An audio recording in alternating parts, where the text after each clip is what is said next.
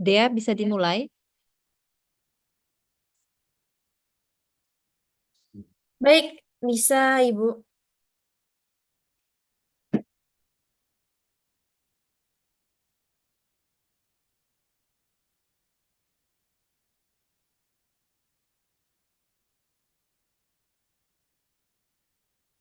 Ya. Assalamualaikum warahmatullahi wabarakatuh. Waalaikumsalam. Ya. Good morning, esteemed guests, distinguished speakers, and participants from all around the world. Welcome back to international webinar One Health, One Move, Breaking Barriers for a Coordinated Implementation. Yes, for today we have two sessions. For the first session, in this webinar is session 2 with the topic interoperability, interpersonality, and social integration with the moderator Mrs. Kimberly Farzo from the French Embassy in Indonesia and Timor-Leste. And for the next session, we have the topic coordinated international implementation with the moderator Professor Fij Kasamso from the Mahidol University. So without further ado, let's start our first session in this day with the topic interoperability, interpersonality, and social integration. So for Mrs. Kimberly, the screen and the time is yours.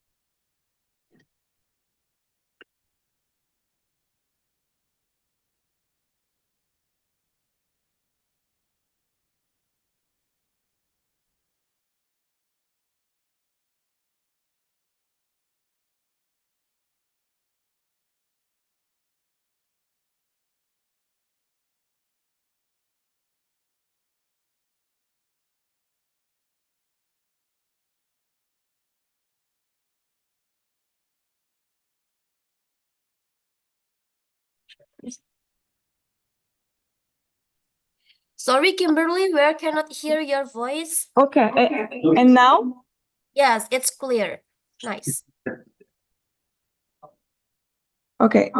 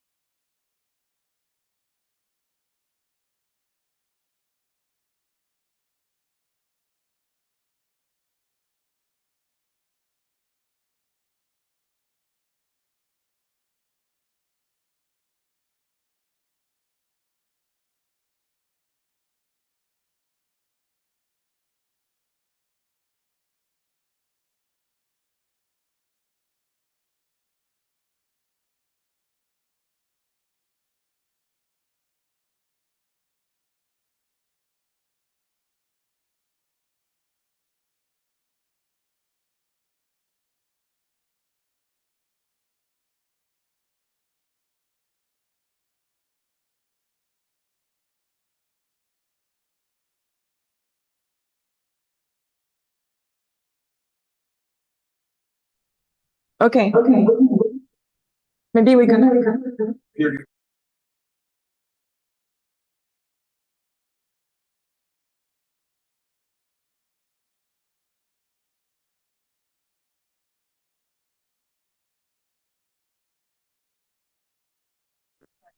Okay. Can you hear me all? Yes. Yes, we can hear you, Kim. Great. Finally. So I was saying thank you for your patience and sorry for the technical issues, live issues. So good morning, good afternoon, or good evening, everyone, and thank you for joining us today. My name is Kimberly Farjo, and I work at the Scientific and Technological Cooperation of the French Embassy in Indonesia, Timor-Leste, and to ASEAN. And I'm delighted to be here today as your moderator for this session. So today we will dive into the critical and complex topic of interoperability, interoperationality, as said by Professor Frutos, and social integration. So this is the second session of this seminar, One Health, One Move, Breaking Barriers for Coordinated Implementation. So today, our session will aim to break down the practical challenges of One Health collaboration. We will be focusing on some core objectives, namely understanding the synergies required for effective integrated surveillance, fostering cooperation between human and animal health sectors and environmental sector as well, and encouraging the active involvement of civil society in these efforts. As you all know, achieving effective One Health requires a level of interoperability thank you, Roger, and social integration sorry, that addresses the full spectrum of health surveillance. So from field alerts to veterinary, medical, environmental, food, and wildlife trade monitoring, and ensuring the system communicates seamlessly with one another. So we will also address how we can overcome the barriers to interoperability that we face and consider how One Health practices can be better embedded within social and policy structures.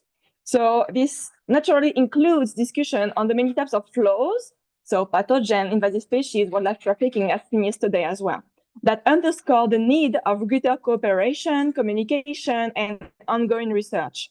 So our goal here is to evaluate actionable solutions to these challenges and promote a One Health framework that is not only effective, but also and mainly sustainable. So in addition, we are fortunate to have an international panel of great speakers today and during those 2 days. So it allows us to take a closer look on multilateralism. So we will explore how local One Health initiatives can be shared, adapted, and scaled on a global level. So our discussion will consider international cooperation, policy making, and method of knowledge exchange, including insights into risk indicators, for example, related to ecosystem degradation, whether environmental or human-centered. Ultimately, we aim to understand how a local case study or initiative can evolve into a policy or action plan with international reach. So I encourage each of you to keep this objective in mind as we engage in what I'm sure will be an insightful and thought-provoking discussion. So today, this morning, I will be your moderator, and so we will have 12 presentations of 20 minutes maximum each. So from now till 12:30, and we will finish with a roundtable till 1 p.m. So while watching the presentation and during the roundtable, everyone can directly, so speakers or public, everyone can directly write the question in English, please, in the QR window in Zoom or in the chat on YouTube Live. And we will respond at the end during the roundtable. Or during the roundtable, you can also raise your hand and play your mic and camera, and you can ask your question live. So thank you very much. And I think now we can get started with the first speaker of the day, Dr. Cheryl Stroud. So Dr. Cheryl Stroud is a veterinarian with a PhD in endocrine physiology and a passion for conveying the urgency of implementing One Health thinking, acting, and decision-making at all levels. So she's part of the One Health Commission, the One Health Commission. So for 10 years, she has served there as executive director. And this commission is the one very well known who have created the One Health Day that we celebrate on November 3 annually from 9 years now. So she's from the US, Apex, and she will present today the global One Health movement, why it is so urgent to connect the players for synergy and strength. So Dr. Stroud, the screen is yours now. Thank you. Kimberly, can you tell me if you're seeing my screen, and let me see if I can get it to go into full mode. Yes, we can see that. Okay, and we're in full screen mode.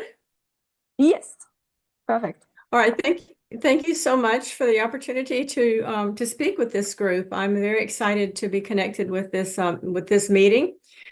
I do bring you greetings from the One Health Commission. It's what 8:20 p.m. in the evening here, so I'm glad that the speakers that the organizers could allow me to go before it got to be the wee hours of night here. Here at the One Health Commission, based in North Carolina in the USA, our strategic priorities are to connect One Health stakeholders, to create transdisciplinary teams that work together to educate about One Health and One Health issues. So we've been doing this for a while, and I'm going to share with you some of the challenges that I've observed. You know, we've been having this One Health conversation for about 20 years now. And we've learned over that 20 years that it's way more than zoonotic diseases. I know we're not really talking about what One Health is in this meeting. We're trying to burrow down into why we're having challenges for implementing it. But I just want to make sure we all understand that I'm talking about the full scope of One Health, and that includes all sorts of topics like animals as sentinels and antimicrobial resistant diseases. And so just to make that point, that I like to think of One Health in many arenas begging for this approach. It's really not a new concept. We're resurrecting an ancient wisdom, but it is a new imperative for all levels of society. And that's what we're trying to drill into today. And so some of the challenges that we've experienced are our academic tenure processes, how the general public doesn't yet understand what we're talking about, how our government agencies are in silos, our corporate industry research is proprietary. We often struggle with political will and making sure that lawmakers and policymakers understand and are aware of what we're talking about. Our publication systems are a challenge. If I, as a veterinarian, want to read an article that's published in the Journal of the on a medical association, I don't have access to those. Because only people who are members of those associations often can access those publications. Open access is helping us, but we need to be sure that we keep the quality of the research and the peer review process very stringent so that we have very, very high quality research being shared. And then finally, the language barriers that we face are a problem, not just the Spanish and French and Portuguese and Italian, but the language barriers that we experience across our disciplines. So we have challenges, and obviously we really started this conversation with zoonotic diseases back in the late 1900s. And zoonotic diseases are extremely important. But I'd like for just a moment to talk about the movement itself, because I've observed some challenges that we're having in the movement within those of us who are actually actively working in the space. So some of you may not be aware that this movement, really one of the early conversations was back in 2001. In a Pilanesberg, I think it's how you say it, resolution. And some of you may be familiar with the 12 Manhattan Principles that were brought forward in 2004 by an international community trying to get us to adopt a holistic approach and refer to that. But some of you may not be aware that a lot of the early actions and the early meetings in this movement actually started in Latin America. Brazil, there were some early meetings, and even Mexico City. So I think this, is kind of getting a feel for the movement and where we've been and where we're going is important. One of the important programs that did shape the arc of this movement was the USAID Emerging Pandemic Threats Program. that was started in 2009. It was led by Dennis Carroll, and everything was framed in One Health. You can literally see on the map where those programs worked. This is a One Health Day map in the lower right corner here. And you can literally see the what is now Afrahoon, used to be the what they call it, the East African One Health University Network, and then the Siahoon, the Southeast Asia One Health University Network. All of those emerged out of that actions out of that emerging pandemic threats program. And you can literally see on the map here today things that are still in place and growing and expanding in the One Health space and the One Health movement from those early actions. And of course, starting in 2011, Ab Osterhaus and John McKenzie and Martin Yago started leading these World One Health Congresses that I was fortunate to go to several of, and just finished in September at the 2024 World Health Congress. And I'll just mention in passing that if you would like, you can see the One Health Commission has been tracking global One Health events since those early events in 2001. And you can literally view, as you click through all the years of the events, you can literally see kind of the arc of when the events that we are aware of, that we've been able to post on those web pages, when they really, really picked up. And so we were able to start One Health Day. It's been very exciting to watch that we're now finishing the 9th One Health Day. And events are still rolling in, which is kind of exciting to see. And I hope they will continue to roll in because we haven't yet broken our record. Our first year, we had 150 events. This year, right now, we're hovering around 80 or so, and the events are still coming.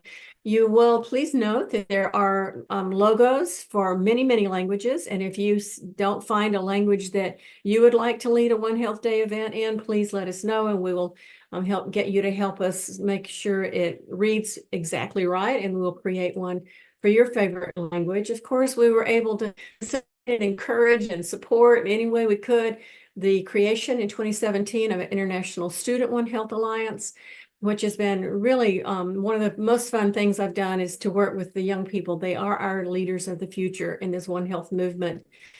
And I'd like to make sure people are aware of this exhibit. It was created by the Smithsonian Institute in Washington, D.C. It was housed originally in 2018 in the Museum of Natural History.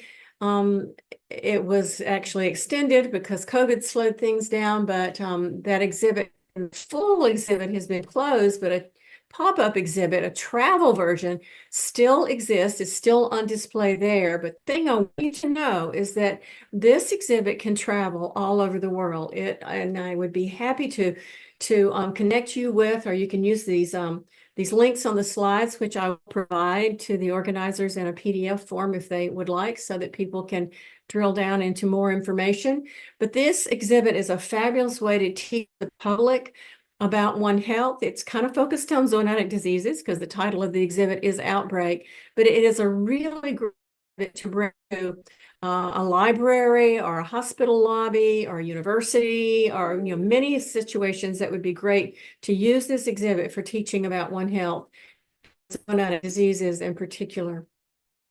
Here at the Commission, since about 2014, we have been tracking and trying to figure out who's doing what, and this is a really important part of what I'm sharing with you tonight.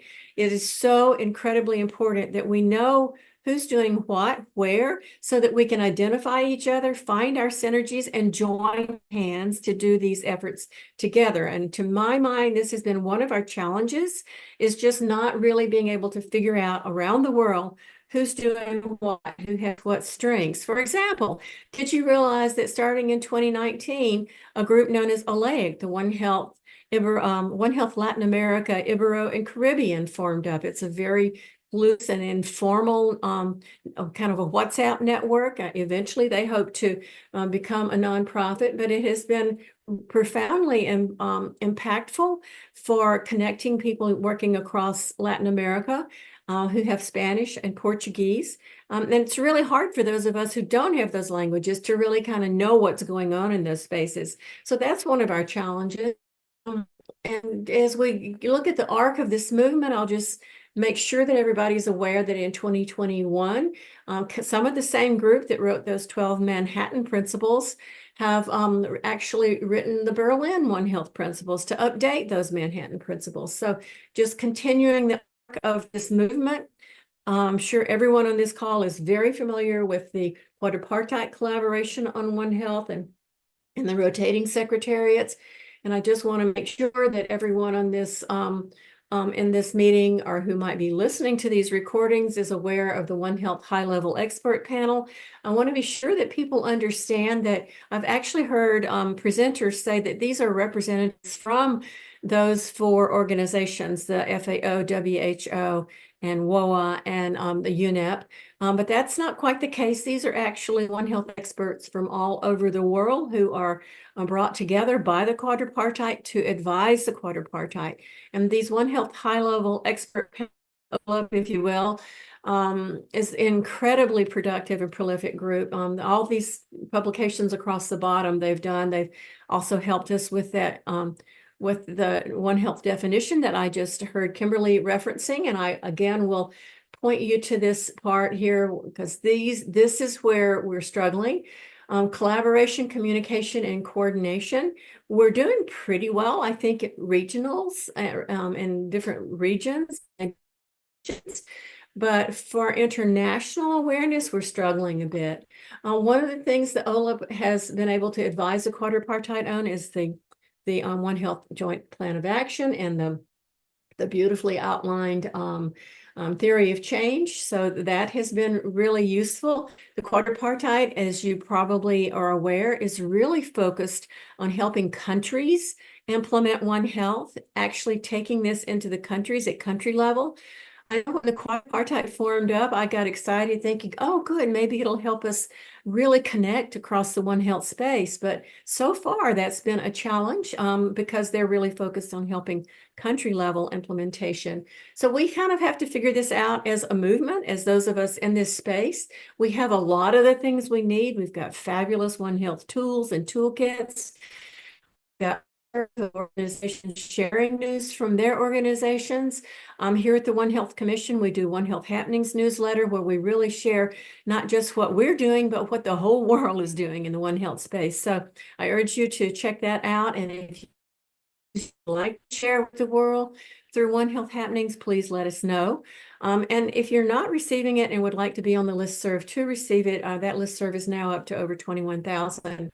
So those listservs are incredibly important for helping us identify who's doing what and who has what strengths so that we can really join hands and lean into each other's strengths and leverage and support each other's strengths. Some of you may or may not be aware. I'm kind of trying to bring things that you might, since you guys are in the Eastern Hemisphere, I'm trying to bring forward some of the things going on in the Western Hemisphere that you might not have been tracking. In Canada, the Royal Society of Canada has a One Health working group that has brought forward this a report from Canada on strengthening One Health, the One Health approach for emerging zoonoses. Most of you will be familiar with the French effort coming out of France, the PREZODE, Preventing Zoonotic Disease Emergence, and that Germany is the German Corporation for International Cooperation, GIZ, is actually leading One Health efforts all over the world, in fact, in Latin America.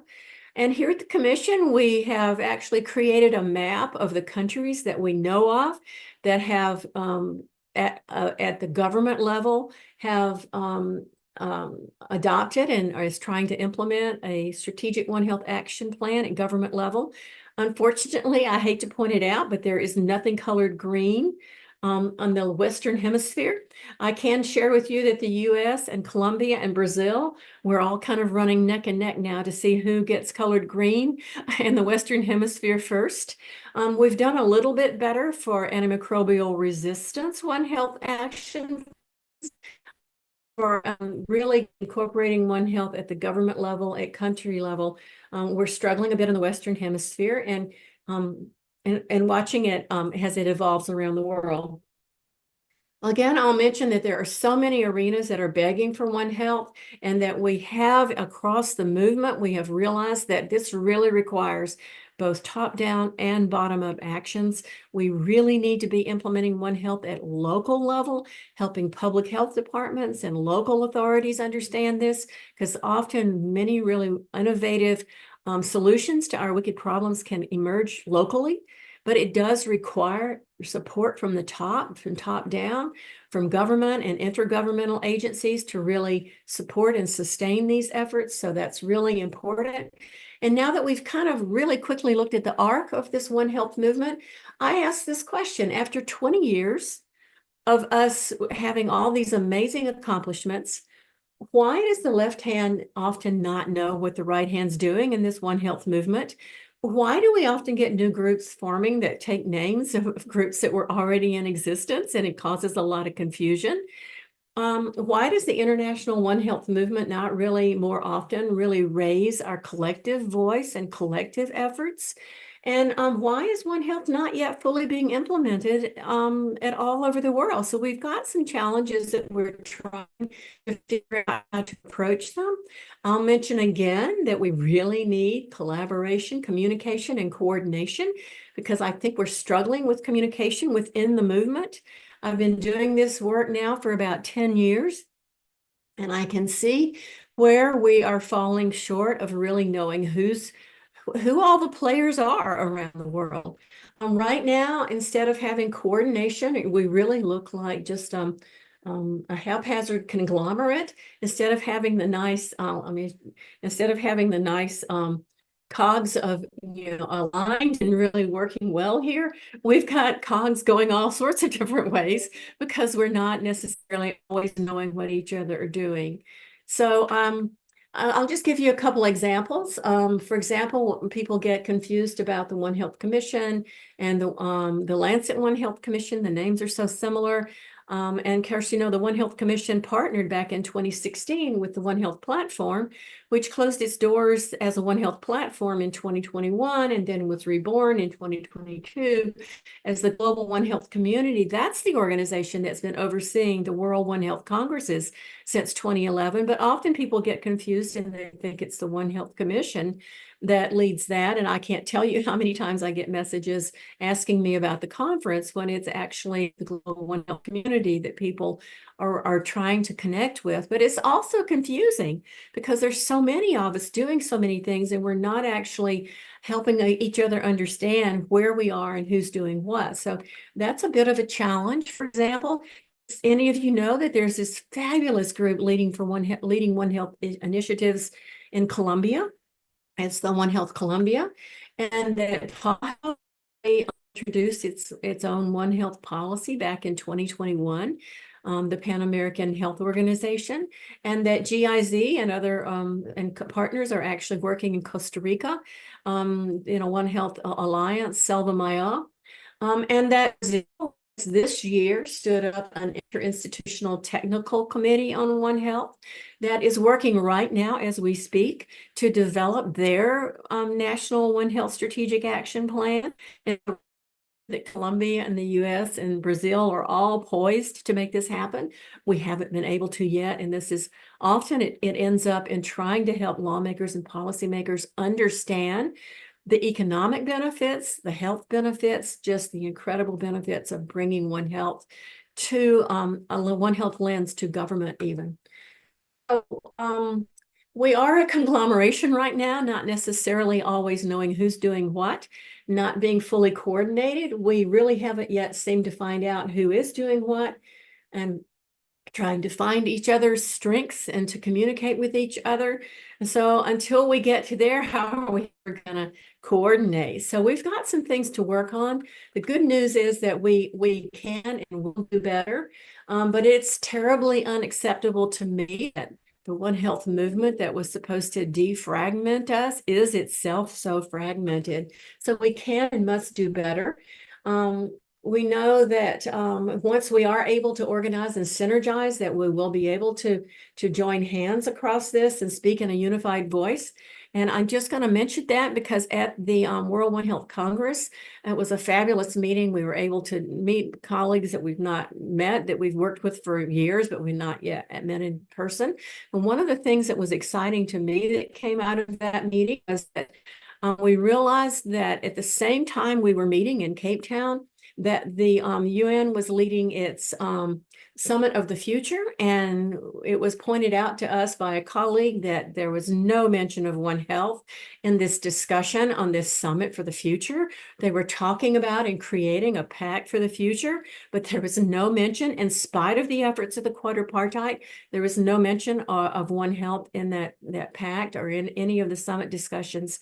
So the attendees at this collective World One Health Congress came together.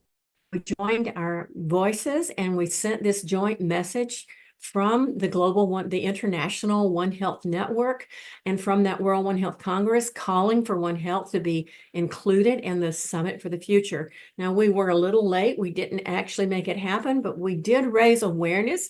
And guys, this was the first time, to my knowledge, that the International One Health movement has collaboratively raised its voice on some topics. So we need to be doing more of that. And to do that, we're going to have to figure out who's doing what and how to really join hands. So why do we repeatedly have groups forming who have the same names? It's because we don't know about each other. And why does the left hand often not know what the right hand's doing? It's because we don't know about each other. And why does the international movement not more often raise its collective voice? It's because we're not yet well enough connected. So this, we're talking among ourselves in this One Health movement now about some of our challenges. We know that we can do better. Some of the things that we can do is just to, I'm not talking about us creating another nonprofit. I'm just talking about those of us working in this space to be much more cognitive and paying attention about how we can share what we're doing among each other in this space, so that we can find each other, find our synergies. The One Health Commission doesn't have to be the organization that helps do this, but we have been doing it or trying to do it now for about 10 years. If you would like to share information in the One Health Happenings newsletter, we urge you to submit that information. And if you look at our Who's Who maps and you see organizations that are not represented there, we're really very happy to serve the One Health movement in this capacity. And I guess that's my call to us as a global One Health movement, for us to really find ways to better identify who we are, who's doing what, find ways to join hands so that we can really strengthen and synergize our actions together. And with that, I thank you very much for allowing me to bring this message to you.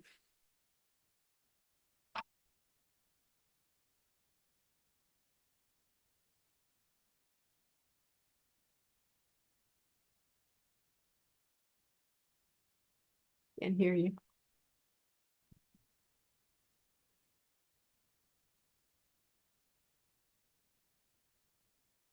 Kimberly, we can't hear you.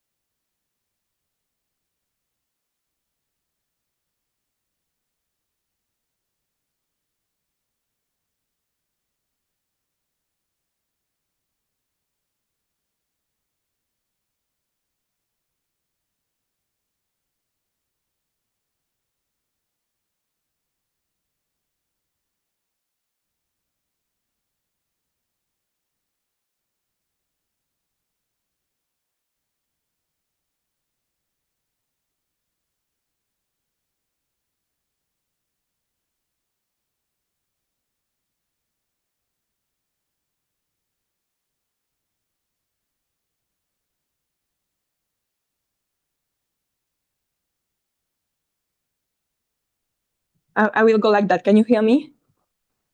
Yes, thank you. Sorry. So I was saying, thank you so much, Dr. Stroud. That was really an inspiring perspective on how created a global movement, as you repeated. So thanks to many things, right? Thanks to this One Health Day, dialogues, action plans, communication, events like exhibitions, and yeah, so much more that you're doing. So that can drive changes and showing how collaboration, like proper collaboration across players, and connected them in instrumental in tackling One Health challenges. And also you raise important question to target what we are facing now and how much collaboration is needed to clarify and to launch effective plans. So thank you very much for your time. And I guess it's pretty late now in Apex, right? So I think Dr. Stroud wouldn't be able to stay late at the round table because it will be in a few hours. So if anyone has question for Dr. Stroud, maybe you can write it in the chat or raise your hand. So maybe Dr. Stroud can respond it right now. Does anyone have question?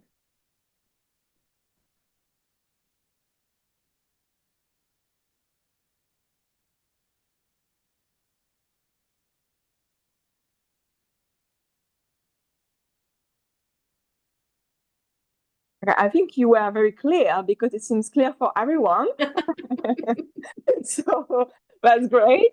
And we will let you know in case some question emerge at the end because of thinking. So thank you again very much, Dr. Stroud, for your time and your insights. It was very interesting. Thank you, Kimberly. I'm going to stick around for a couple of speakers until I get bleary-eyed. Thank you. Thank you.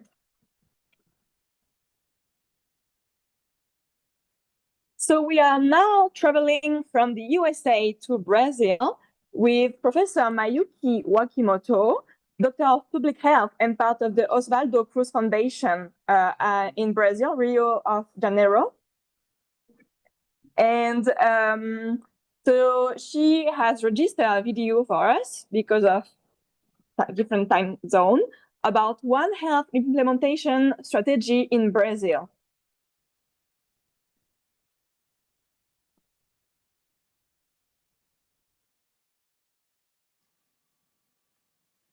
Good morning, good afternoon, and good evening. I'd like to thank Dr. Frutos for the invitation. My name is Mayumi Wakimoto. I'm from Evandro Chagas National Institute of Infectious Diseases, Oswaldo Cruz Foundation, Rio de Janeiro, Brazil. And I'm also co-chair of the One Health Working Group at the World Federation of Public Health Associations, and I'm going to present the One Health implementation strategy in Brazil. Well, Brazil is a large country with more than 8 million square kilometers. It has 6 biomes: Amazon, Pantanal, Pampa, Atlantic Forest, Cerrado, and Caatinga. Here we can see the land use and land cover annual evolution from 1985 to 2023. And what calls our attention is the loss of native vegetation of 108.2 million hectares in the period, a 79% increase in pasture area, a 3.3 times agriculture growth, and also a greater proportion of farming and non-vegetated areas in 2023. It's also important to highlight that recently we had some environmental disasters, such as the collapse of dams in mining areas, like Mariana in 2015 and Brumadinho in 2018, both in the state of Minas Gerais. In 2019, we had the oil spill in the northeast of Brazil. It caused the contamination of beaches. And only in 2024, we had the flood in the south of Brazil and drought in the north of Brazil and also in the southeast, aggravated by fires.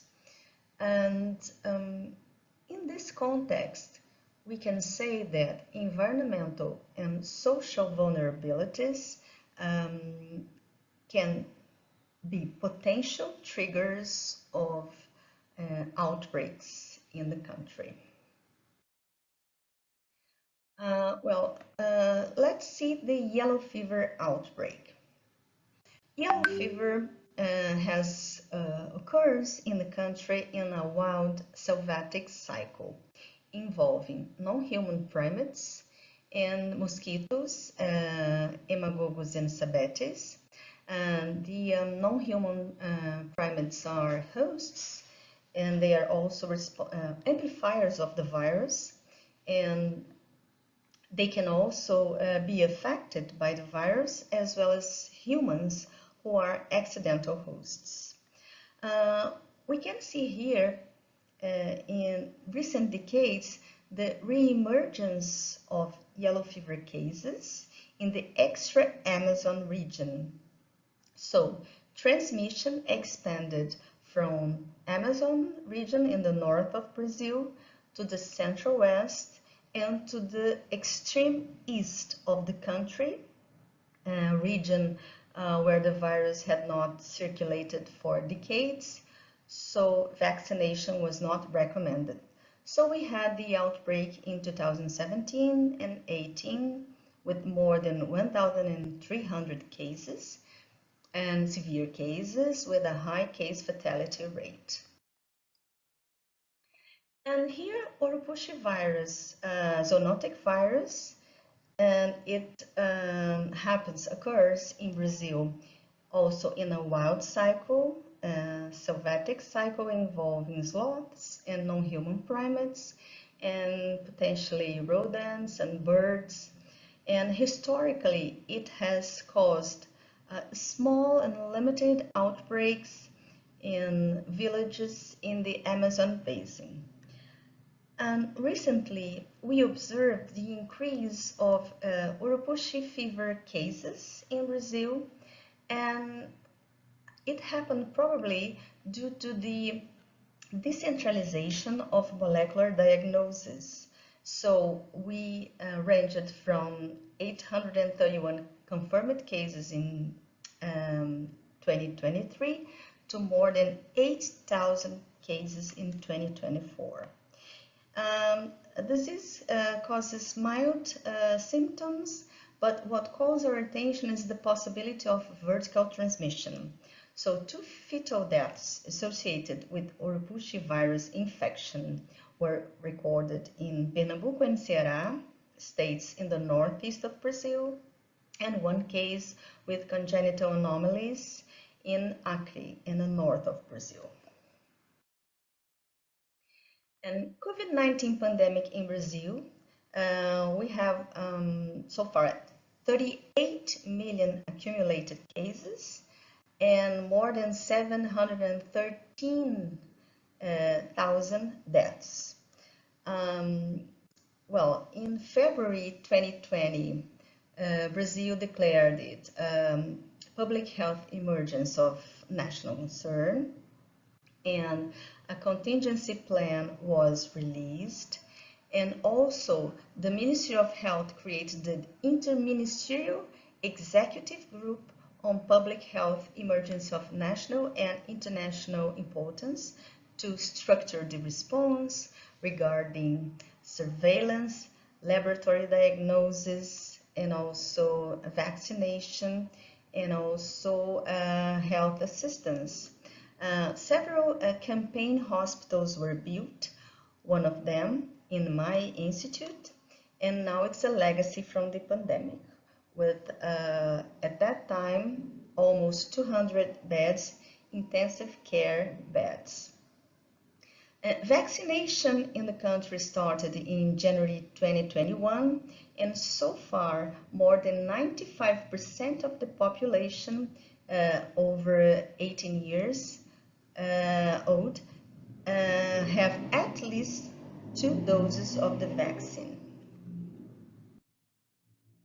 Well, to face all these infectious disease threats, we have a health surveillance structured, robust, and decentralized in the country.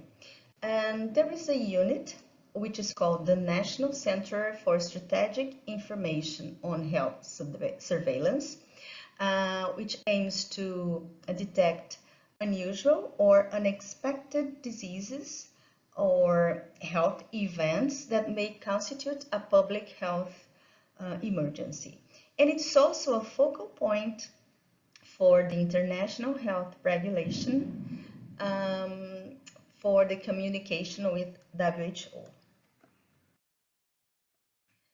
Well, I had the opportunity of joining a network, the Global One Health Network. Here is a meeting which took place in Ottawa, Canada in 2020, and just before the lockdown in Brazil, which started in March 2020. Well, this group is an interdisciplinary research to action network aimed at improving the global governance of infectious diseases and antimicrobial resistance. It's led by Canada. We joined a multi-center project involving 5 countries: Brazil, Mexico, Ecuador, Rwanda, and Canada. And the study was the environmental scan of national preparedness for novel coronavirus and zoonotic diseases. So in Brazil, here are some results of our environmental scan. We could detect the main actors of One Health governance in Brazil. Regarding human health is the Ministry of Health. Regarding animal health, the Ministry of Agriculture, Livestock and Supply. And regarding environment, the Ministry of Environment. Well, the ministries do not have integrated actions, but they have joint actions regarding some specific programs involving Ministry of Health and Ministry of Agriculture and Livestock, especially rabies program, West Nile virus, avian influenza, bovine spongiform encephalopathy, and AMR, involving Ministry of Health and Environment, AMR, West Nile virus, and yellow fever, involving Ministry of Environment and Agriculture and Livestock, AMR, control of wild boar, and control of dumps and waste disposal. We could also describe Brazilian surveillance of zoonoses in humans and animals. And we could see that the report and the information system are separated. So regarding humans, Ministry of Health is responsible for reporting and for the information system. And regarding animals, it's the Ministry of Agriculture, Livestock and Supply. So either the reporting notification system and the flow of the information are separated with different laboratory diagnosis support, different actors, and so we could conclude that as they are separated, it is a limitation for joint actions.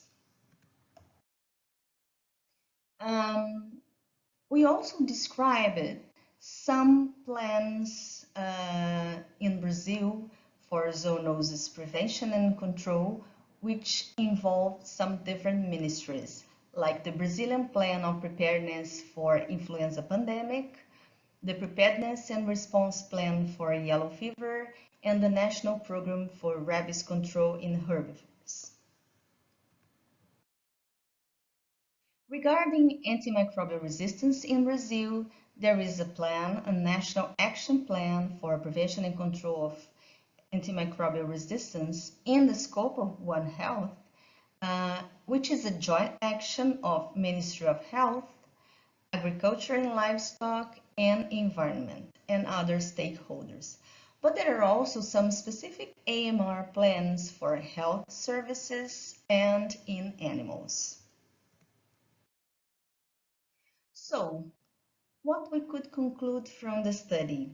There are some barriers and some enablers for the successful implementation of a One Health approach in the country.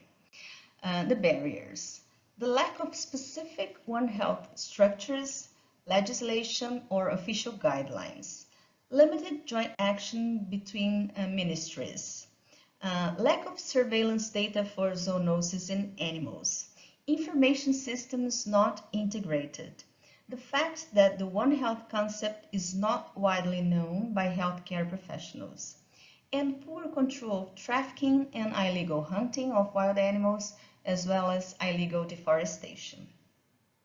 And the enablers, well, the most important one, our unified health system, which is decentralized throughout the Brazilian territory, reaching most of the municipalities.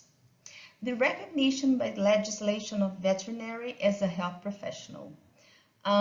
Joint actions of ministries regarding some specific programs, and also some research initiatives. So, our final recommendations: to identify ongoing One Health initiatives in Brazilian institutions and propose joint actions for the development of integrated strategies, to improve collaboration between the Ministry of Health and other government agencies in the control of zoonoses that are not part of official programs, to improve intersectoral coordination, especially between health, agriculture, and the environment at subnational level, strengthen the use of technology to support One Health practice and governance, and to expand knowledge about the One Health concept in society and among healthcare professionals. I'd like to highlight some initiatives at research institutions. The creation of the One Health Working Group at my institution, Fiocruz, involving different researchers in 2023. The Genomic Network surveillance in Brazil. The inclusion of a One Health discipline in the postgraduate programs at my institute in 2023. Creation of a One Health Master at Fiocruz in 2024. The One Health Association group of researchers created in 2024, and a computational platform which operates the Wild Health Information Center research initiative since 2014. Some initiatives at government institutions. The establishment of a One Health technical working group at the Ministry of Health in 2019, the Brazilian representation at the OLEP in 2021 and 2024, and the Health Surveillance Secretariat within the Ministry of Health was renamed in 2024 as the Health and Environmental Surveillance Secretariat.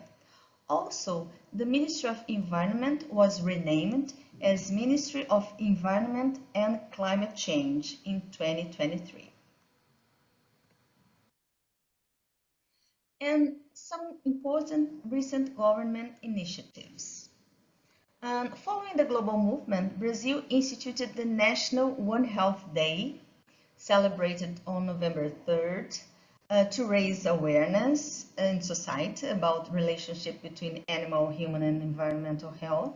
It was January 2024, and a technical note to describe the attributions and competences of the zoonosis surveillance units, highlighting the One Health approach. But the most important one was the publication of a decree on April 25th, 2024, which establishes the Interinstitutional Technical Committee for One Health. The objectives of this committee are to prepare and review the National Action Plan for One Health, to support, monitor, and propose adjustments to the implementation of the National Action Plan for One Health, to coordinate with states and municipalities with a view to guiding interfederative and multi-sector approaches to the implementation of the National Action Plan for One Health, to provide technical advice to the Brazilian government, and to support the development of studies and research on the subject. Well, this is part of our team, our research team in Brazil. And I would like to thank you. And here's my contact.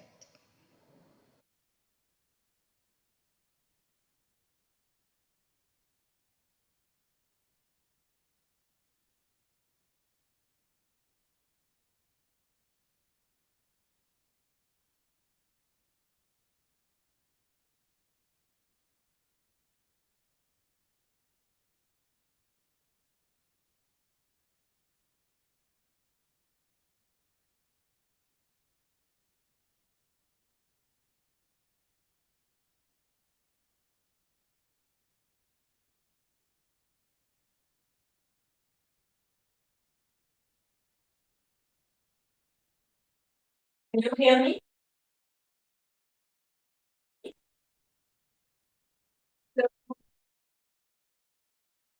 For presenting this register and very interesting overview of Brazil One Health strategy. Your insight into the importance of integrated prevention in such a large country as Brazil is crucial, and you also highlighted how a nationwide strategy could respond to complex and diverse threats.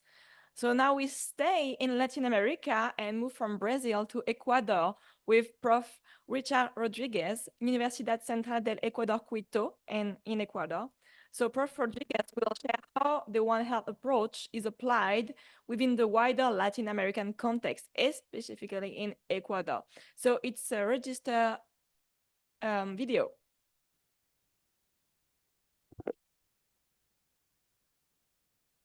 Good morning, everyone.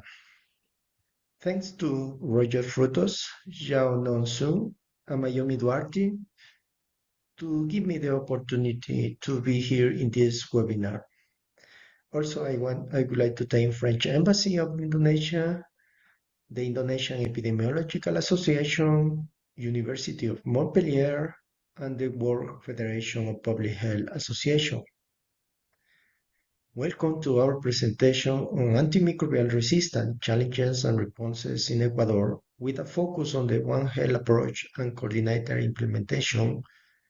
Today, we will explore Ecuador's current ARMN situation, its health indicators, and strategic effort under the National ARM Plan. My name is Richard Rodriguez, representing Central University of Ecuador and Ecuadorian Society of Public Health. Let's begin.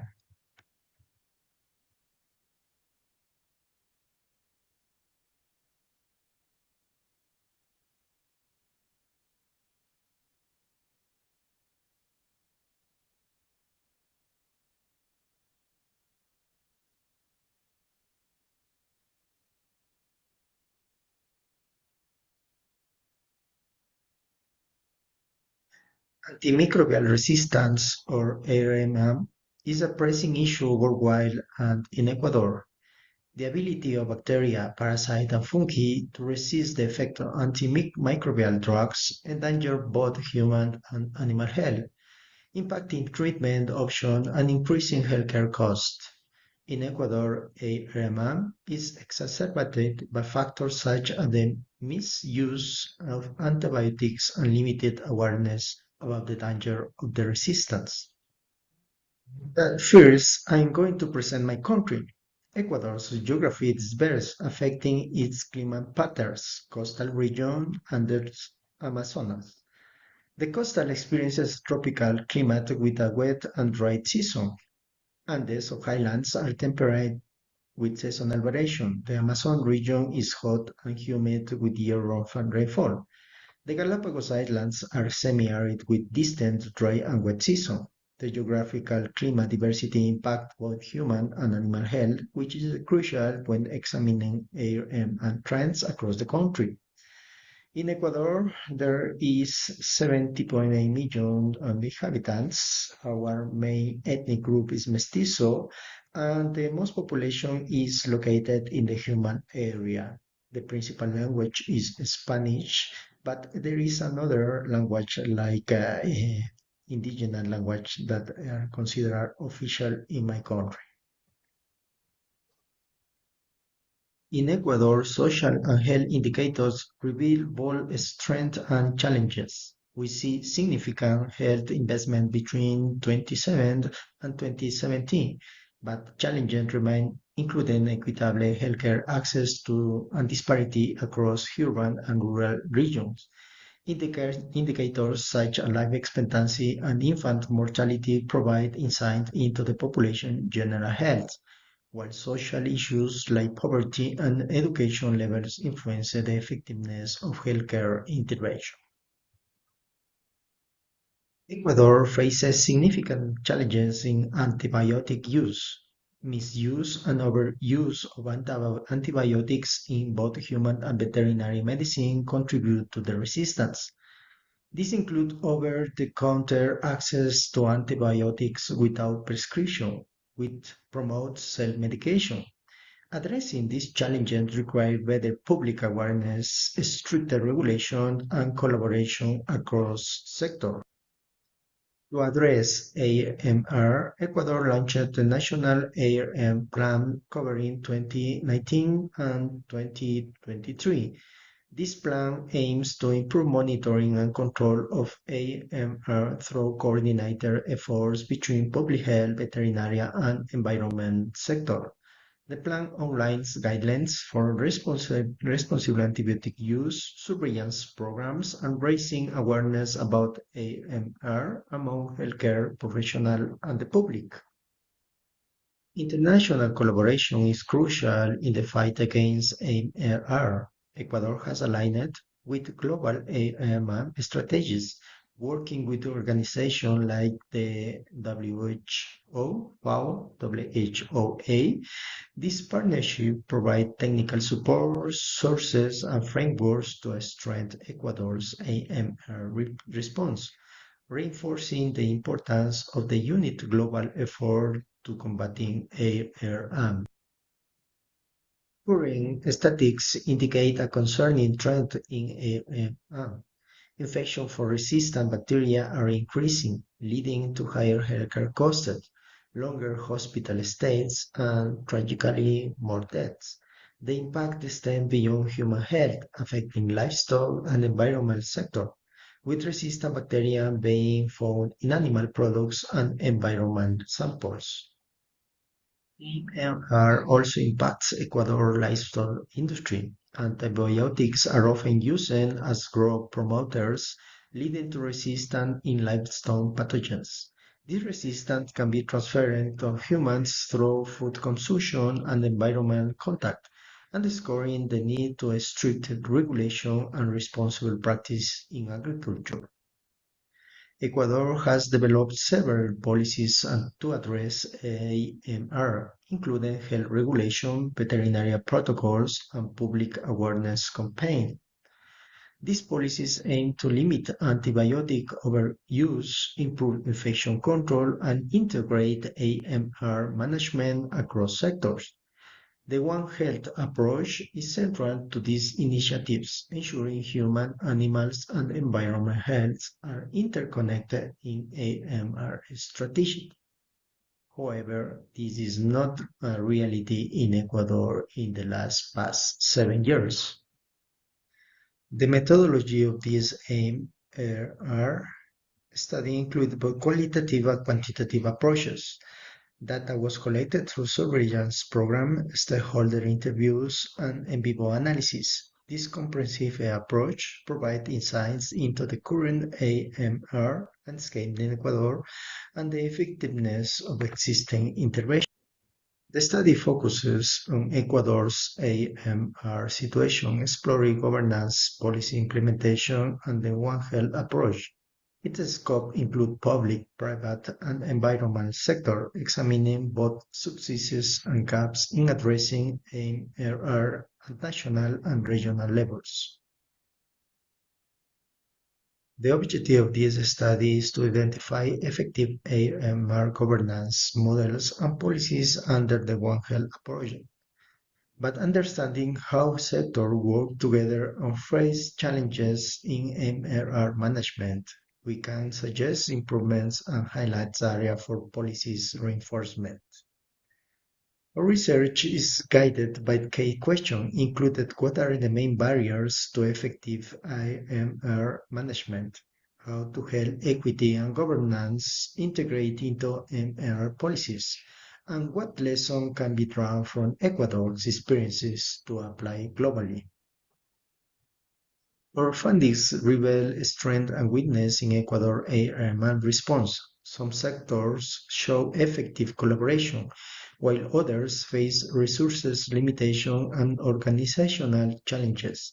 These findings are critical for referring AMR strategies and enhancing coordination.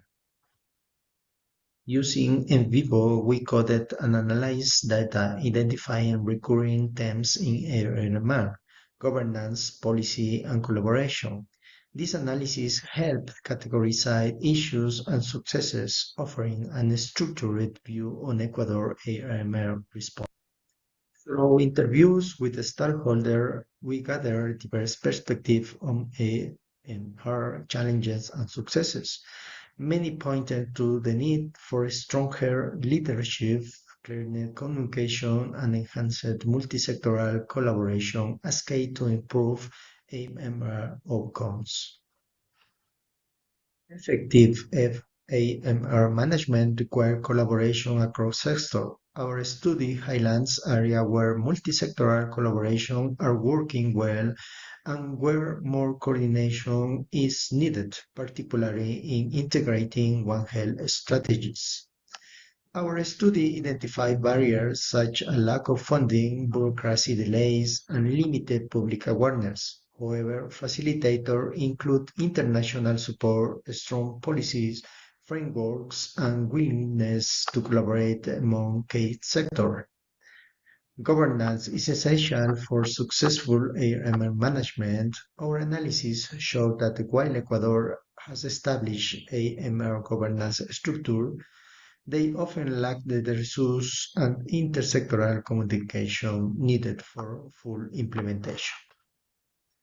The public policies frameworks provides a foundation for AMR management, but policies must be adapted to Ecuador's specific context.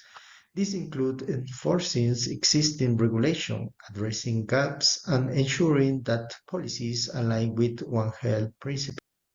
Health equity is central to AMR management.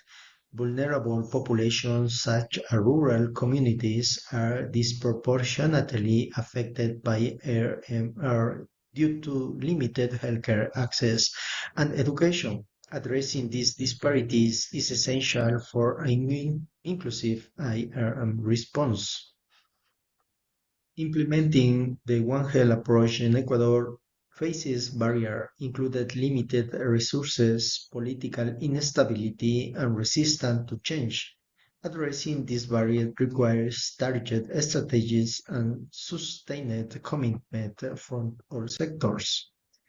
Facilitators for the One Health in Ecuador include international partnerships, dedicated healthcare professionals, and a supportive legal frameworks. Leveraging this facilitator can help overcome barriers and strengthen Ecuador's AMR response. In conclusion, Ecuador fights against AMR has been progress but faces ongoing challenges. To make meaningful strides and renew commitment to One Health approach, better policies coordination, and increasing investment in AMR resources are essential. In the last decade, Ecuador has made strides in AMR awareness, particularly in healthcare sector. However, more consistent and coordinated efforts are needed to address AMR in livestock and environmental sector. The development of the national AMR plans has been a significant step, but its implementation has faced obstacles, including resources limitation and the need for clearer guidance of intersectoral collaboration. Unfortunately, recent crises, including pandemic, COVID-19, have impacted ARAM initiative, diverting resources and attention away from ARM. This crisis, the actual crisis in Ecuador, the political, social, economical, and health crisis, further demonstrate all sector. This crisis highlights the need for resilient health policies that can withstand unexpected challenges. Ecuador public policies framework for ARMA is a critical tool but require updates and adaptation to address emerging ARMA challenges. Ecuador, since 2022, lack of an structural support. There is not a comprehensive structure for public policies on AMR. Our national plan on AMR is not renewed. No indicators to measure progress. There is not a strategy remains in jeopardy. There is also a key limitation, ongoing crisis, investment in health, inefficient resource, no research, weak leadership in this scope. To conclude, final thoughts, Ecuador has many problems, especially due to the last three governments that provoke a political, social, and economical crisis that affect all population in Ecuador. However, with the help of international organizations, Ecuador can support and collaborate with strategies to implement a RMAN program in Ecuador or Latin America. I would like to thank all of you to hear me in this presentation, and thank you very much for your presentation. If you have any question, please let me know in order to answer. Thank you very much, Professor Rodriguez, for outlining the unique challenges and achievements in implementing One Health across Latin America and especially Ecuador. Your presentation highlighted the importance of policy adaptation and continuous AMR studies, as well as addressing the right questions and the will to change itself, which are all essentials, right, for tackling both local and regional health challenges.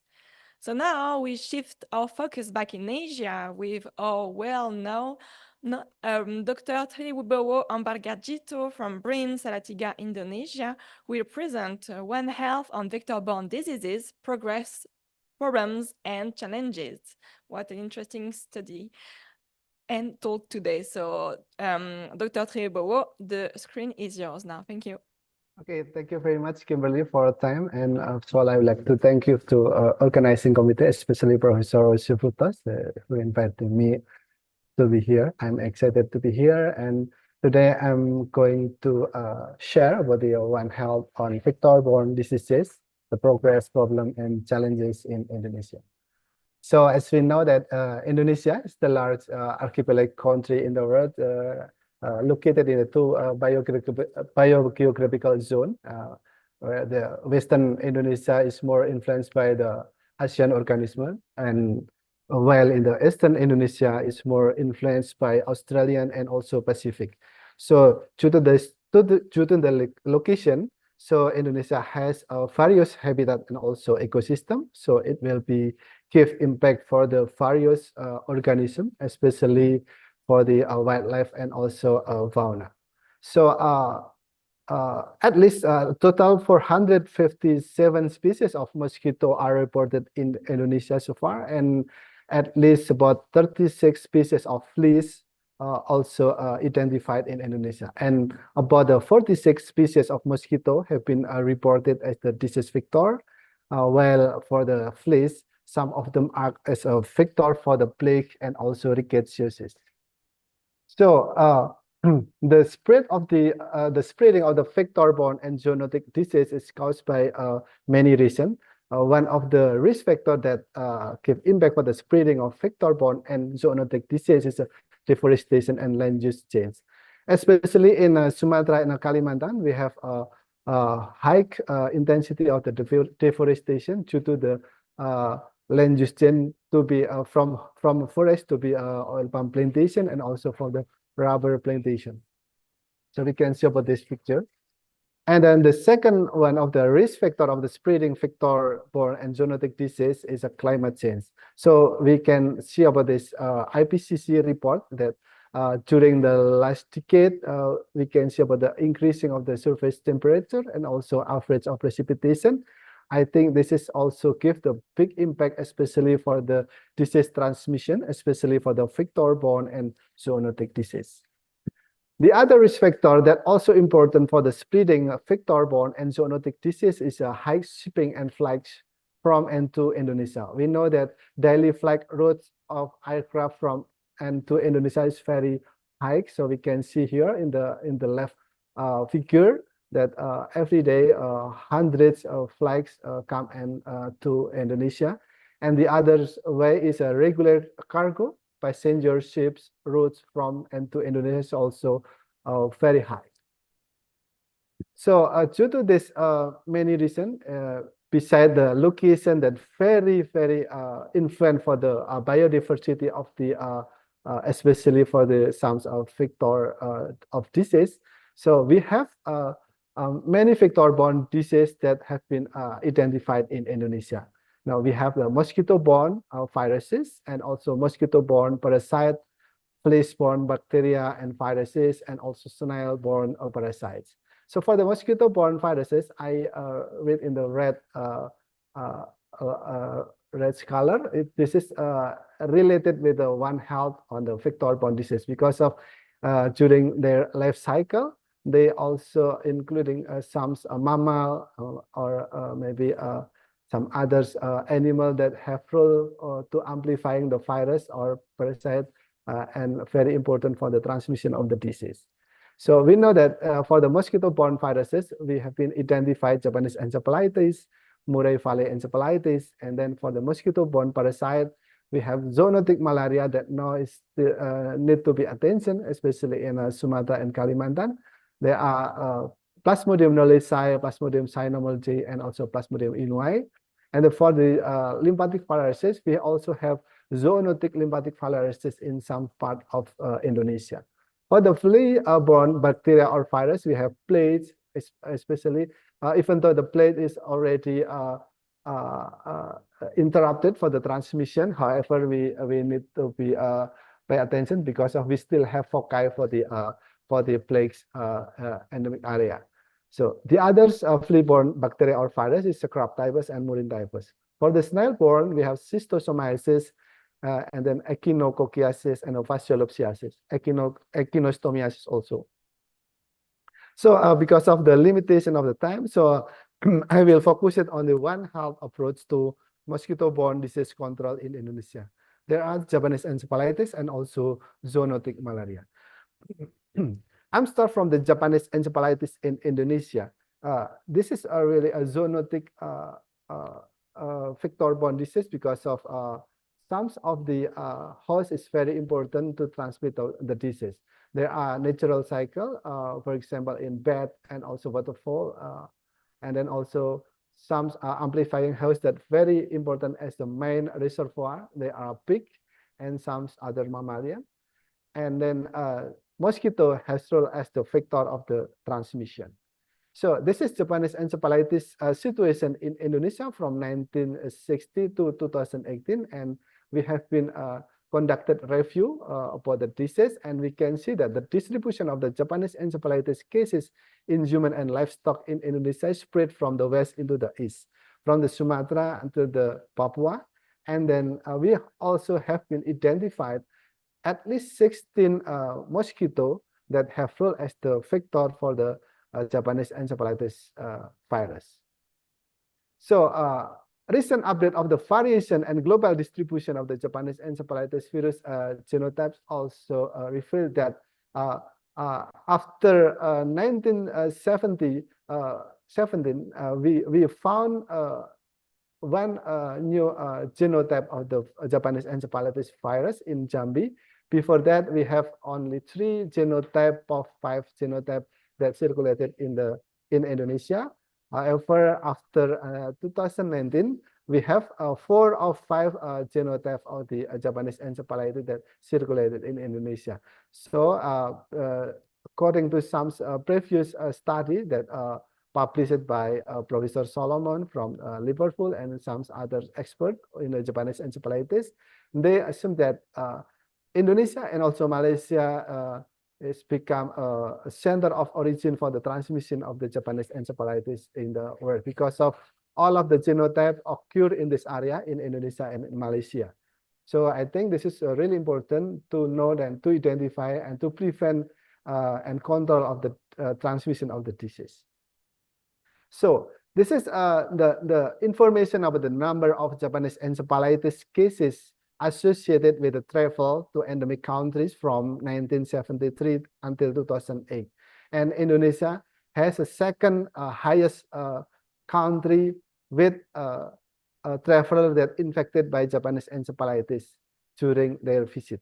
So risk factor for the tourist cases confirmed positive JE in Indonesia is various. There are no detail and live in some jungle in small island around in East Nusa Tenggara 2 weeks prior to the onset, and they stay also in some hotel and also in coastal area. So I think this is also very important because of the information of the Japanese encephalitis endemic area in Indonesia is important for the traveler. Before they come, I think it should be getting a vaccination for the every traveler that come to Indonesia. So the other problem is the JE diagnostic in Indonesia. There is no specific clinical symptom because of this, so make it difficult to specially differentiate encephalitis and viral meningitis. So the other problem is more than 100 viruses can cause acute encephalitis. So it's not specific for the Japanese encephalitis itself. So we need to identify detail about this. So the other is a high potential cross-reactivity with others flavivirus. So far, we have 7 flavivirus that have been identified serologically to infect human in Indonesia. So I think we need to have a self-platform that different with the other country because we have many flavivirus that circulating in Indonesia. So we need to avoid the cross-reactivity during the detection of the disease. So this is the picture that courtesy from Dr. Ngurah Madeswarba from the Sangla Hospital in Bali that explain about the confusing diagnostic because of the similar symptom. In the left is children with the acute encephalitis syndrome and clearly diagnostic SGE by the IgM capture ELISA anti-GE positive. And then the right figure is explain about the clear diagnostic symptom as Japanese encephalitis. However, the IgM anti-GE capture ELISA is negative. So we need to make sure about what the diagnostic method that we could combine during the surveillance to identify the burden of the disease of the Japanese encephalitis in Indonesia. So this is the very good example from the China that explain about the implementation and challenges of the existence of Japanese encephalitis genotype 1 in Indonesia. So because of the detection method currently used in a routine Japanese encephalitis surveillance in human in Indonesia is still using IgM capture ELISA. However, it's feared to be inadequate for detection, especially for Japanese encephalitis virus genotype 1. So Wang et al. In 2010 then reported in a study conducted on several cases that were clinically diagnostic as the Japanese encephalitis cases, however, were not confirmed as the Japanese encephalitis patient using JEV, a specific IgM capture ELISA on serum and cerebrospinal fluid sample. And then after the entomological investigation have been conducted after that in area where suspected JE patient stay, and they got a mosquito with positive genotype 1 Japanese encephalitis virus. So the sample was declared positive after the examination of the cerebrospinal fluid was carried out and detected using RT-PCR. So the result of the study stated that all samples were detected positive for Japanese encephalitis only from the cerebrospinal fluid sample using RT-PCR. So I think this is very important to know and to improve our surveillance, because of we need integrated some surveillance method to identify clearly upon the transmission of the Japanese encephalitis, especially in Indonesia. When we talk about the Japanese vaccination program in Indonesia, we have started the vaccination program since 2018, and we start from the children in Bali, aged 9 months until 15 years are targeted for vaccination, and more than 890,000 children, more than 100% coverage, already vaccinated. So this is a successful vaccination program that we have for the Japanese encephalitis control. And however, we see about the existence and the distribution of confirmed case JA before and after the JA vaccination program implementation. This is really interesting because of after the vaccination program, successfully and comprehensive vaccination program, confirmed of Japanese encephalitis cases are still being found. So I think we need to look like a follow-up for this finding. So this is a lesson learned from the China and Korea that explain about the low level of neutralizing antibodies induced by GE based of genotype 3 vaccine that have not been identified against the emergence of the genotype 5 Japanese encephalitis virus in China and also in Korea. So according to the report from the Korea, the natural infection with the genotype 1 and also genotype 3 and also genotype 3 based vaccination were less efficient cross protection against the genotype 5 against genotype 5 strain or genotype due to the distinct antigenicity.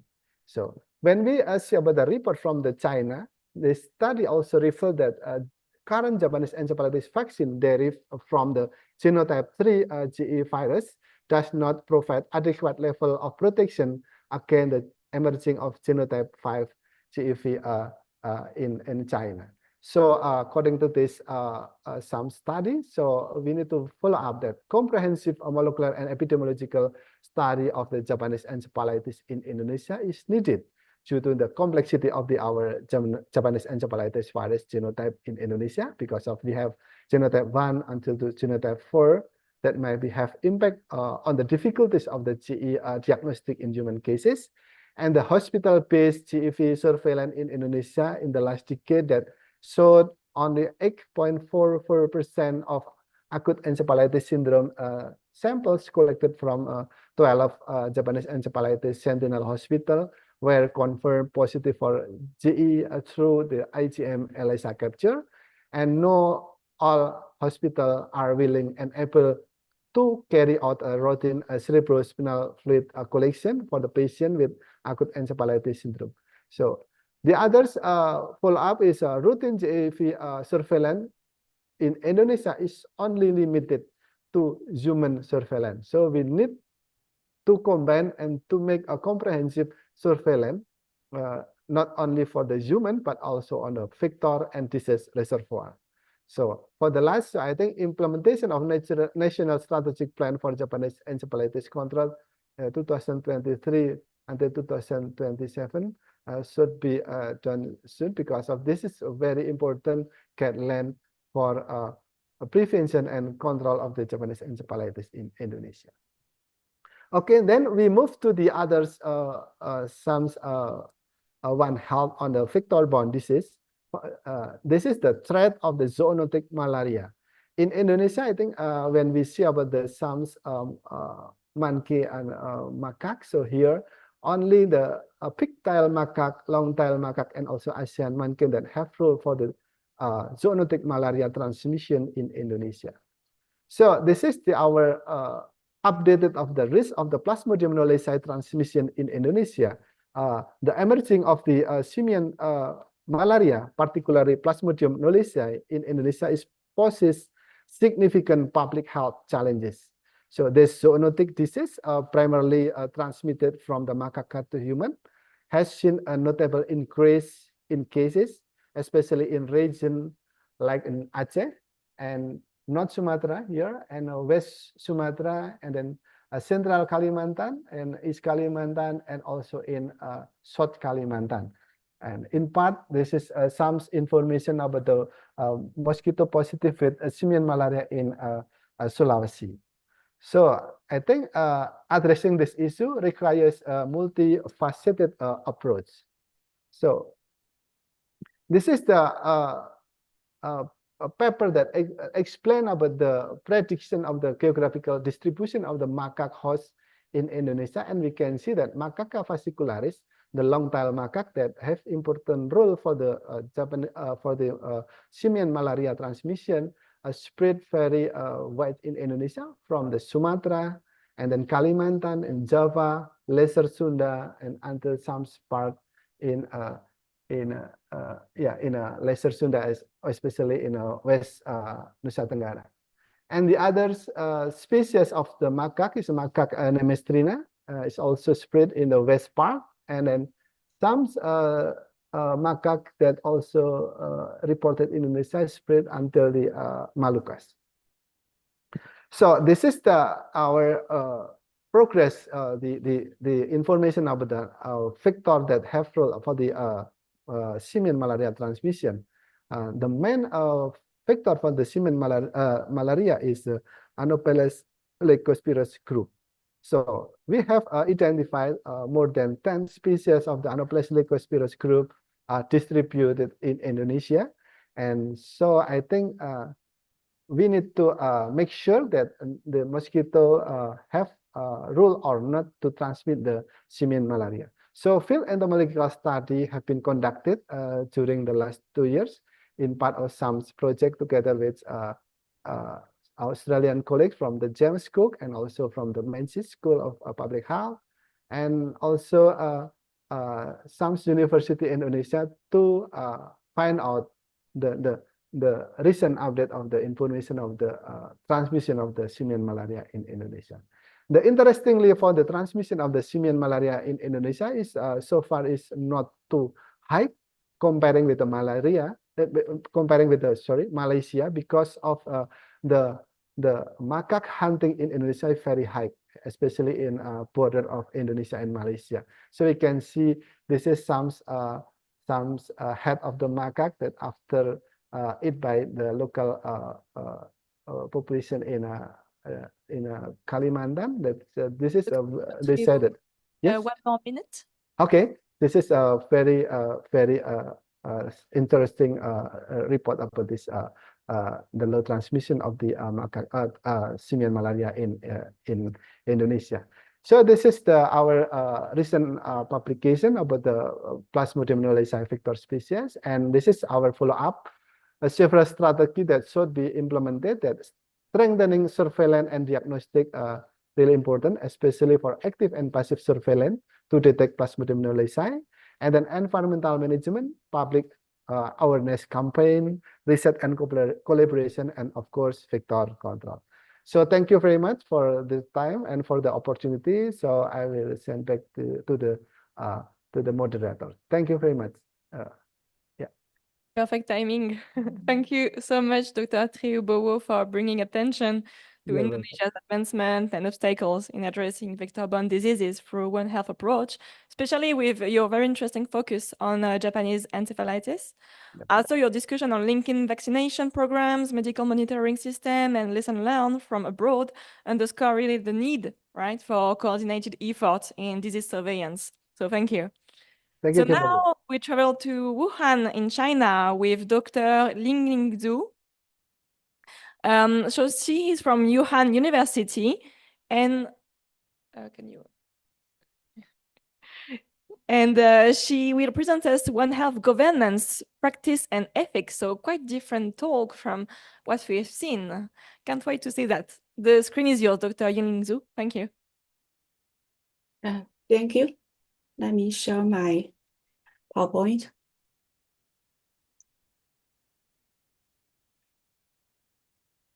Excuse me, can you see my PowerPoint?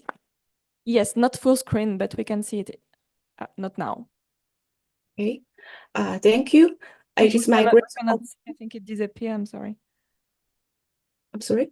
If you can try again, because we don't see your PowerPoint. Let me see.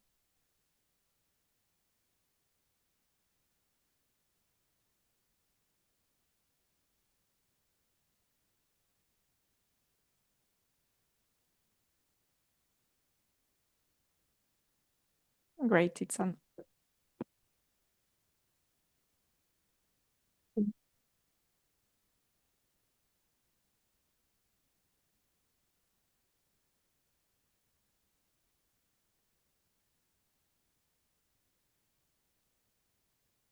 Good morning, everyone. It is my great honor to present my topic today. It's about One Health governance practice and ethics. Here's the outline of my topic today. First, I will introduce the background. Second, I will discuss some practice cases of One Health governance. Finally, I will explore some ethnic functions of One Health governance.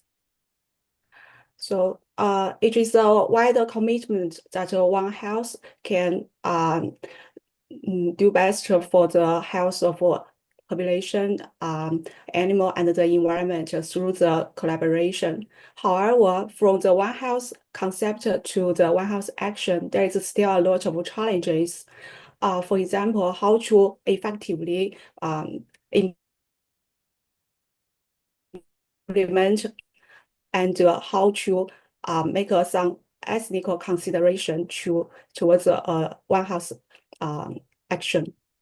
So my research question today is about how can One Health governance be effectively practiced and ethnically implemented to enhance pandemic prevention, preparedness, and responses. As we all know, One Health governance is a comprehensive architecture that aims to maximize the health of humans, animals, and the environment. So what there is the challenges about the practical issue. Here I introduce 3 cases. I choose such cases because these cases exemplify the complexities of implementing One Health governance in different contexts and highlighting the importance of collaborative efforts across sectors and regions. The first case is about the shared water sources in the Lake Chad Basin. The second case is about the double burden of the desert locust plague and the COVID-19 in Sub-Saharan Africa and Southwest Asia between 2019 and 2020. The third case is about China's microhydra technology contributes to the sustainable development in Africa. So here's a map shows the shared water source resources in the Lake Chad Basin. As we can see from the map, from 1963 to 2007, there is a shortage of the water. Actually, the Lake Chad Basin, there's a lot of countries surrounded, and because of the climate change, the water shortage has been a serious problem, and there's also some food security situation as well as water-related disease for these places.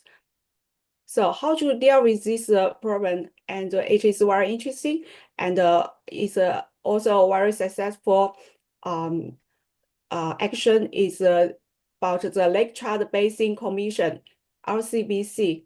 And this commission is aimed to regulate and control the utilization of water and other natural sources in the basin, to promote and coordinate natural sources development projects and research within the basin area, to examine complaints and to promote the settlement of disputes, thereby promoting regional cooperation. Besides the LCBC, there is also a legally binding water charter. Because of the legal binding force. If some country didn't obey these rules, then there will be some effects. So because of this watch charter, it will promote the coordination between the regions. The second case is about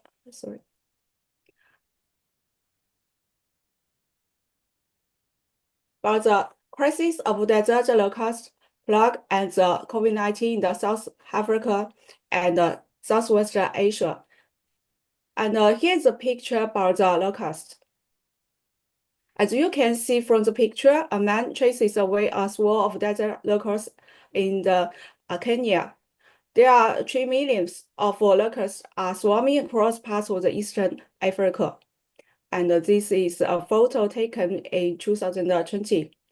And there's also other pictures to show such kind of terrible issue. From this map, you can also see the situation of the desert locust infestation.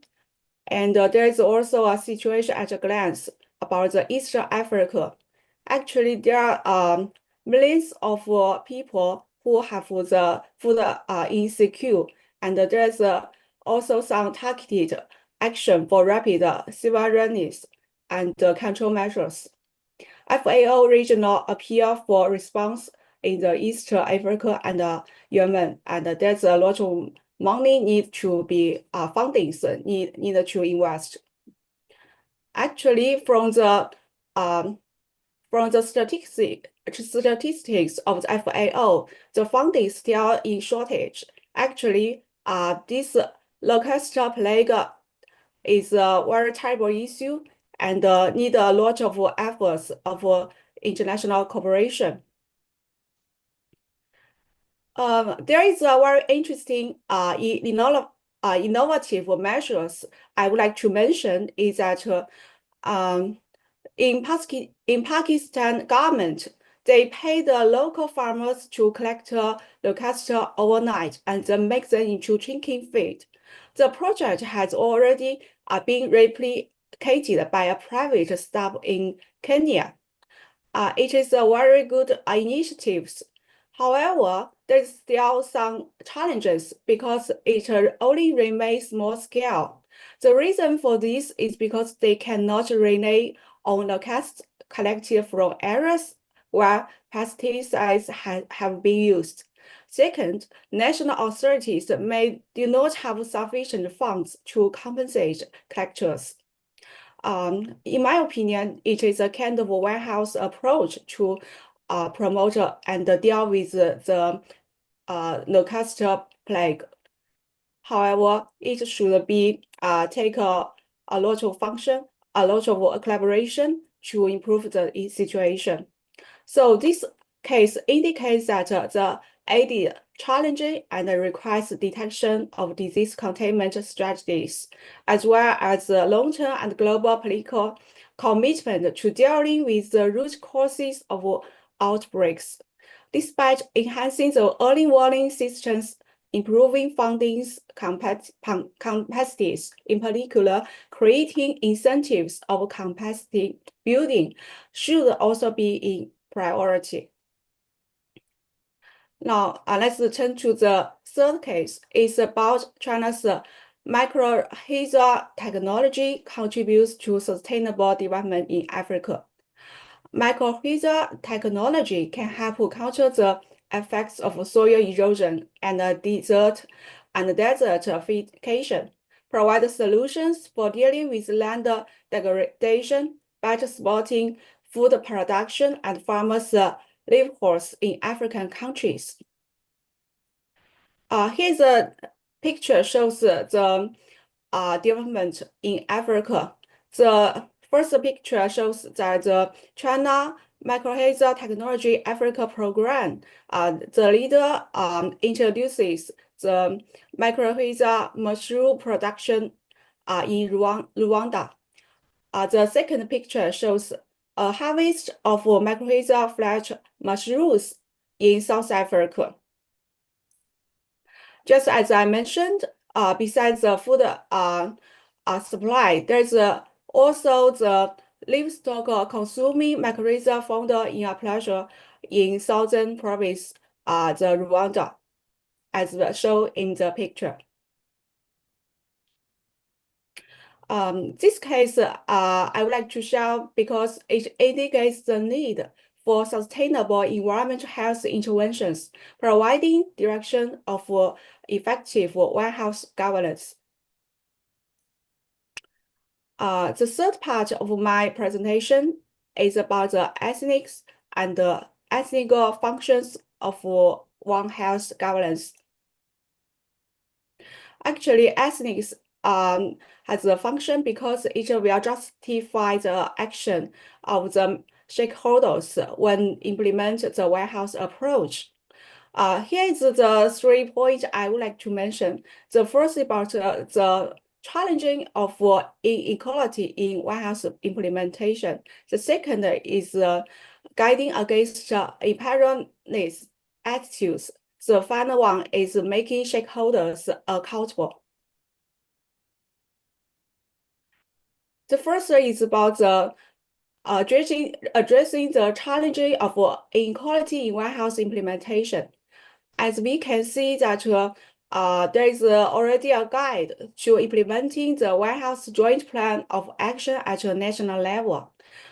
Here is the 3 pathways that indicated in such kind of guide.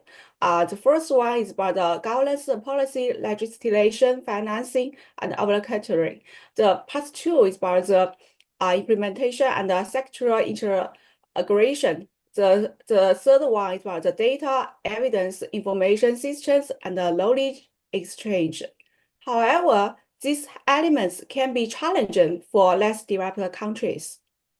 This is especially challenges for this national level implementation because the needed for advanced knowledge, economic resources, and policymakers' willingness to adopt to the approach and establish structural health policies. These challenges making it harder for them to implement costly policies with middle to long-term benefits. So how to deal with this issue while addressing the challenges of inequality. The second one is about the imperialist attitudes. For One Health, warehouse implementation will facilitate international cooperation and assistance, especially for those resources-constrained countries. For another hand, this kind of implementation cannot be undertaken extremely early, but should consider the traditions, beliefs, social practice, and the customs of the populations concerned. For example, the wet market in developing countries actually is not a kind of tradition, it is also a kind of social practice because some countries face many competing interests, such as hunger, malnutrition, food insecurity, and social political instability.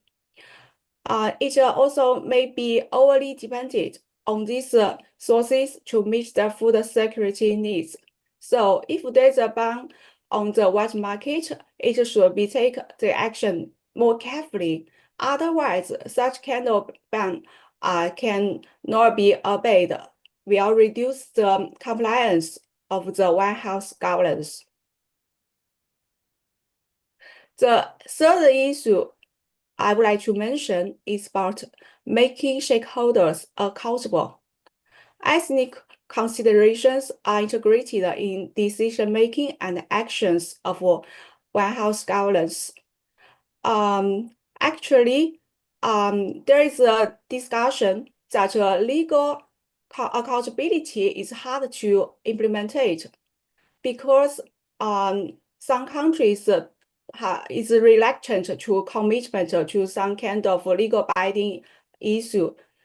However, the ethnic accountability can be much more important because it will guide the decision making and actions. It is things that greater transparency can facilitate more accountable decision making, as it requires the citizens be fully informed about the procedures, criteria, and evidence underlying decision making. However, when we introduce such kind of transparency procedure, it should also be careful because there is some cases indicated that the data sharing process and the data who owns and who use it will also have the ethnic problem should be considered. The first issue, just as mentioned from the article, the future of zoonotic risk prediction. In this paper, it mentioned that without appropriate governance, the countries with the highest burden of zoonotic emergence might find their old data repackaged in an ethnic format, sold back to them at a premium by corporations from high-income countries. The second example is about the Cambodia. There is a research about the gaps between research and public health priorities.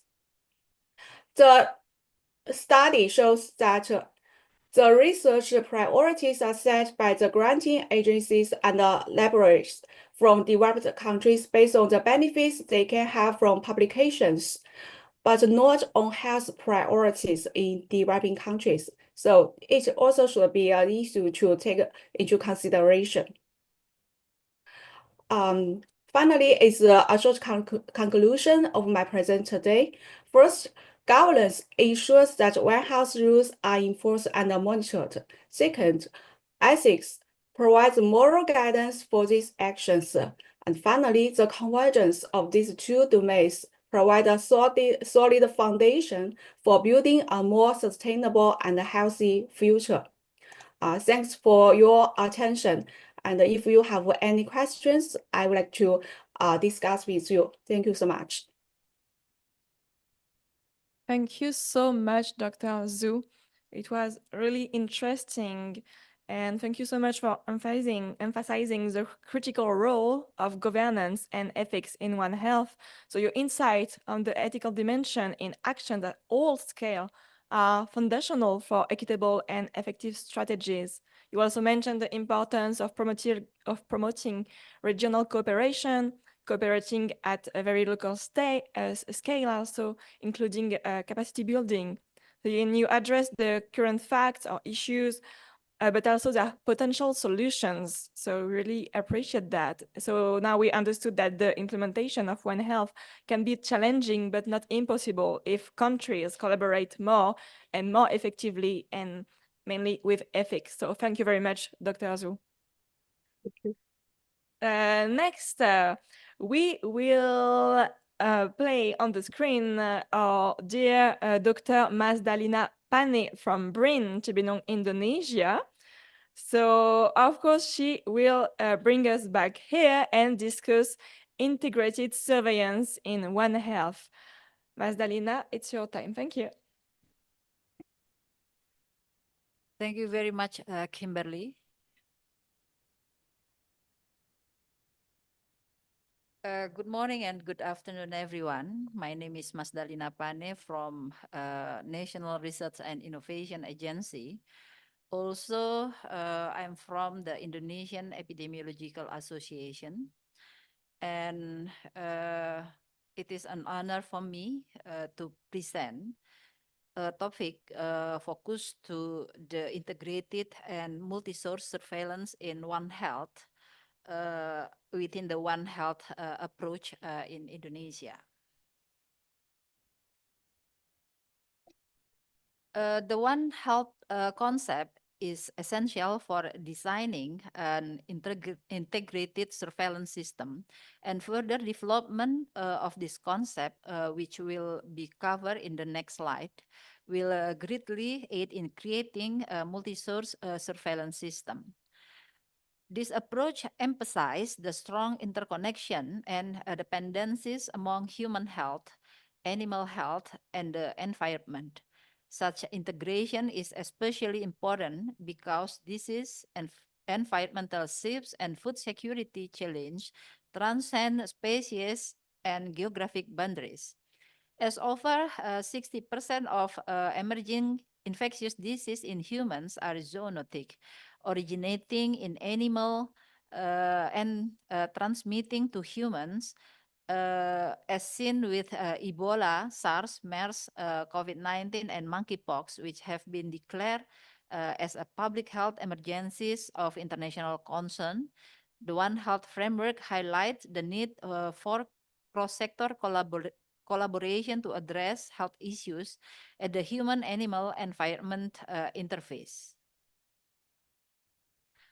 Advancing the One Health concept is crucial in discussion about multi-source surveillance.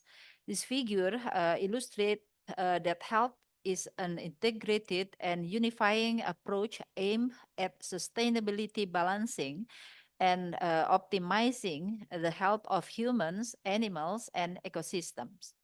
It acknowledges the close and interdependent connections among human health, the health of domestic and wild animals, plants, and the broader environment, including an ecosystem.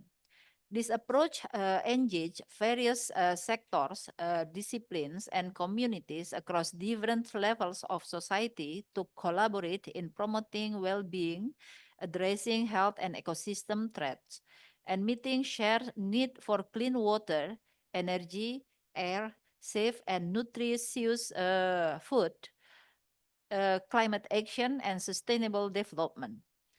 The One Health system represents a holistic health approach that combines human, animal, and environmental health system to improve health outcomes and mitigate public health risks. By recognizing the interdependence of human, animal, and ecosystem health, this approach promotes a collaborative, multisectoral, and interdisciplinary framework to address complex health challenges, including zoonotic disease, antimicrobial resistance, and environmental issues. Integrated disease surveillance, or known as Integrated Disease Surveillance and Response, or IDSR, is a strategy designed to develop and implement comprehensive public health surveillance and response system. It combines both indicator-based surveillance, or IBS, and event-based surveillance, or EBS. These methods will be used to facilitate the early detection of priority disease, condition, and events.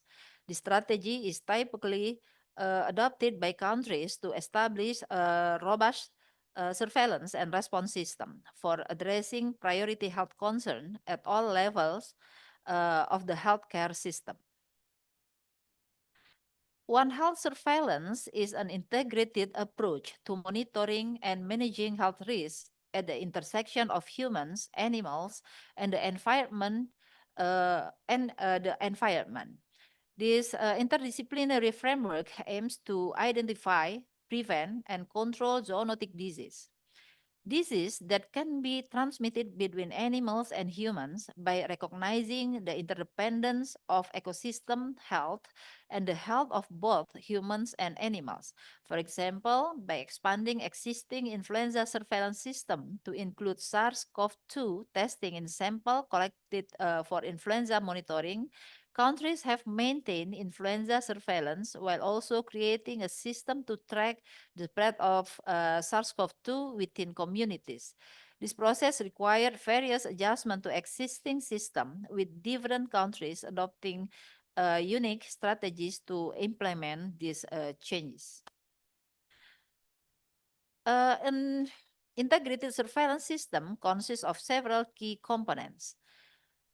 Mainly, integrated health frameworks. One Health system emphasizes frameworks that combine public health, veterinary science, and environmental health. This approach promotes collaboration between organizations like the WHO, World Organization for Animal Health, or OIE, Food and Agriculture Organization, or FAO, and relevant national agencies. For the cross-disciplinary collaboration, a successfully One Health system require partnerships between health professionals, epidemiologists, veterinarians, ecologists, and other stakeholders who address health risks from multiple perspectives. Collaboration also involves academic institutions, non-governmental organizations, and community groups to ensure well-rounded solution. The other component is data and resources sharing. A key aspect of the One Health system is the sharing of data, resources, and expertise across sectors. By creating shared database and establishing communication protocols, stakeholders can respond swiftly to emerging threats with coordinated efforts. In the risk-based surveillance and response, this component focuses on proactive risk assessment and monitoring for pathogens that can transfer between animals, humans, and or the environment. Early detection and quick response to outbreaks help reduce the spread of impact of infectious disease. In the policy integration and implementation, as an effective One Health system, align policies across public health, animal welfare, and environmental protection. This requires governments to adopt policies that encourage integrated health response, regulate risk factors, and promote sustainable practices that safeguard ecosystem health. For the public awareness and education, public engagement is vital for supporting One Health system. Educating for the public, especially in rural areas where human-animal interaction are more frequent, plays a crucial role in preventing and controlling health risk. Integrated surveillance is the foundation of One Health.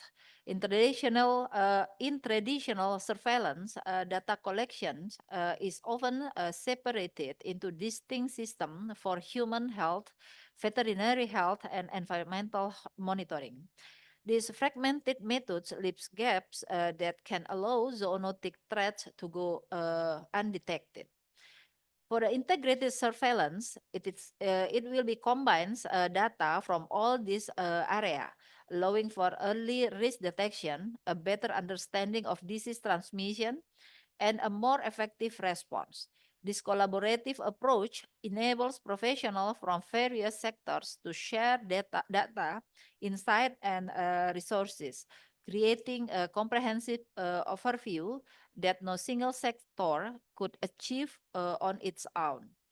By identifying patterns early, we can take a proactive step to prevent outbreaks and safeguard communities. One Health fosters a resilient system that not only help prevent disease outbreaks, but also promote sustainability, healthy environment for future generations. This approach highlights that improving any one area, whether human, animal, or environmental health, benefits all, resulting in a safer and healthier world. Next, what's the distinction between integrated and multi-source surveillance? Multi-source surveillance, or multi-source collaborative surveillance, MSCS, involves systematically combining information from various sources to support decision-making in health emergencies. This approach enhances early warning, provides greater epidemiological insight, and incorporates broader contextual data. Within the One Health framework, MSCS serves as a tool for monitoring and controlling public health threats, aligning with the One Health principle of linking human, animal, plant, and environmental health. The primary difference lies in the variety of data source emphasize in multi-source surveillance compared to the coordinate systematic approach in integrated surveillance. The following example may further clarify this distinction.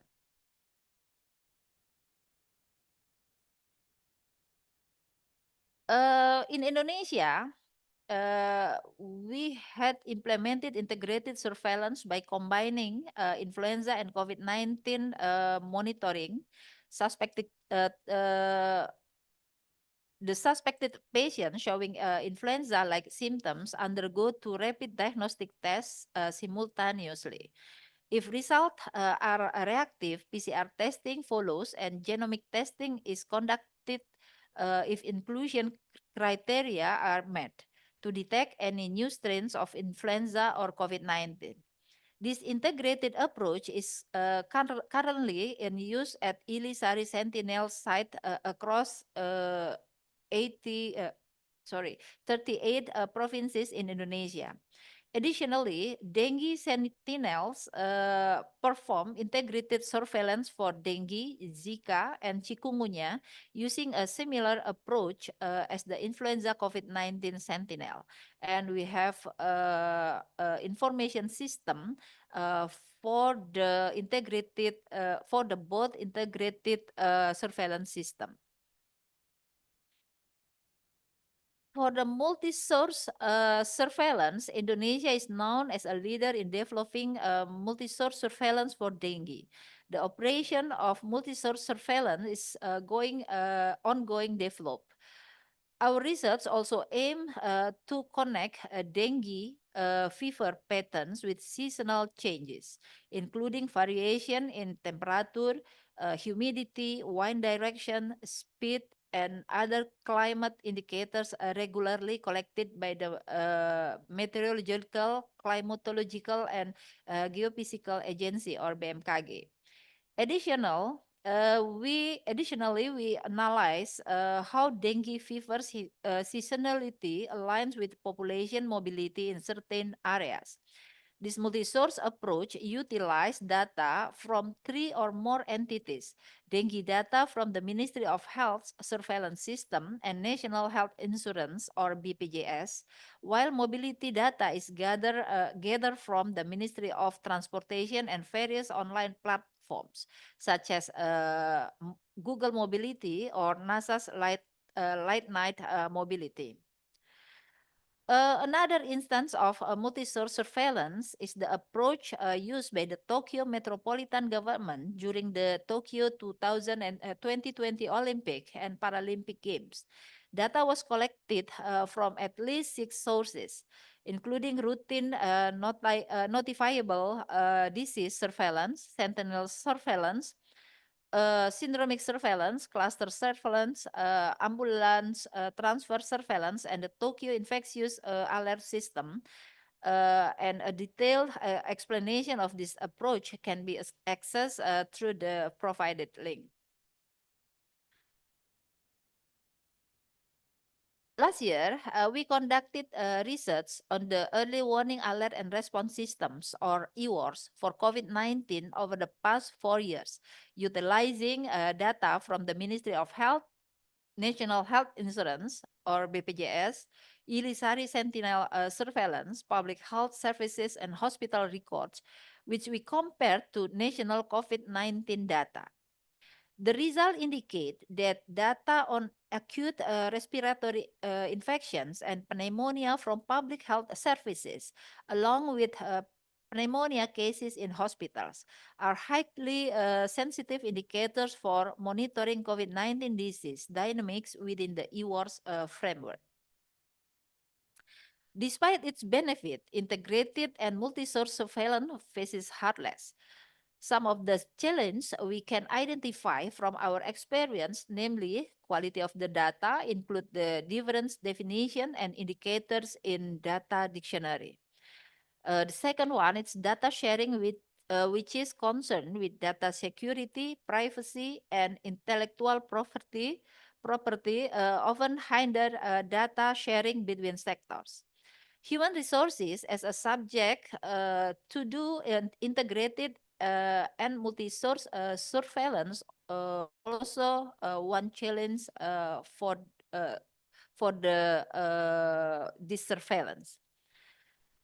The other challenge is funding and infrastructure. Many countries lack the financial resources or infrastructure needed to maintain integrated surveillance system, limiting their reach and effectiveness. And political and logistic barriers, especially in regions where political tension exists, cross-border data sharing can be challenging, complicating coordinating for disease control. And it's a conclusion of my presentation that integrated and multi-source surveillance within the One Health framework is not just an option. It is essential. With the rise of zoonotic threats, integrated surveillance provides our strongest defense.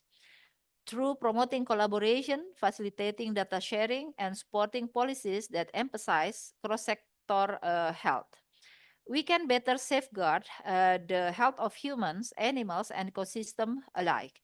I encourage everyone to continue advocating for One Health in our work, stressing the importance of integrated and multi-source surveillance system. Together, we can help build a safer, healthier future for all. Thank you very much.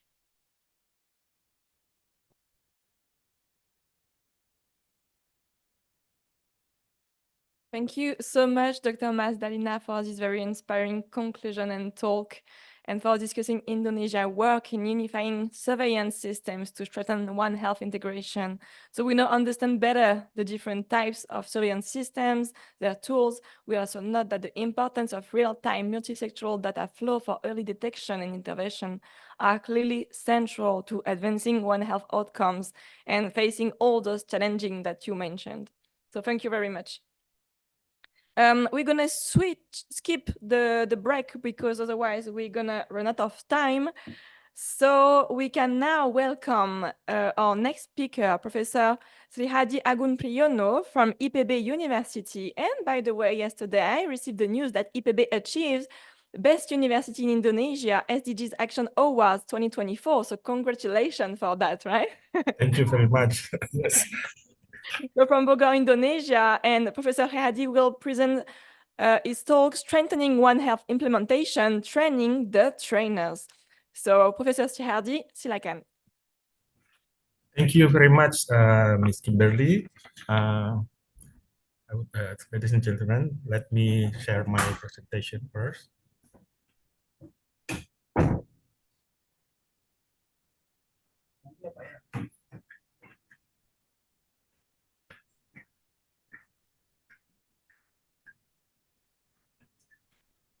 Is it okay now? Yes, we can see it. Not full screen for now. Yes. Okay, thank you very much. Okay. So, good morning, respected ladies and gentlemen. First of all, let me introduce myself. My name is Srihadi Agun Priyono. I'm a lecturer from the School of Veterinary Medicine and Biomedical Sciences, IPB University in Bogor, Indonesia. So actually, this presentation is a summary of various activities related to the effort to expand the One Health concept in Indonesia, especially the training of trainers activities. So first of all, before going to my presentation, let me introduce a brief to my institution, Bogor Agriculture University, or known as IPB University.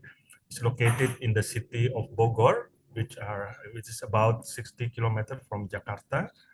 A beautiful city, actually. Please come, where there's a famous botanical garden built by the Governor General of Thomas Raffles from the Great Britain at that time, 1811. Yeah? So IPB University is currently ranked in 45 in the QS World University ranking by subject of agriculture and forestry. And we have 30,000 undergraduate students and about 2,000 postgraduate students. The study program in agriculture, fisheries, animal husbandry, forestry, management, business, and economy. Also engineering, even also natural sciences, human medicine, and veterinary medicine.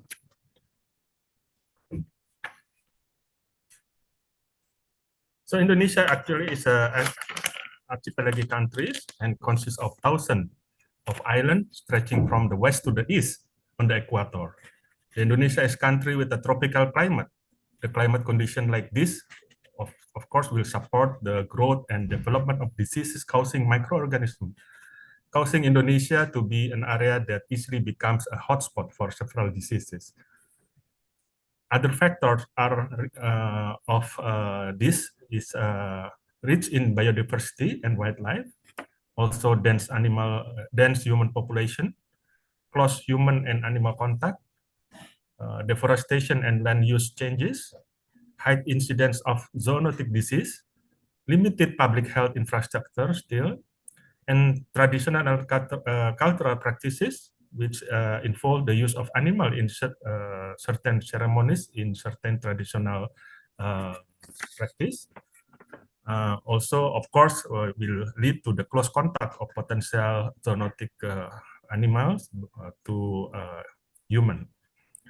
And we still have many communities rely on hunting, fishing, and forest resources for their livelihoods. And would like also to share with you about the condition and the structure of One Health in Indonesia. I'd like to inform briefly that even though the implementation, of course, still need improvement, but the initiation of the introduction of the One Health concept and its implementation has received a full support from Indonesian government. Starting from the central government, several ministries have adopted and promoted the implementation of One Health in their activity programs. And briefly or generally, the implementation of One Health in Indonesia is under the coordination of the Coordinating Ministry for Human Resources Development and Culture. The technical ministry under it already have also One Health implementation programs. We can namely Ministry of Health, Ministry of Agriculture, Ministry of Environment and Forestry, and also at the local regional level, local government are starting to involve the One Health concept in some of their programs. At the regional and international level, Indonesia is also actively activating discussion about the urgency of the implementing One Health at meetings between countries, such in 2022 G20 summit, and also in 2023 ASEAN summit. Apart from that, in Indonesia, there is what we call Indonesia One Health University Network, or INDOHUN, which is member of the One Health of the Southeast Asia One Health University Network, SEOHUN, which was formed in 2012, in order to expand understanding and knowledge about the concept of One Health in Southeast Asia, and including, of course, Indonesia. So the following slides will give you a brief information about the INDOHUN and the activities of the One Health. So INDOHUN actually is a framework or network of Indonesian higher education institution, aims to provide or to promote multidisciplinary collaboration in human, animal, and environmental health sector. And their activity mainly by building institutional and individual capacity, advocating for collaboration, supportive policies, conducting research and community outreach, and creating a platform for academicians, stakeholders, scientists, communities, and professionals to work together in addressing regional and global issues concerning One Health. Under the supervision of INDOHUN, there are several university-based collaboration center. One Health Collaborative Center, OHCC, is established in selected INDOHUN university members to promote One Health collaboration more at local and regional level.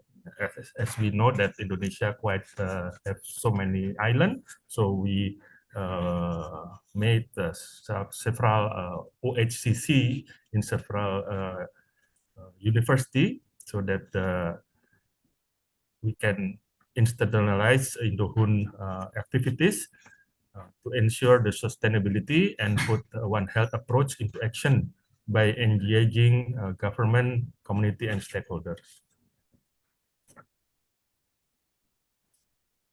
And actually, role of Indohun in the One Health implementation, including the capacity building and training. Yeah, the Indohun organize training of trainers, several trainings, programs, workshop, and several exercise to equip some professional or person with skill to implement the One Health approach.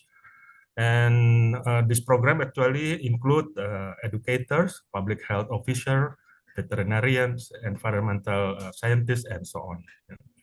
Indohun also develops and share One Health educational resources such as draft of curricula, case studies, and best practices, which are used in university or in the training to train the people. Second is the academic integration and research. Indohun have partnered with university across the Indonesia, and by this can fostering a new generation of One Health who are knowledgeable about cross-disciplinary health issues. And number three, Indohun have facilitate networking and collaboration. As a part of the Southeast Asia University Network. Indohun connects Indonesia also with other countries, mainly in Southeast Asia. And Indohun also have worked with some NGOs regarding the international health issue, and this is can enhance Indonesia's preparedness and ability to respond to health emergencies. Number four is that Indohun also raise public awareness and advocacy, run campaigns to raise public awareness about the importance of One Health in preventing the zoonotic disease. And the organization also advocates for policy development that emphasize One Health approach. And there are several trainings conducted by Indohun and also, of course, the OHCC, including, we mentioned some general names, the Global Health Through Leaders Training, One Health Fieldwork Learning, also training on One Health Research and Community Outreach. This is mainly to the educators, because educators in Indonesia have three pillars of their function: to do the teaching, to do the research, and to do the community service. And also training in global health diplomacy. And usually, or mainly, the activity of the training will include workshop and seminar, which cover training on the foundational of One Health concept, interdisciplinary collaboration, and also the importance of integrating human, animal, and environmental health. Also in the form of case studies and scenario analysis, in the form of simulation and role playing. Also, there are some field visits and practical exercise activities. We include also, group projects and collaborative exercise. And of course, the capacity building techniques, where at this training, the trainers receive instruction on adult learning principles, interactive teaching methods, and facilitation skill to enhance their ability to teach other people effectively. And the various training mentioned before generally aim to provide essential skill in One Health, namely interdisciplinary collaboration. This is to make people learning to work across various health sectors to recognize the interconnectedness on human, animal, and environmental health. Also, skill of how to build the capacity building, active learning techniques, and case studies and scenario-based learning. All of these are usually packed in the training held by one Indohun and also one OHCC. And I would like to mention one a special training that we developed recently. That actually this is developed by the University of Minnesota and the USDA, training on OH Smart, which abbreviated from the One Health System Mapping and Analysis Resource Toolkit. And this is already trained by these 2 years, 2023 until 2024. And 6 Smart is consists of OH Smart consists of 6 steps in for One Health Challenge, which are identify, interview, and also mapping system, analyze system, identify opportunities, and develop a plan. And actually, this is already promoted and already published in the journal by Vector-borne et al. In 2019. And at present, we have 5 trainers, Indonesian national trainers for OH Smart, which they are trained directly by the team from the University of Minnesota, Professor Agus Wandono, who is also the coordinator of the Indohun in Indonesia, Professor Wayan Tunas Artama from the Gadjah Mada University, Yogyakarta. He is also the coordinator of the OHCC of the Gadjah Mada University in Indonesia. Professor Sri Budayanti, she is the coordinator of OHCC of Udayana University in Bali, Denpasar. Dr. Erinaldi, he is actually government officer. Now he is the secretary of the West Sumatra province. And the last is Dr. Rama Fauzi. He is a government officer in the coordinating Ministry of Human Development and Culture. So this 5 person, from this 5 person, then they train the other people, and actually at present we have already 50 more trained people for OH Smart. And OH Smart already also trained in health in IPB to 2023 and 2024. In 2023, we trained several lecturers of IPB from different background. And then also in 2024, we trained government officer from the Bogor area that related to health from the Ministry of Health, Ministry of Agriculture, Ministry of Forestry, and also some other government officer.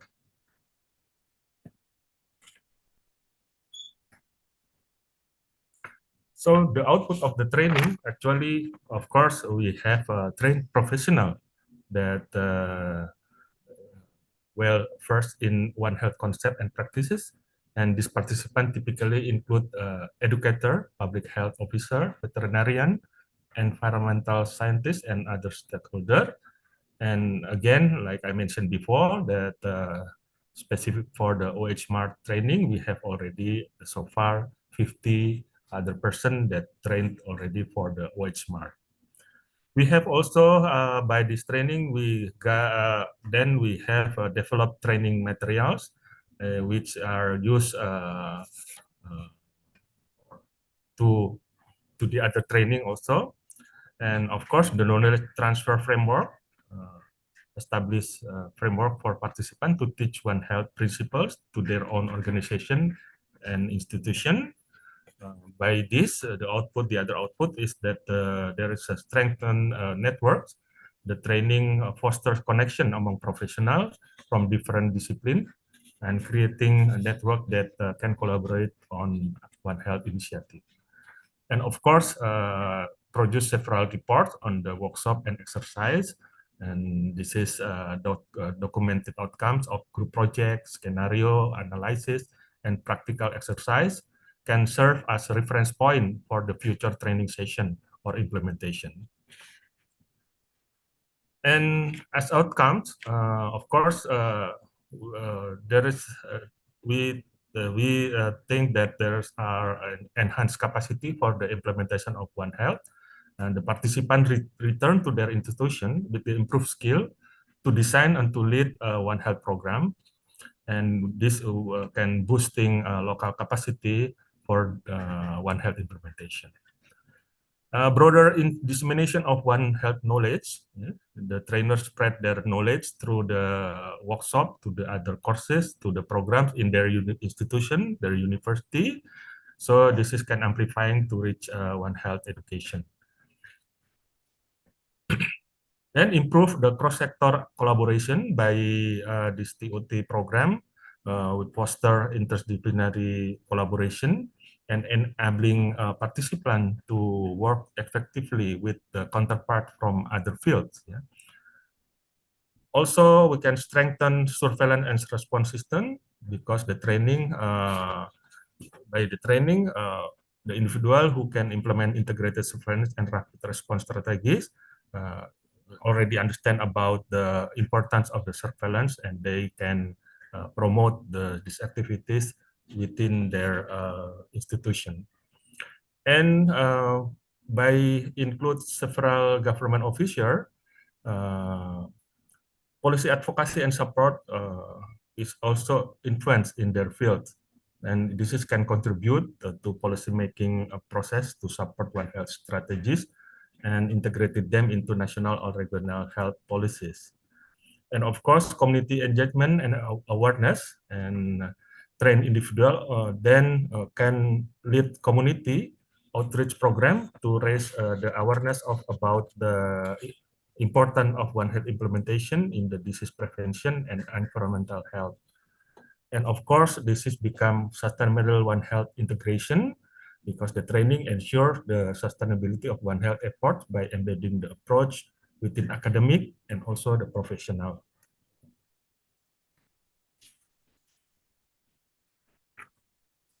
Several impacts can be noted. For example, in the educational outreach, the university number of university adopting the One Health curriculum is increased, yeah? And this curriculum is developed by trainers who participate in the training. And in the field application, it can improve the disease response due to the coordinated, well coordination among the participants that already know well about the One Health. And recently, there is collaborative research initiative driven by person from the training about the One Health, using the One Health approach in the research project.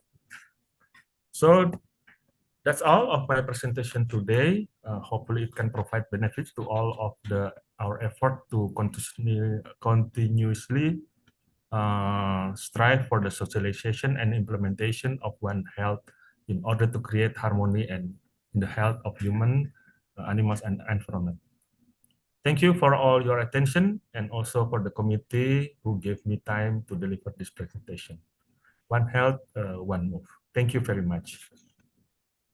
Thank you very much, Professor Srihadi, for underscoring the significance of building capacity through well-structured training programs and the local powers. And we know that now empowering local trainers ensure that One Health principles are effectively disseminated and applied across any sectors and at different scales. And you mentioned the positive impacts in education, field application, and research. So now we also know more about in-the-hood mechanism and also about the One Health Smart. So thank you for everything. Dear public, don't forget that we will have the roundtable, and where you can ask all your questions at 12:30 Jakarta time. But if you can't wait to ask your question, you can write it in the chat and we will reply during the roundtable at 12:30. So now we will move to Malaysia with Professor Abdul Rahman bin Oman from University Putrajaya, Sengalore. And Professor Abdul will share the strategies and challenges specific to implementing One Health in Malaysia. Professor Abdul, you can share your screen and it's okay. Yeah. Okay, can everybody hear me? Yes, Great. Okay, can you see also my slides? we do. Okay. All right.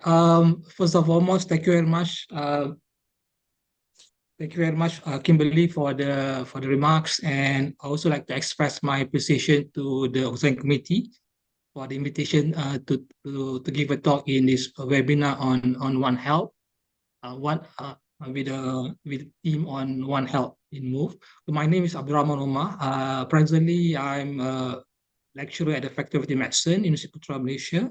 I'm also currently the president for the Malaysian One Health University Network. Okay, this is the outline of my presentation. I will share some of the lessons learned on One Health in Malaysia. Then I also spend some time talking about what are some of the governance and frameworks that are present globally and also at Malaysia. And also I will spend some time talking about the Malaysia One Health Network and the activities that we have carried out, especially establishing some of the training program on the One Health courses and curriculum. I also will cover a bit on biosafety and biosecurity. This is some of the one important component that have been put in our One Health program. And also to wrap up the presentation, looking to some of the issues and challenges we are facing, and also some of the way forward in ensuring One Health is an important approach that we need to look into in the future. Okay, so in Malaysia, I think we have faced several very dreadful experience. If you remember, we have the outbreak of Nipah virus in 1998. This is where associated with the novel virus that now we know, Nipah virus. And the word Nipah means it originated from the river Nipah that located in Perak, in central of Peninsular Malaysia. So the outbreak that happened caused 265 cases of acute encephalitis with 105 deaths, and caused a near collapse of the pig industry in Malaysia. What we learned from this particular outbreak, the importance of sharing information, especially on any unusual illness in animals and humans. This is what a very important lesson that we learned. And he also talks about the importance of One Health approach between medical professionals, veterinarians, wildlife specialists, and environmental health experts in any investigations of illness, especially unusual illness and so on and so forth. So we also learned from this outbreak some key drivers that caused the emergence of this virus and outbreak, especially in terms of environmental mismanagement, deforestation and everything, climate change, especially drought, forest fire. We noticed that in 1998 there are severe drought because of El Nino, caused major shift in migration of some of these bats, and of course encroachments of wildlife into human habitats, and of course introductions of the zoonotic infection into domestic animals and humans. These are some of the factors that drive cause the outbreak of Nipah virus. And we also learned from this outbreak the importance of disease surveillance and forecasting, especially in areas that are hotspots areas and region. And since 2001, Malaysia has been free from Nipah virus. Okay. Besides Nipah, in Malaysia also we have several episodes of a disease of concern. Of course, the highly pathogenic avian influenza H5N1. We have a series of outbreaks, but presently we are free from H5N1, but we have low pathogenic avian influenza virus H5N2.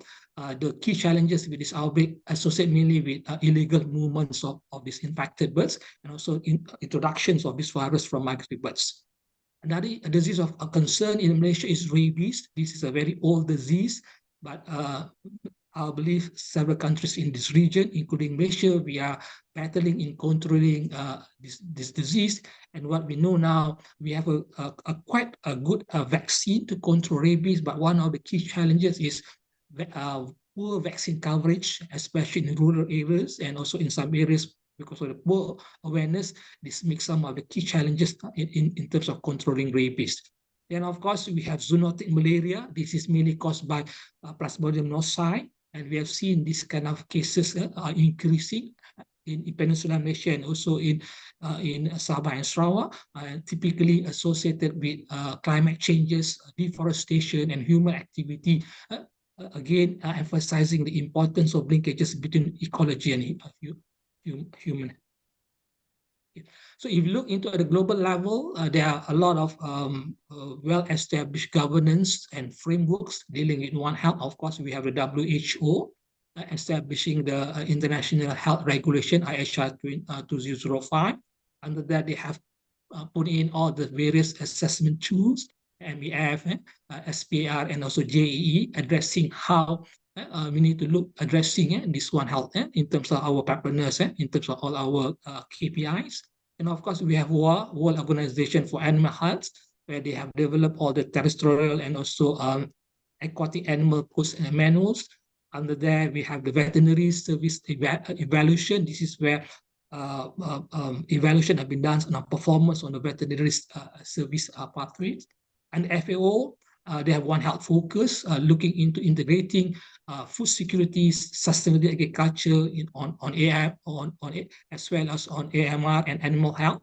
And of course, all of us aware about the 17 goals, the SDGs, that are presently achieving this by 2030 agenda. And of course, recently we have this UNEP, United Nations Environmental Program, under the environmental leadership addressing the triple planetary crisis, the biodiversity loss, population, climate change to support One Health ecosystem resilience. So these are some of the global One Health governance and frameworks that currently we have in place. Okay. In Malaysia, similarly, to support all those global governance and frameworks, there are numerous technical workshops, training programs that have been put in place at various agencies to strengthen core competencies and also to resolve gaps between intersectoral collaboration. Many of the One Health related seminars, trainings, such as in situ problem-based learning, field epidemiology, simulation exercise, bridging workshop involving the human health and as well as the animal health have been carried out, and of course on biosafety and biosecurities. Numerous technical committees for zoonotic disease control meetings, and there is also interministerial meetings on zoonosis and AMR been conducted at least twice a year, involving agencies from humans, animals, and environmental health, including from other agencies such as natural resources, natural disaster departments, and also the Malaysian One Health University Network. Okay. So these are some of the guidelines, manuals, protocols that have been established, looking into the strategy that embarked by Malaysia to deal with all these emerging diseases, and as well as on zoonosis. We have also the Malaysian Action Plan on AMR that was developed using the One Health approach, involving all the multi-agency agencies from Ministry of Health, Ministry of Agriculture, from Ministry of Environment, as well as other professionals. So this Malaysian One Health plans governs all the various aspects of AMR involving all the various sectors. So there is also a network in Malaysia named as the Malaysian One Health Network. I think this is very much resembling to the Indohood network. And for the Malaysian One Health Network, it was initiated in 2012 as part of the SEAHUD, the Southeast Asia One Health University Network. And presently, MyHUN is the longest serving national platform for building the capacity for students, faculties, and professionals to work across disciplines and sectors for improved response to animal health-related threats. So this is a national platform. And one of the unique things about MyHUN, the governance of MyHUNs are by the Executive Council, and we are comprised of members from the animal health, from the human health, from environmental health, as well as experts from wildlife and biodiversity sections. So initially, Mahun have been supported by USAID, and we also receive other funding, international fundings, and local sources to support the activities conducted by Mahun.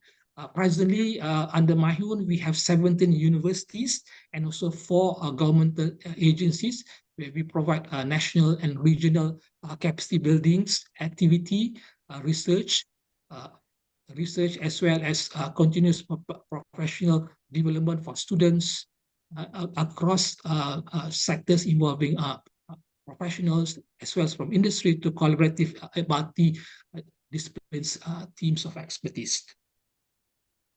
Okay. So this is basically giving an idea about the activity being carried out by Mahun.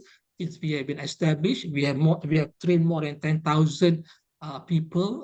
We have 4 different governmental and department agency under this network. We have 22 different faculties ranging from the animal health, human health, and environmental health, and also 17 universities. Under Mahun also, we have established One Health Student Club. This is where opportunity for students to conduct various activities. So Mahun, through this network, Mahun have catalyzed cross collaborative strategies across multi-agencies and institutions to empower local, national, and regional workforce for better prevention, preparedness, and response to current and emerging animal, human, and environmental health threats. So Mahun committed in delivering high quality One Health multidisciplinary training for students, professionals in Indonesia and in the regions. So we also have established under Mahun a director of expertise based on either is animal health, environmental health, and humans. So this director of expertise can be accessed to the website where we can find all the relevant expertise under this network that can help and facilitates in any training program or any work or project we carried out on One Health. Okay. So this slide just to show to you the breakdown on One Health workforce category that we have worked on, where we provide training to both to students, postgraduates, and and also undergraduate students, both for in-service professional staff that have been working, and also to academicians. So this is basically for the last 4 years training program we conducted for 2021 to 2023 in terms of breakdowns in terms of the category of people that we have trained involving various, either they are from the in-service, from the agencies, from government sectors, from academicians, undergraduate students, as well as from the postgraduate students. Okay, just to give you an idea, to look into the training program that we carried out involving pre-service. These are basically students from the tertiary education, academician, and also in-service professional. These training programs involve various programs from field competency-based training right to community outreach, student enrichment. We have also programs in terms of bio-risk management and curriculums, and there are various national strategies and campaigns that we carried out, as well as many of the modules and programs that have been developed have been adopted as one of the One Health courses in curriculums of undergraduate students, especially amongst the veterinary students as well as among the medical students. Besides that, we also conduct training programs involving people from the enforcement officers. These are including regional assessment training programs and also capacity buildings in terms of the staff that involved in enforcement on dealing with infectious disease, natural disasters, and so forth. Okay, so beside that, we also do, conduct a fair bit of training programs involving schools and communities. So this slide share some of the programs most of the programs have been done in Peninsular Malaysia, some also in Sabah and Sarawak. So this is kind of program that we have been doing, for example, on zoonotic malaria, looking into, and then also we do programs on best practices to control rabies, and also educate villages on zoonotic diseases and infectious prevention. a program on antimicrobial resistant awareness among wildlife workers and farmers, and also in terms of community outreach programs about stray animals, and also in terms of in situ PBL program, and also community work. So one of the things that we conduct under training program, also we conduct a program on biosafety and biosecurity program. And these biosafety programs are important programs that we carried out among our students, especially postgraduate students in universities and research institutes. And some of these programs we conduct, especially the biorisk management program, have been modified, and they have been used for in-service professionals at different agencies. Most of this program have been carried out. My own work closely with other organizations, especially the Malaysian Biosafety and Biosecurity Association, and also with the institutional biosafety committee of the respective agency. Meaning that when this program have been carried out in conjunction together with the ownership of the respective agencies under the institutional biosafety committee. So most of these biosafety and biosecurity programs have been developed. Initially was program to collaboration with the Defense Threat Reduction Agency, Biological Threat Reduction Program under DITRA, BTRP, and also Sandia National Laboratory, Global Chemical and Biological Security. So these are basically the agencies that we collaborate to establish all our various modules for our biosafety and biosecurity programs. Okay. So what next in terms of our work in progress? This is an activity that we have been working closely together with all the various team from the ministries level in terms of establishing the One Health joint plan for action.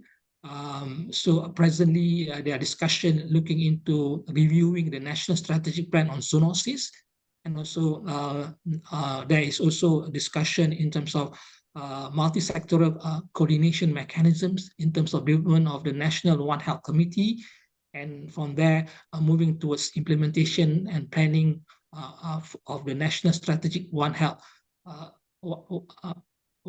Joint Plan of Action, and of course implementation of the National One Health Joint Plan of Action that will take place by 2026. So this work have been involving all the various sectors of people from the animal health, from human health, as well as from other components such as wildlife and environment. Okay, so this is my second last slide to look into what are some of the issues and challenges that are basically we are facing whenever we deal with this implementation of One Health. And of course, one of the challenges we are facing, especially in terms of establishing sustainable resources and looking into strategy, how we can prioritize our One Health approach in dealing with these emerging zoonotic diseases. The second challenges and issues that we are facing also, we are to some extent the disciplinary and as well as professional barriers that are present will continue to impede our One Health growth. So this is again we need to address continuously. And we also notice that the One Health approach, I believe they've been advocated by many people locally and also regional and globally, but the uptake of this approach, whether it be institutionalized support, can be a little bit uneven, can be deficiency, there's some deficiency in certain areas. We also noticed that many of our diagnostics and surveillance systems, either for animals or humans, we often unable to detect detection of these potentially zoonotic agents.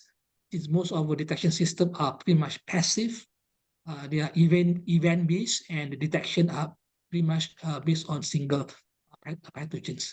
So we also noticed that we have very limited studies, especially case studies or scenario studies, whenever we're dealing with disease X or pandemic X. So this is dealing with unknown or emerging diseases of concern. So we need more studies to look into this kind of approach. And of course, we also realize that especially in Malaysia, we need to further strengthen our expertise whenever it comes to environmental and also ecological health. All right, so finally, so what are some of the way forward that we can think of in terms of strengthening One Health approach, and of course, top in the list, looking into strategy how we can sustain investment and financing our One Health agenda. This definitely will require strong leaderships, political commitments, and governance. We also need to look into strategies, how we can establish and fund infrastructures for better collaboration between governments, industries, and academia in developing a sustainable early warning system that can detect new spillovers well before it becomes a local outbreak. So this is something very important, looking into sustainable early warning systems.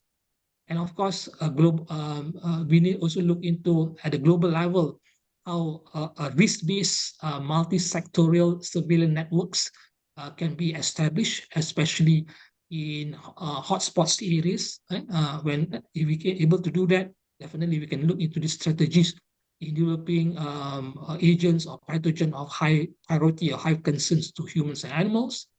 And of course, to continue emphasizing on evidence-based science in designing our One Health approach, because when we look into our One Health approach, we need to look into evidence-based so that we're able to address the problems at the root cause, why the disease spread, how we can reduce the risk practice, and also to improve livestock production systems and enhancing biosecurity along the animal food chain. We also need to look into strategies how we can develop innovative ways to diagnose or vaccines or therapeutic agents against some of the leading threats that we don't have, because we keep on finding emerging threats and we don't have good vaccines or diagnostics approach available. We need to look into those parts.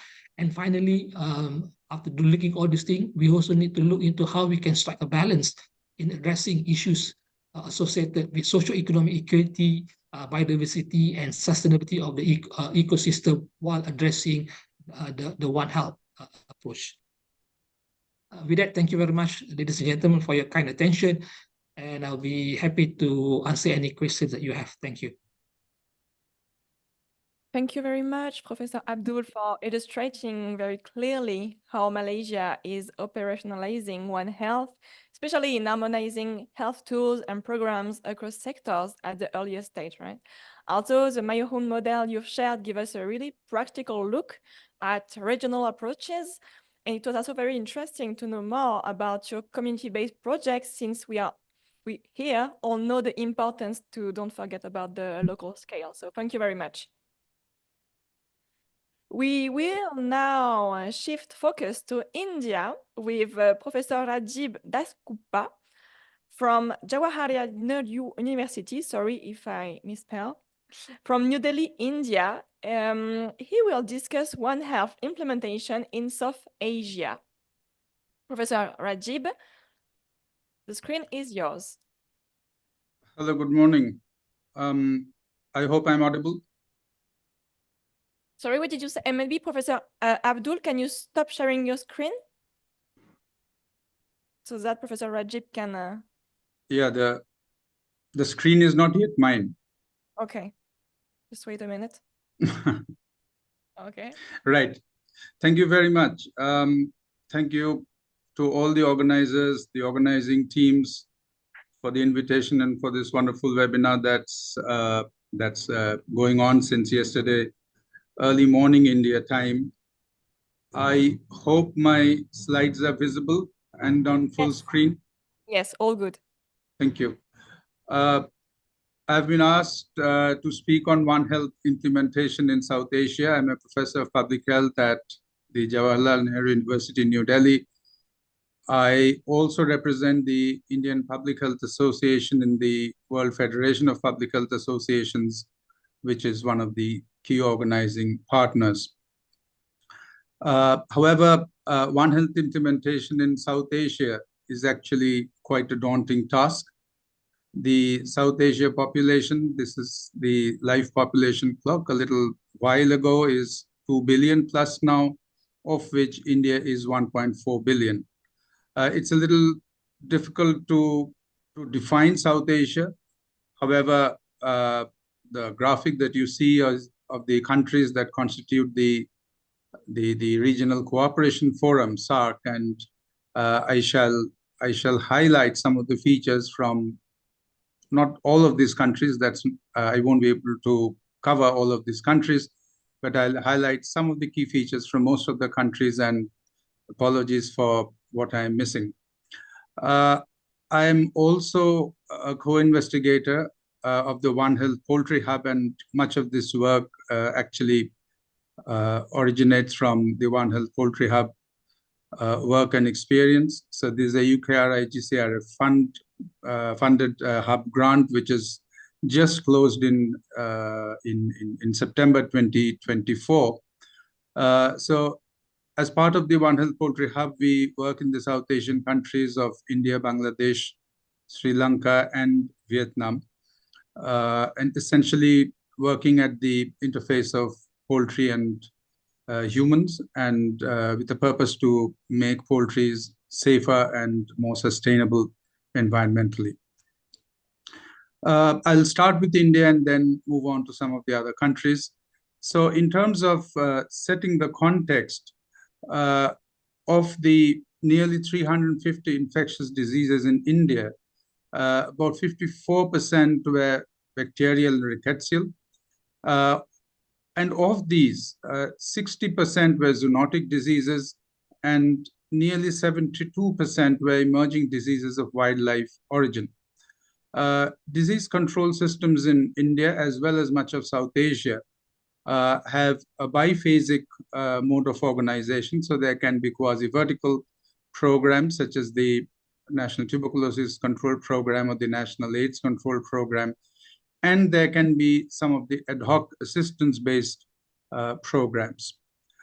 Essentially, what we have done in our hub work, and what I'll try and demonstrate through the South Asian experience, is to examine the policyscape, which is a new and emerging term of that outlines the complex landscapes of policy environments in which diverse policies, regulations, and laws interact. And as we are aware that One Health does entail working with multiple agencies, multiple sectors, a theme we have been consistently hearing through the last 2 days, and that there are often overlapping and competing set of rules, guidelines, and standards which need to be negotiated.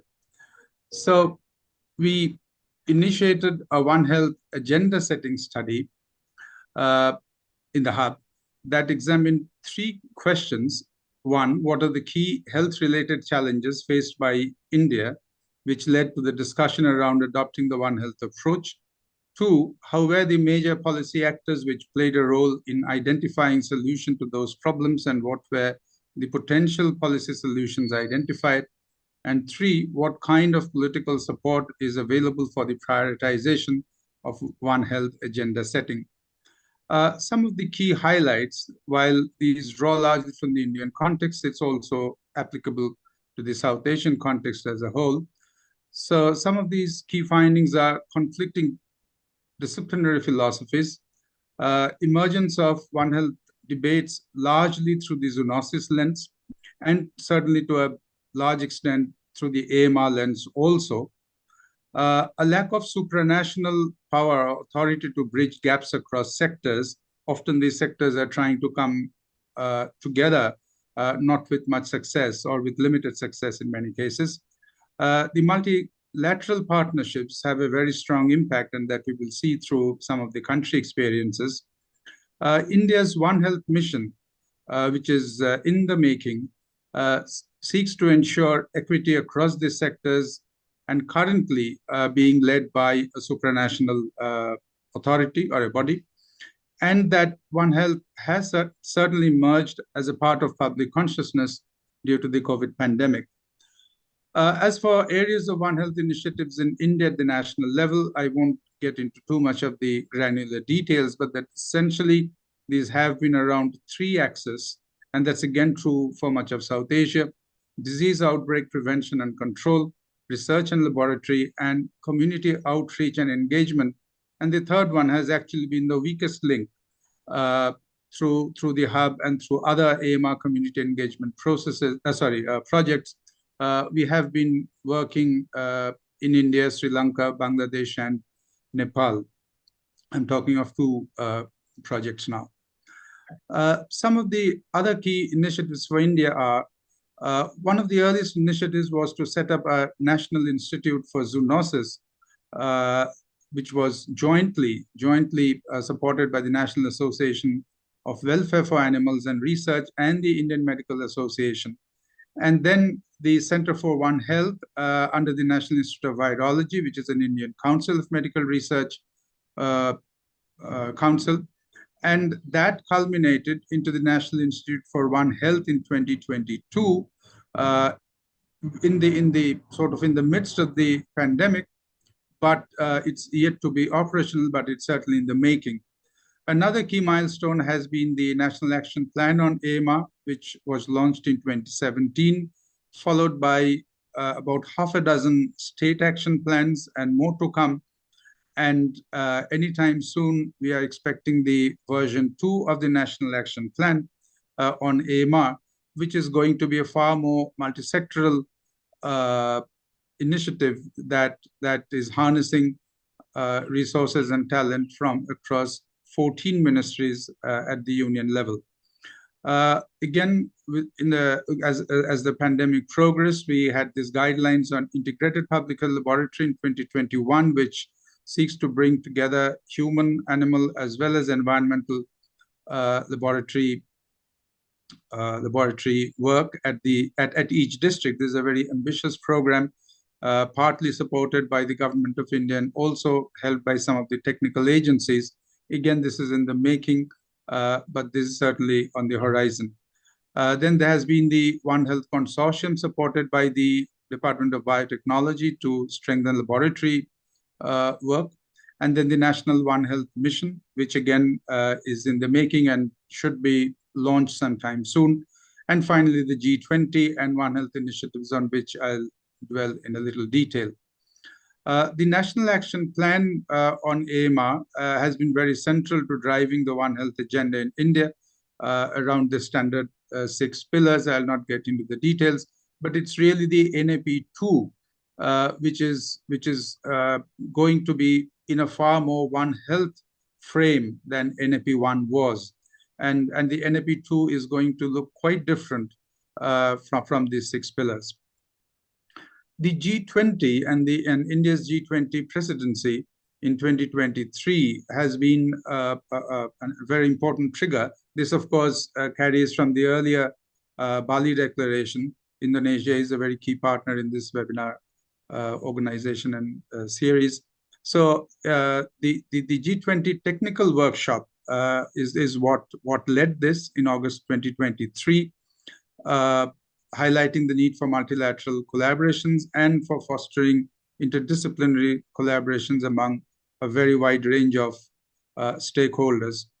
The G20 has a sort of a sub-initiative called T20. Through the T20, a series of policy briefs are published. So in the case of India's presidency, our team on behalf of the Hub published the AMR policy brief. It's a competitive process. Currently, the Brazil T20 is in progress. So this has been an important contribution from the Hub to the G20 process.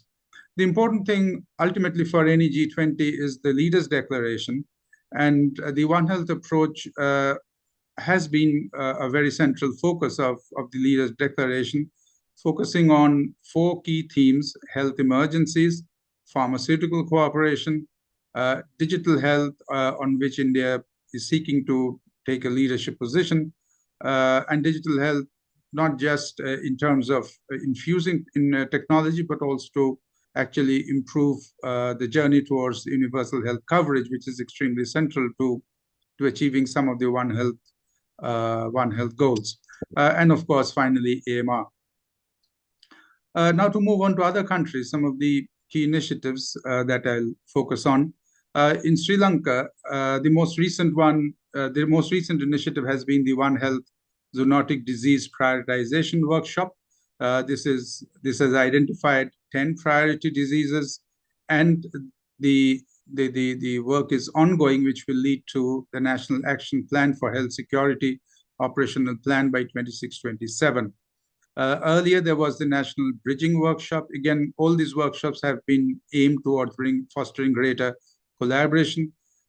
Sri Lanka has already embarked on a One Health surveillance of AMR across sectors rather than human and veterinary or animal health separately.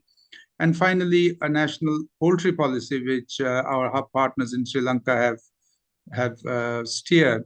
This national poultry policy, because Sri Lanka is a very high density poultry production country. So this is in a draft stage, and we expect this to be finalized soon. Bangladesh actually has an extremely robust history of One Health initiatives, starting with the 2006 Multisectoral Avian Influenza Preparedness Plan, the first One Health conference in 2008, which is pretty early on, the One Health Strategic Framework and Action Plan in 2012, again pretty early, the Strategic Framework and Action Plan of 2015, some of the scientists and researchers who were involved in these initiatives are part of our One Health Poultry Hub Bangladesh team, which was formed in 2019. And then, of course, COVID did have significant contributions from human and animal health researchers. And in 2022, the third NAPIP, about which we will look at in a bit detail. But while all of this was happening, an initiative called One Health Bangladesh emerged as a community of practice and is now a very, very important think tank and the sort of loose network in Bangladesh, not just of researchers, but activists, civil society partners, and so on. The foundational One Health work in Bangladesh has been funded very generously by some of the international development research projects, and that's contributed both to livestock strategies. Bangladesh also has a very robust livestock industry, as well as the One Health framing in general. The third Avian and Pandemic Influenza Preparedness and Response Plan is currently working to prepare a policy and practice plan which will guide the period 2021 to 2026. This is something in progress. In Nepal, majority of One Health activities actually remain relatively fragmented, supported largely by non-profits, NGOs, and donor agencies. However, it did start early through its avian influenza control project in 2007-11, overlapping somewhat with the Bangladesh initiative, the Zoonotic Disease Control Project, the One Health Asia program, and more recently the Fleming Fund, and the Nepal One Health Hub under the One Health Network South Asia. Nepal is also ready with a One Health strategic framework that's been a collaboration between the Ministries of Agriculture and Livestock and Health. Nepal, again, One Health is in a bit of an infancy if you compare with a country like Bangladesh, but it's catching up fast. Pakistan started around 2016. The One Health Hub has been a very critical player in Pakistan, which contributed through the training workshops and capacity building workshops to the National One Health Strategic Framework, which again has had, at least till now, a zoonosis focus, focusing largely on the top 6 zoonoses such as rabies and avian influenza.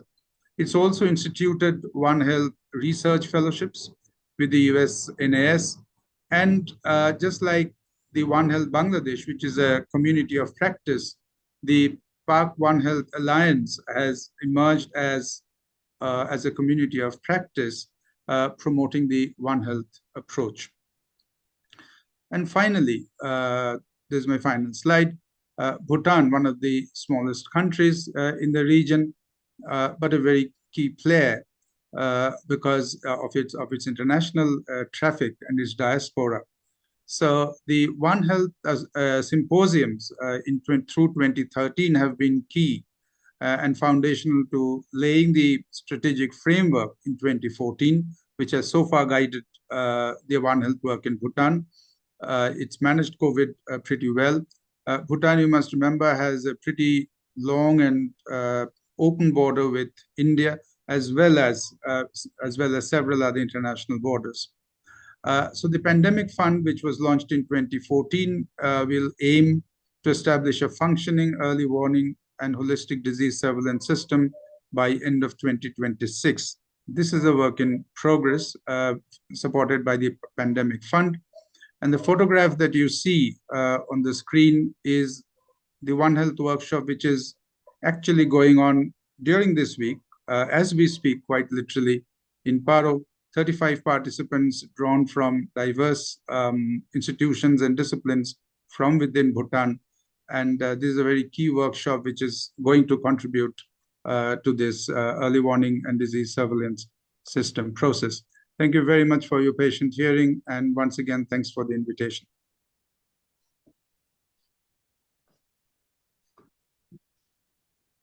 Great. Thank you very much, Professor Dasgupta, for highlighting South Asia and India specific challenges and successes, especially in the face of high population density and environmental degradation.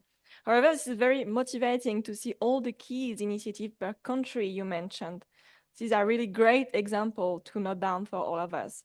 And your discussion on antimicrobial resistance project has set the stage for our next presentation on AMR as well, where Professor Arvili Winningham from United Arab Emirates University, Al Ain, will provide a veterinary perspective on this global health threat.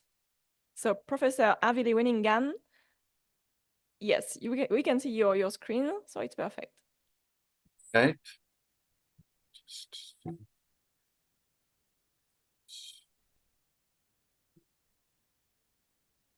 If you please, it's when you want. Just a second. Sure.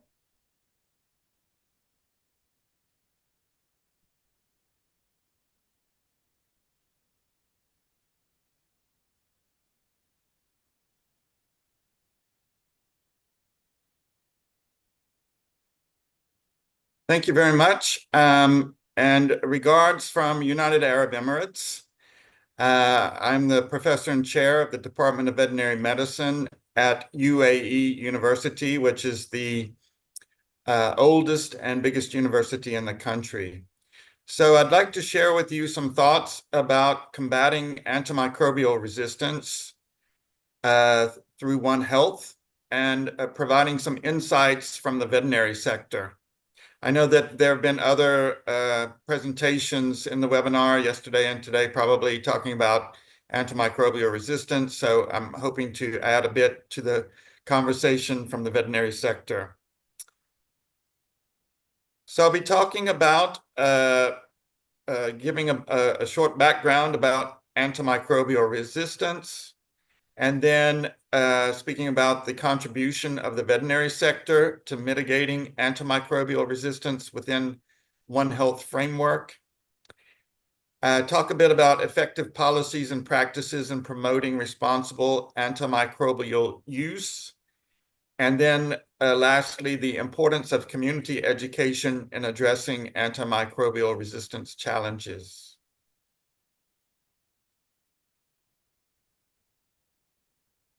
So a bit about the background. As we all know, antibiotic resistance, antimicrobial resistance is becoming a major worldwide problem.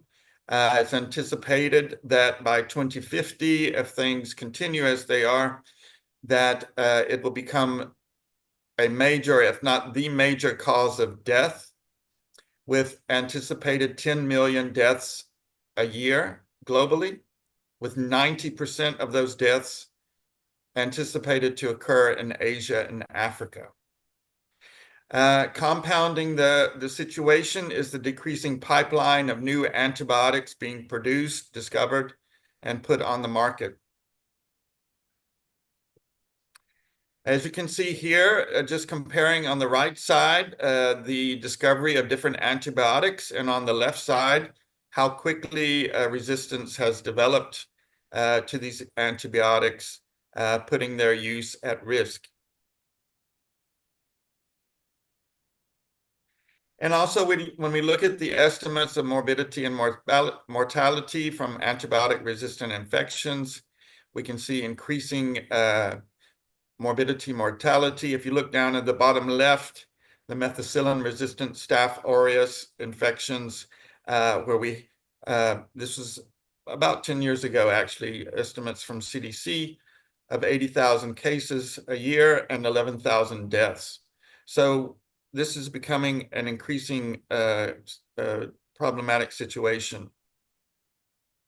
So if we look at the veterinary sector's contribution to mitigating antimicrobial resistance within the One Health framework, there are issues to be concerned with. We have antimicrobial resistance in relation to food-producing animals, where antibiotics have been administered orally to these food-producing animals. I'm talking about cattle, camels here in UAE, sheep, goats, and the like, chickens, any food-producing animal.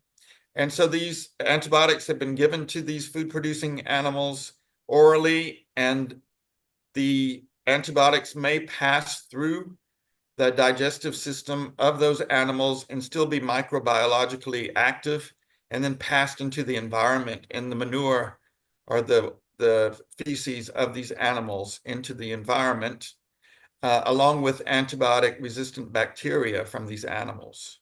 And then oftentimes this manure is then used as fertilizer, and that just continues to spread resistant bacteria and antibiotic residues into the environment, and can lead to further dissemination to humans, as well as to other animals, other livestock, even wildlife. And then we also have the issue in aquaculture, antibiotics being used for fish, farmed fish, where the antibiotics are administered to these fish through feed, or direct application into the water.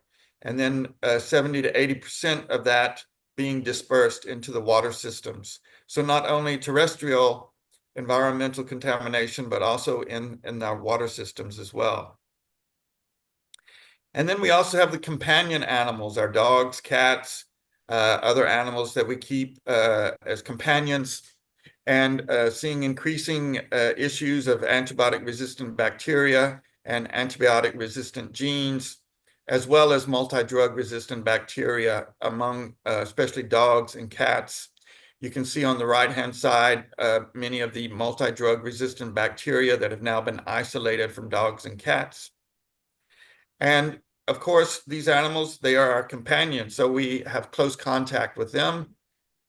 People are petting these animals, they're licking us, they may have injuries, we take care of them, and they're in our homes, so there's very close contact between the owners and the animals. And that leads to transmission of antibiotic-resistant bacteria and genes from these animals to people and vice versa. And some bacteria, for example, E. coli, isolated from dogs and cats, are very similar to human isolates, and that increases the potential for transferring resistant strains between species. So not only the food-producing animals, but also the companion animals involved in antimicrobial resistance. So how does the veterinary sector contribute to mitigating antimicrobial resistance? Firstly, through prudent and responsible use of antimicrobials, and through adopting and implementing stringent guidelines on the use of antimicrobials in livestock, pets, and aquaculture. Also looking for alternatives like vaccines and probiotics to enable us to avoid the use of antibiotics for growth promotion in food-producing animals. We also help with the surveillance and monitoring of antimicrobial resistance. We contribute to national and global surveillance programs by collecting data on resistant pathogens in animal populations. And this data then provides us insights on how resistance develops and spreads across species and environments, and enables us to target interventions. Thirdly, enhancing infection prevention and control by implementing robust biosecurity measures, promoting good hygiene, and ensuring regular vaccination programs. And in that way, veterinarians also help reduce the need for antibiotics.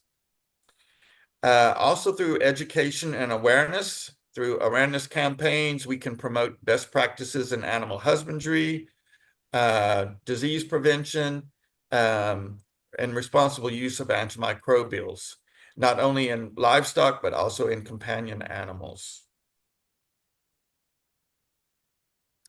We also help foster cross-sectoral collaboration through the One Health approach, working with human health care professionals, with environmental scientists, with policymakers, and many other sectors through the One Health approach.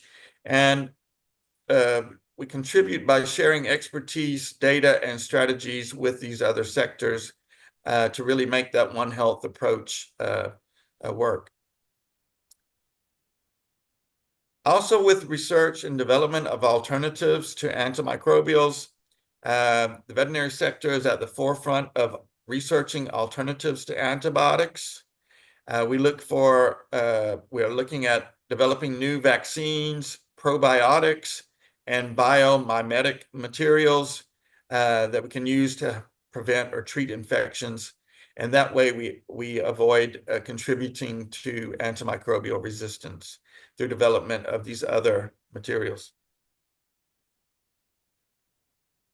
So let's talk about effective policies and practices in promoting responsible antimicrobial use. Through antimicrobial stewardship programs, and these are set up to optimize the use of antimicrobials and improve the outcomes for our patients, whether they be animals or people, and also and by doing such, reducing the development of resistance. And so this involves guidelines for prescribing practices, regular reviews of antibiotic use, and education of healthcare professionals, including veterinarians. Also, regulation of antimicrobial sales and prescriptions. We know that in many countries, you don't have to have a prescription from a licensed healthcare veterinary professional to obtain antibiotics, and that needs to be changed so that we can reduce the chance of misuse. So requiring that prescriptions from licensed healthcare veterinary professionals be required to obtain antimicrobials. Banning antibiotic use for growth promotion in agriculture. This has been one of the major drivers of antimicrobial resistance in food-producing animals, using antimicrobials to help promote their growth.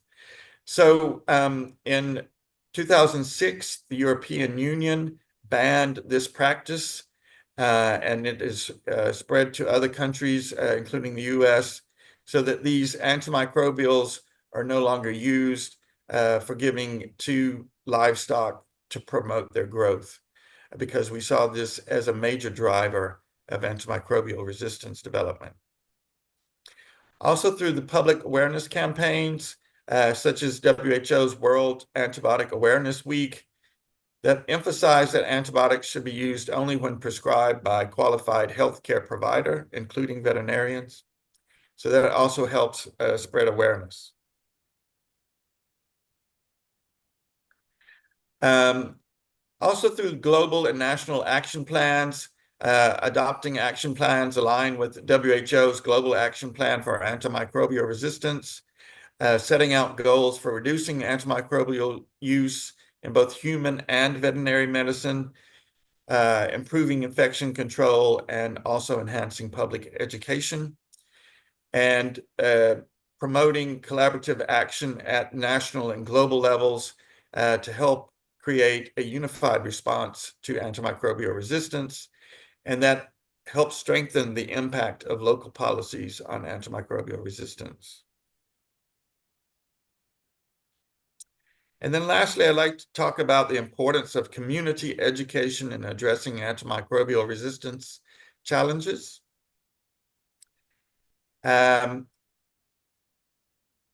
We want to reduce the misuse of antibiotics. So if we can educate communities, and when I talk about communities, this could be a village, or it could be farmers, or it could be pet owners. So educating these communities about when antibiotics are necessary and when they are not. And this helps empower people to make informed decisions and reduce unnecessary antibiotic consumption. We also promote awareness of antimicrobial risk, as many people are not aware of the serious consequences of antimicrobial resistance. And by raising awareness of antimicrobial resistance, we encourage greater responsibility and adherence to medical guidance, veterinary guidance as well. We need to combat the misconception of antibiotics as a cure-all. In many communities, people feel that antibiotics can cure any illness, regardless of the cause. And so that creates an unnecessary demand for antibiotics. And especially in those countries where you don't need a prescription from a healthcare professional to obtain antibiotics, this is a serious problem, very serious problem. We also aim to build long-term behavioral change. And this is essential for reducing antibiotic misuse and resistance. And these efforts, they have to be continuous. They can't just be a one-time effort in order to have a lasting impact on the communities. And the goal here is to build a culture of responsible antimicrobial use across the community. So in conclusion, the veterinary sector plays a vital role in antimicrobial resistance mitigation as part of the One Health approach, working with the other sectors, relevant sectors on this issue. Effective policies are needed, including antimicrobial stewardship programs, regulations on antibiotic sales, bans on growth promotion antibiotics in especially food-producing animals, helps to significantly reduce the antibiotic misuse in both human and animal health sectors.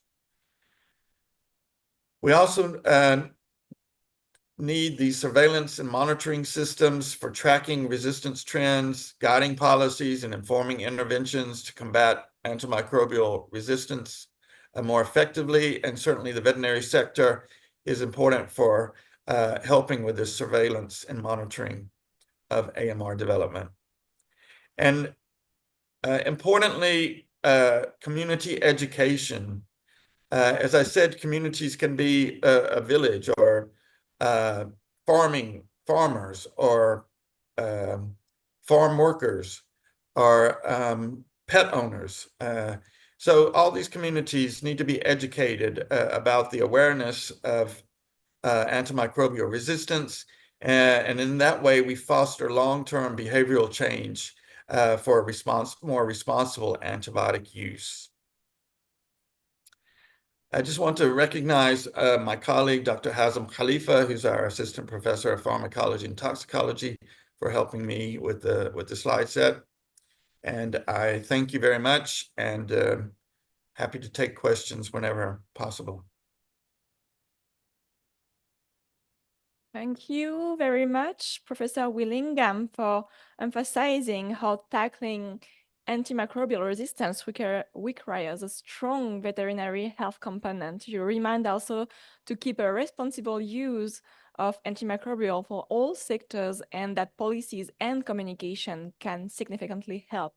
The insight also that you've shared on community education are a great example on how facing this complex challenging, including directly in communities and enhancing lasting impact, being a key as we look at a more effective and broader One Health strategies. So thank you very much, Professor Willingham. Next, we will hear from France with Monsieur Thomas Gonnet from AFD, French Development Agency. He's based in Phnom Penh, Cambodia, and he will discuss the ECOMOR project work in enhancing health security across the Indo-Pacific. Monsieur Gonnet, c'est à vous. Good morning, and thank you, Kimberly. Can you hear me? Yes, very well. Perfect, thank you. So thank you very much, and thank you again for inviting us to this webinar. I'm sitting here in the room with my colleague Vincent Aboto from IRD, who will also contribute to this presentation of the project ECOMOR. So thank you again. I will just start the presentation and just if you can confirm that you have it on the screen.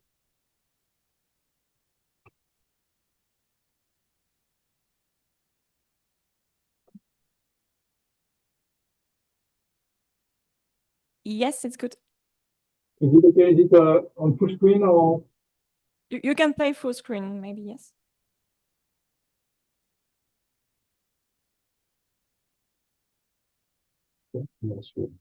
Le petit diaporama en bas à côté du plus-moins.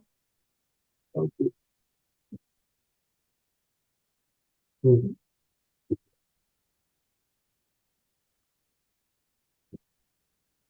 Okay, you have it?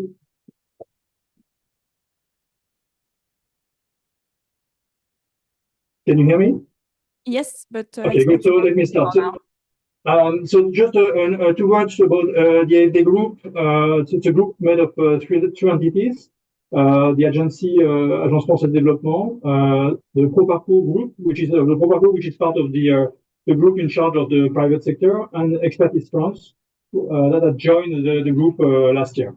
The group is more than just a bank. It's also indeed providing grants, loans, and grantees for funding, but it's also investing on research, innovation, and training, and on technical support and capacity building, which is on the forefront of our strategy.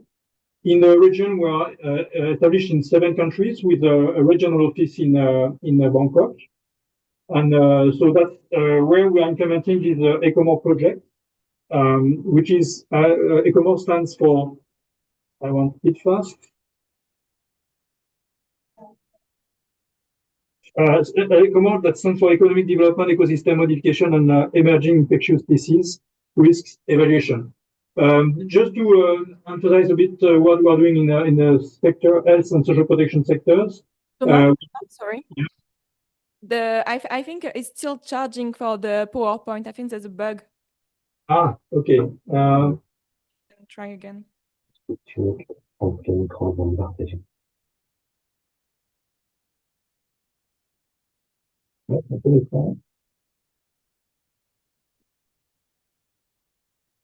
Peut-être dans la barre du haut, au-dessus de accueil.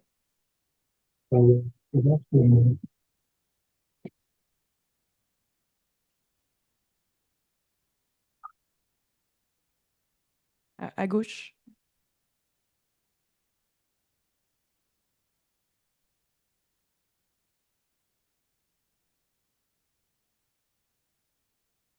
Okay. Is it okay? Thank you. Sorry. Thank you.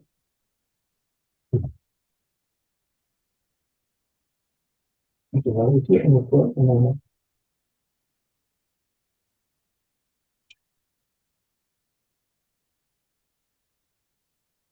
you have the second slide, intervention in health and social protection. Yes, you can go on. So just to highlight the fact that we are working on 3 approaches. One, which is the health commons, that consists essentially on developing the surveillance systems in the One Health approach, and also supporting the pharmaceutical value chains to adapt to the context. In terms of healthcare, we are looking a lot on the resilience and low carbon of new infrastructures and trying to adapt equipment. We work also on human resources in health. And in terms of social protection, we are trying to build the systems to extend the protection systems and to integrate as much as possible the adaptive social protection mechanisms, considering climate change in areas where we work. Climate change, along with gender and governance, are very much transversal topics on which the AFD group is focusing nowadays. So coming to the ECOMOR project, which is the next slide. I don't know if you have it yet. It's yeah, okay. So ECOMO is it's going a bit fast. ECOMO is the project that was launched more than 10 years ago by AFD. That we are reaching at the moment the third stage of this funding, which is more than 8 million euros for phase 1 and 2. I'm just wondering that I think you are not getting into the next slide. Do you? We are still on intervention in health and social protection. Yeah.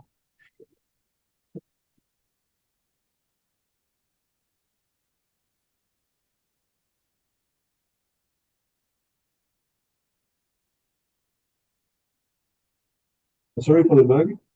No worries. Okay.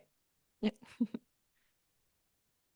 Okay, so the ECOMO project is a regional program that aims at combating emerging diseases. The objectives are to improve the knowledge of ecological mechanisms and risk factors responsible for the emergence of infectious diseases, to assess the actual threats and burden for local population, to release appropriate recommendations, and to reinforce collaboration at national and regional stakeholders level.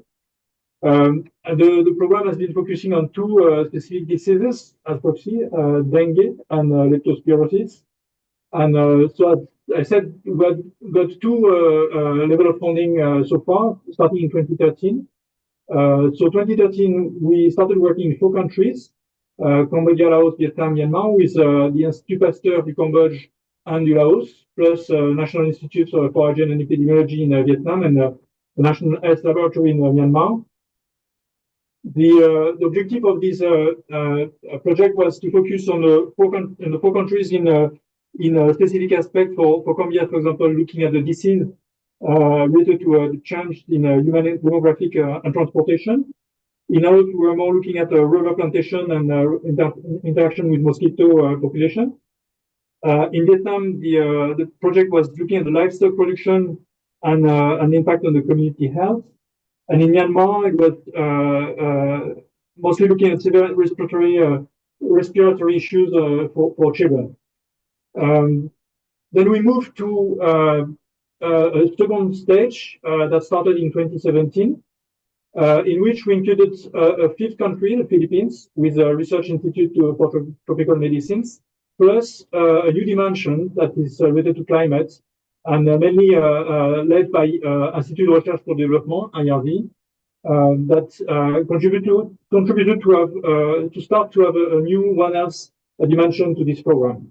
And we added more than 6 million euros to the initial envelope, and implemented this program again in the 5 countries, looking at dengue and leptospirosis.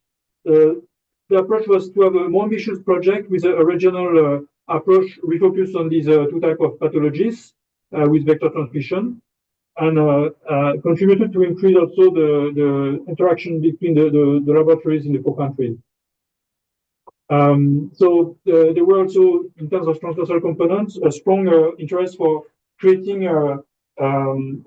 this transversality and to give link and coherence to the overall project with the climate approach, as I mentioned before, by developing also a knowledge transfer platform to work on transversal training and to improve coordination mechanism at regional level.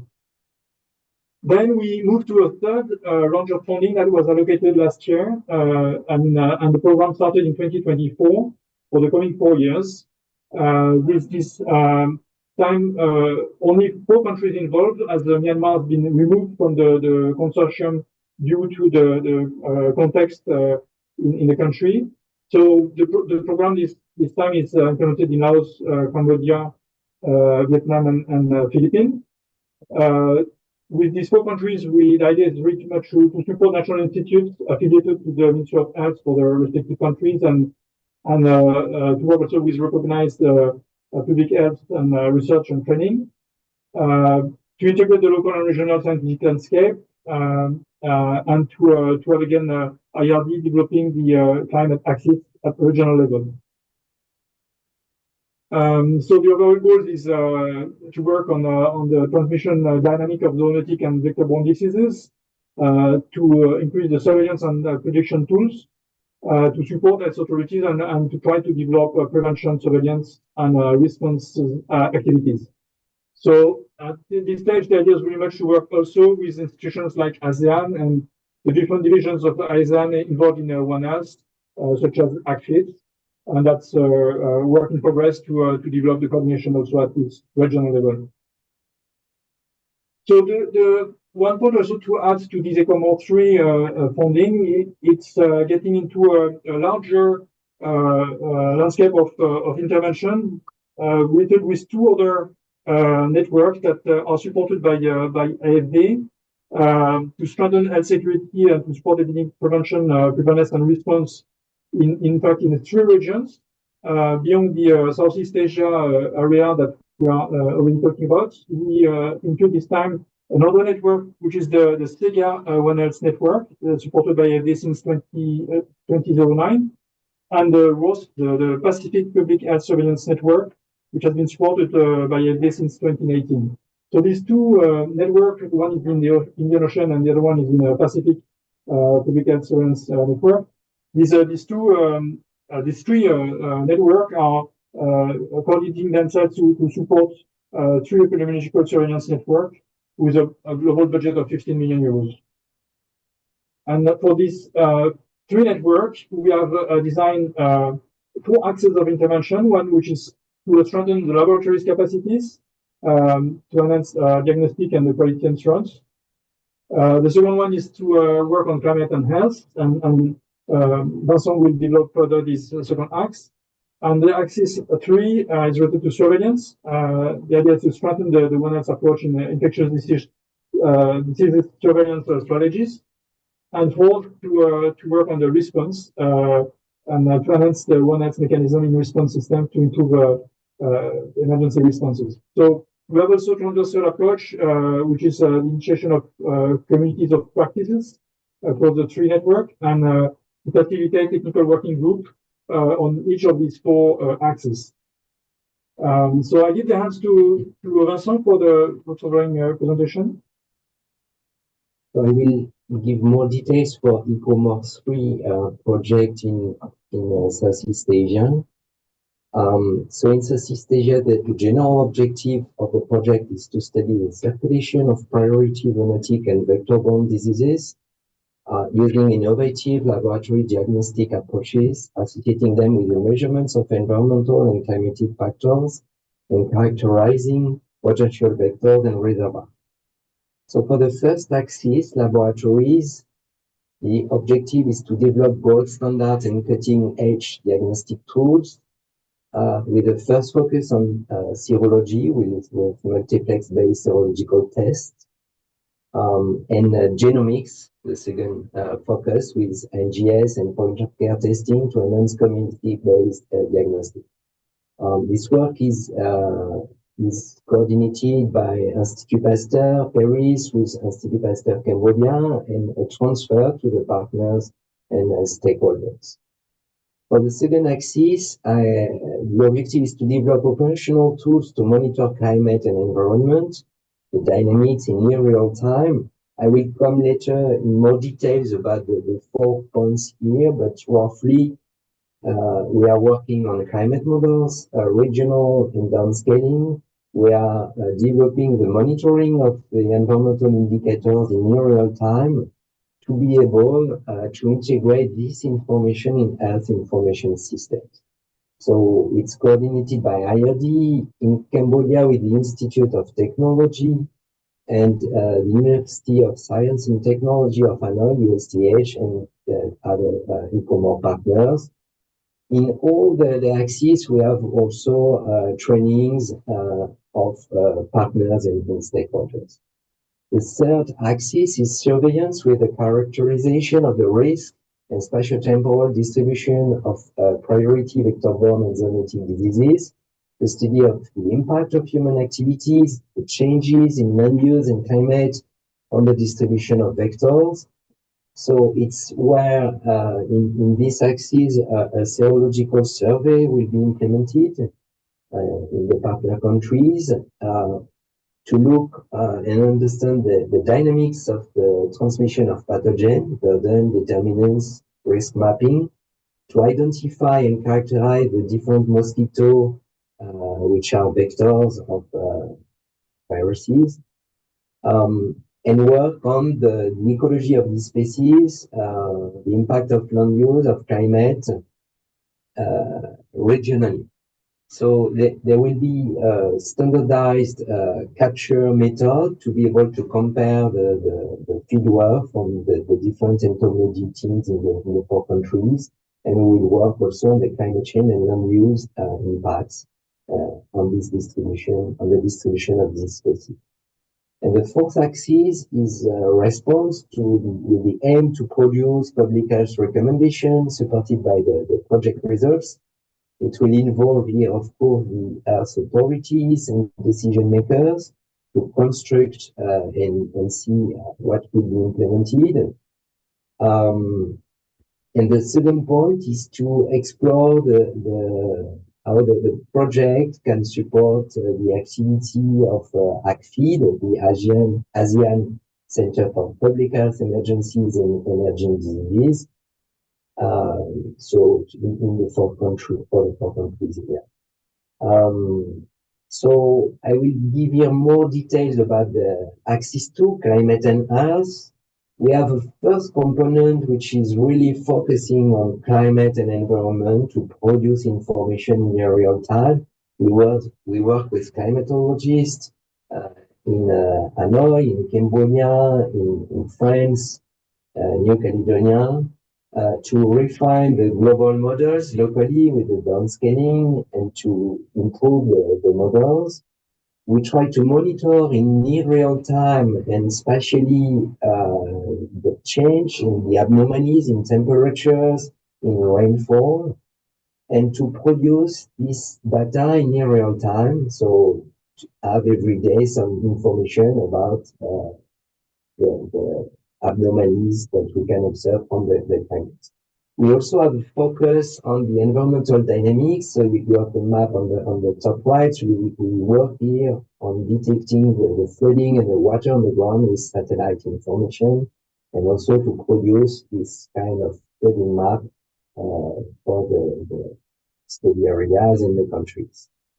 The second task is to develop spatiotemporal analysis and modelings.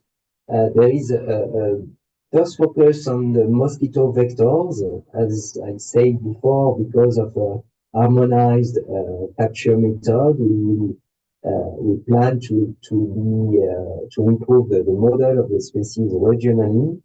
And the second focus on rickettsial disease in Vietnam, where the partners have an interest to understand the ecology and climate impacts. So for this rickettsial, it's mostly scrub typhus and murine typhus. The third activity is to see how we can integrate these indicators related to climate and environment in health information system. In the previous phase of ICOMO, we have already developed a climate platform that is accessible to anybody, where you can visualize the future climate for Southeast Asia. And we have also developed some model of the future distribution of the 2 Aedes aegypti and albopictus mosquitoes, the future impact on the climate change, and also for leptospirosis. In this platform, we will add access to the climate data and near real-time indicator that we produce. And we also see how we can now bring this information to the health information system. So in this last slide, we present here in the blue box, monitor climate and environment spatiotemporal dynamics. It's where we work in the project, and we try to develop interoperability layers to connect this information with the entities in charge of the surveillance of climate-sensitive diseases in the ministries. We try to identify environment and climate indicators and predictors of the climate-sensitive disease dynamics, model in short term the forecast, and in long term the impacts of climate changes. The goal in the green box is to provide information to decision makers and population with updated information on diseases and climate environment, visual relations and anticipate dynamics, and also climate-based early warnings. In Cambodia, we will have a major focus on dengue. We are already working on modeling dengue waves and epidemics based on this climate data that we produce. And the second phase here in ICOMOR will be to have this automated production of data and integrate in an early warning system for dengue. So this is it. As you can see, this is a vast project that involves many actors and different regions. For Southeast Asia, you have here the list of those who are working at country level. Beyond the Agence Française de Développement, you have Institut Pasteur in Cambodia and Laos. You have Institut de Recherche pour le Développement with Vincent, and the National Institute for Hygiene and Epidemiology in Vietnam, and the Research Institute for Tropical Medicine in the Philippines. The objective for us is really much to develop partnership at national levels with laboratories, with ministries of health and especially Department of Communicable Diseases Control, and to support interministerial dynamic for developing One Health. And at regional level, as you mentioned earlier, with the ASEAN Health Division and different agencies such as ACTID, to contribute to provide information and to support policies and response mechanisms. So you're welcome to get in touch with any of us if you need to get more information. And we are ready to answer questions if you have any. Thank you very much. Thank you very much to both of you for presenting the ECOMOR project innovative efforts to improve health security in the Indo-Pacific. It was very interesting.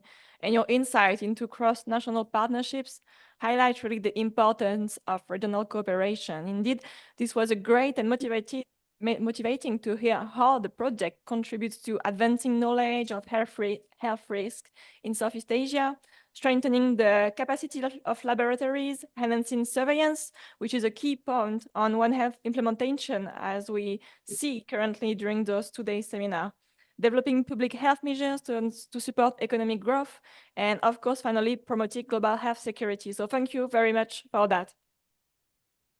Finally, for the last speaker of this morning, we will hear from Dr. Somphoe Sayason from the Laos Tropical and Public Health Institute, Ministry of Health in Vientiane, Laos. He will explain the implementation of One Health in Laos to control schistosomiasis. Okay, thank you. And Dr. Somphoe, the screen is yours. Thank you so much for nice introductions about me. So how long can I take the time? You have 20 minutes from now. 20 minutes. Okay, so yes, I will do that. And sorry that I get your lunch time. Just and I think that I can finish on time. So let me share the screen.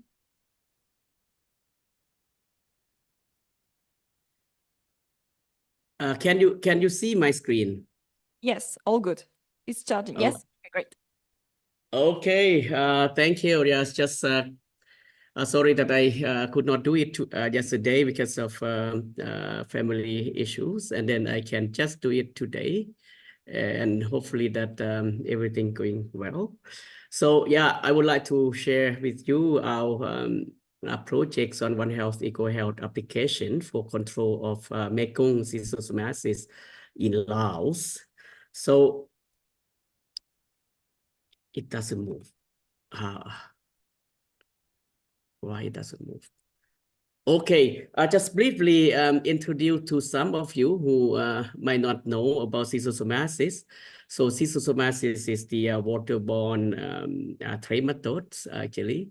In Laos, the schistosomiasis that is a public health problem because Schistosoma megongai, actually the life cycle is similar to other species of schistosomiasis.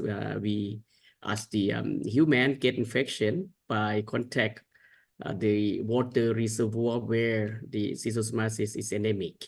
And then the worm penetrate our skin and then get into the blood systems and then cause and develop into adults there. And then it can cause schistosomiasis. So the Mekong schistosoma actually endemic in two countries, in Laos, the most southern part of the country, and then in Cambodia, 2 provinces. So the total population at risk would be around 250,000 people who lives along the Mekong River of these 2 countries. So in Laos, you would see here, as I mentioned earlier, that the endemic area is in a province that called Champasak province, bordering to Cambodia, and in 2 districts of this province. In the most southern part of the country, these are the area where the Mekong River is blocked by a big waterfall and then create the big reservoir in this area. And then that is the endemic part of the schistosomasis in the country. So the Schistosoma megongai was first discovered in 1957 in a patient, Lao patient who was hospitalized in a French hospital. And then he was diagnosed with Schistosoma megongai or schistosomasis, let's say. And then by then the surveys was conducted to identify the endemic area, and then it was recognized as public health problems in 1980.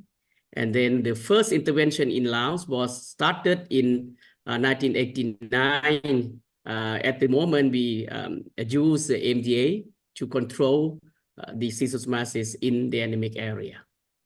So you would see from this diagram that the first interventions, as mentioned, that started in 1989, and then the MDA was conducted in all endemic area of the 2 districts in Champasak province, southern part of Laos.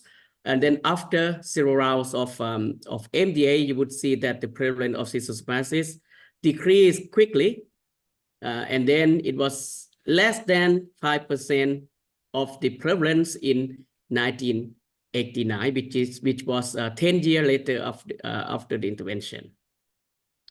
But then in 1989, the intervention or MDA was interrupted because of funding support and other issues, and also the Pratsikonto, we could not get the support anymore. And then by this year, the MDA campaign interrupted.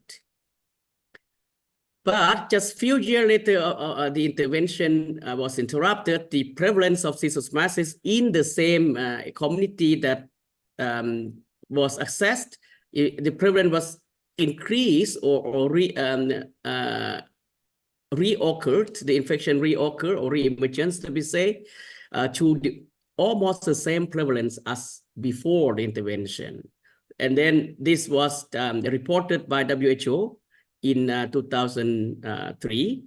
And then we, our institute also went to the area from 2005 to 2007 to assess the infection in those endemic area where we declare as no problems of the public health in 1989 because of the prevalence was less than 5% in all villages. And then you would see in some villages here, we found out that the prevalence was even more than the reported by WHO, 70%, 80% in some villages.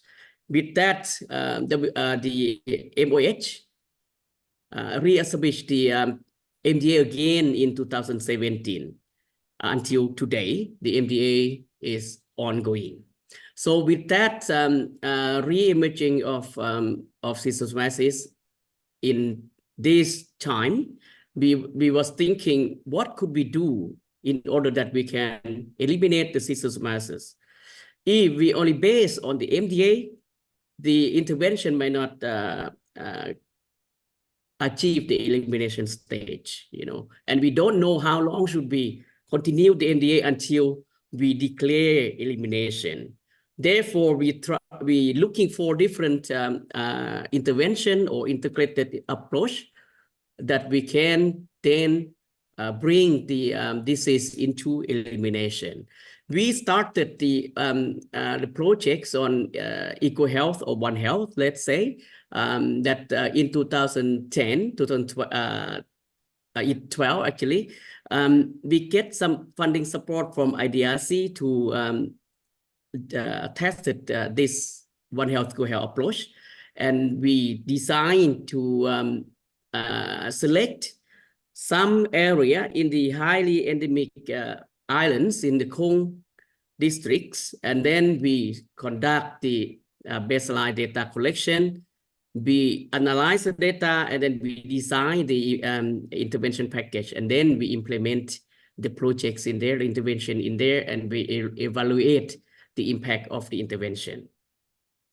So from our baseline study, after launching the project, you would see that we found out 4 helminthiasis that are the public health problems of the regions. First is, of course, schistosomiasis that we focus on. The overall prevalence is 28.8%. And then the second one is Opisthococcus vivarini, the liver fluke. I don't know if our colleagues heard about that, but this kind of worm, they live in the bile ducts and also cause cholangiocarcinoma. And then the hookworm infections also quite high here. The overall prevalence around 50%, and then trichura around 6%. After the human parasitological assessment, and then we also conduct the survey in animals. We focus mainly in the domestic animals like dogs, cat, water buffalo, pigs. And then we only found that dogs are infected with schistosomiasis, and other animals we could not find the infection. With that, we also conduct the snail surveys in the endemic area. We examine around 30,000 of snails collected from this endemic area, and we found out that the prevalence of Schistosoma megongai infection in the snail intermediate host was around 0.01%. And with that, we designed the intervention. Actually, we designed the intervention based on the baseline information. And we in this intervention, we keep the MDA in the human once a year as the mainstreams of the intervention, because that was the intervention conducted every year by MOH anyway. And then we add into this mass drug administration by providing health education to the communities and school.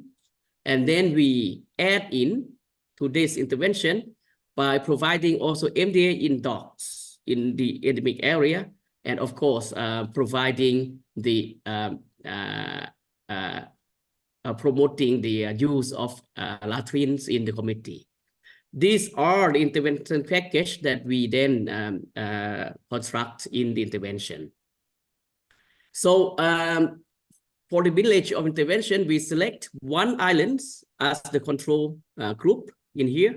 So these islands consist of 3 villages, and then we select another islands around 1 hour of boat trip to each other for us intervention.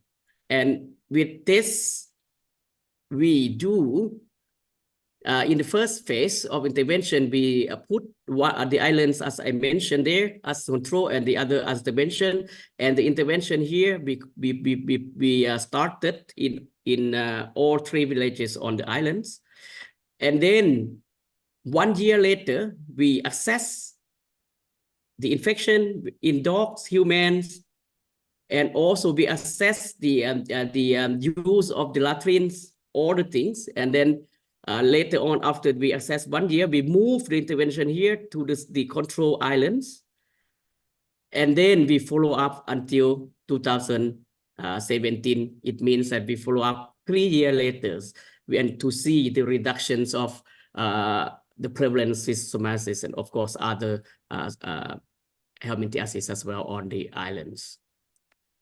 So here is the intervention, the impacts of the intervention. You would see that from the beginning or the baseline, the prevalence of this schistosomasis is around 28%, as I mentioned.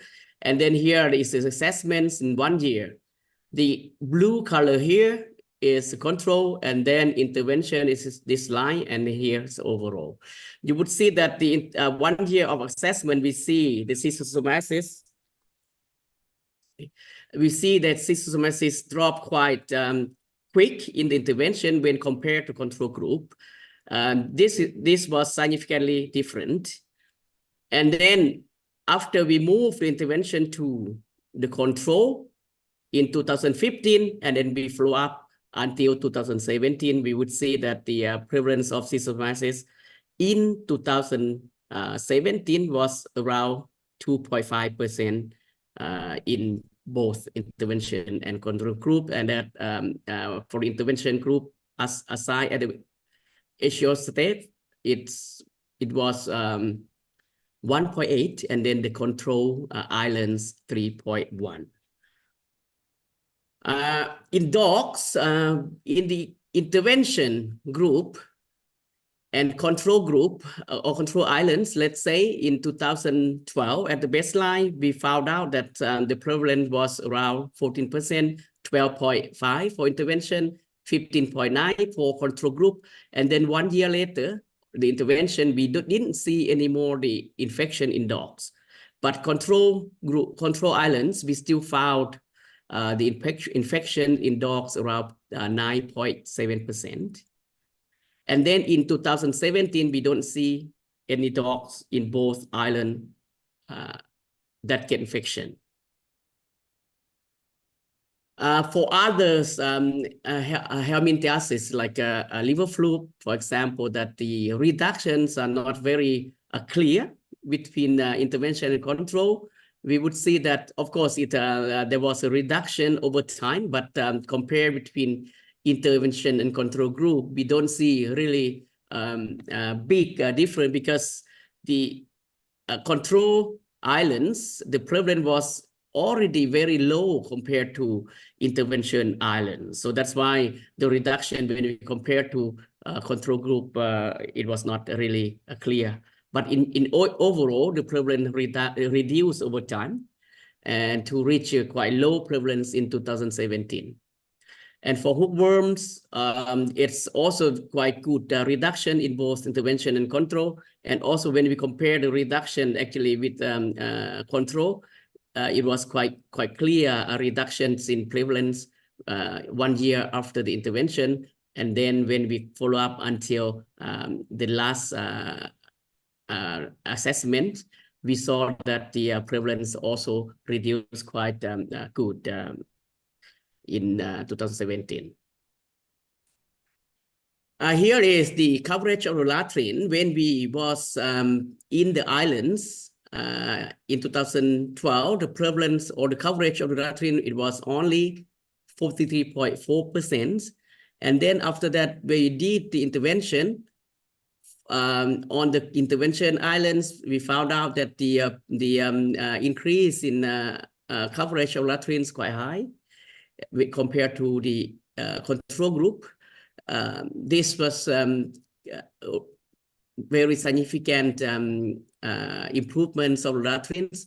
And then after we moved the intervention to the control groups, and then the coverage of the latrines also increased over time, and we reached almost 90% of the control of the coverage in the control group in 2017, but in intervention group, the coverage of latrine reached 100%.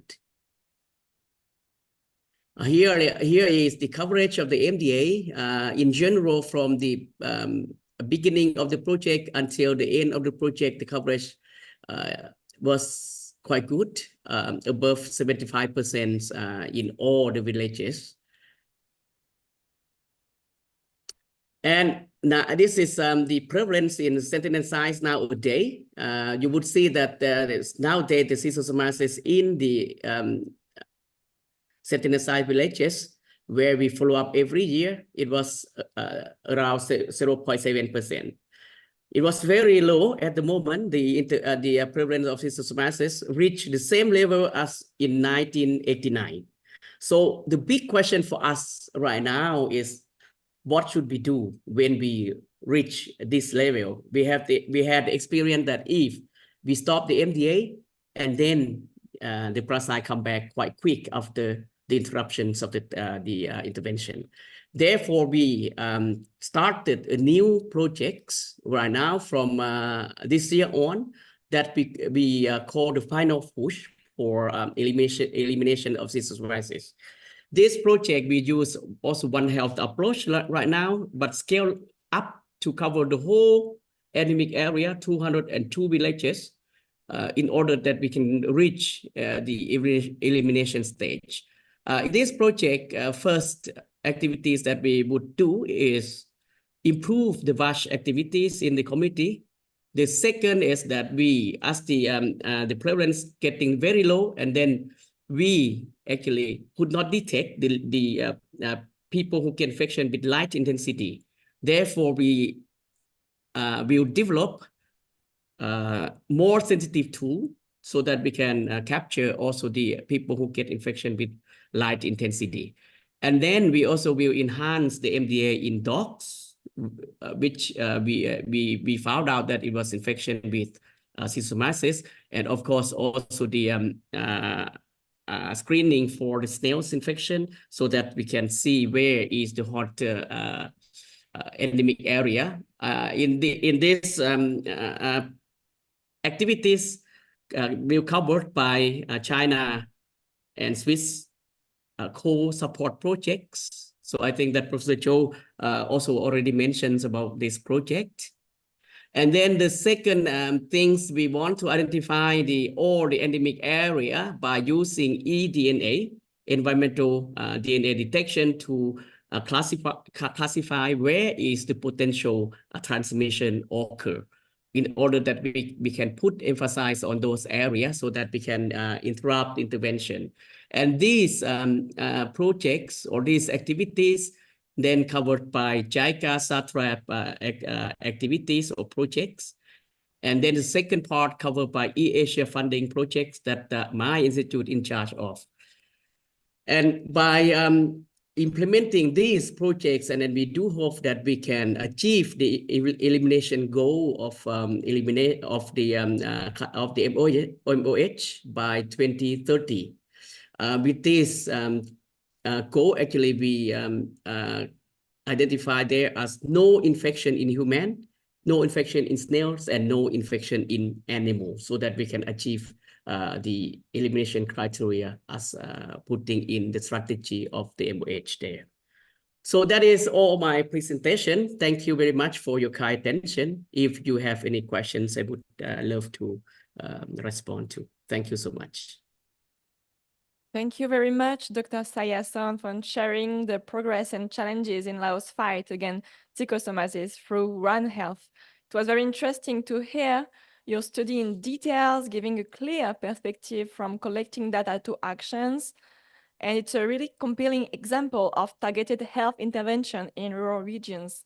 So to conclude this morning presentation, we'll transition to a roundtable session where we will invite our speakers of today and the audience to interact, discuss, and ask questions.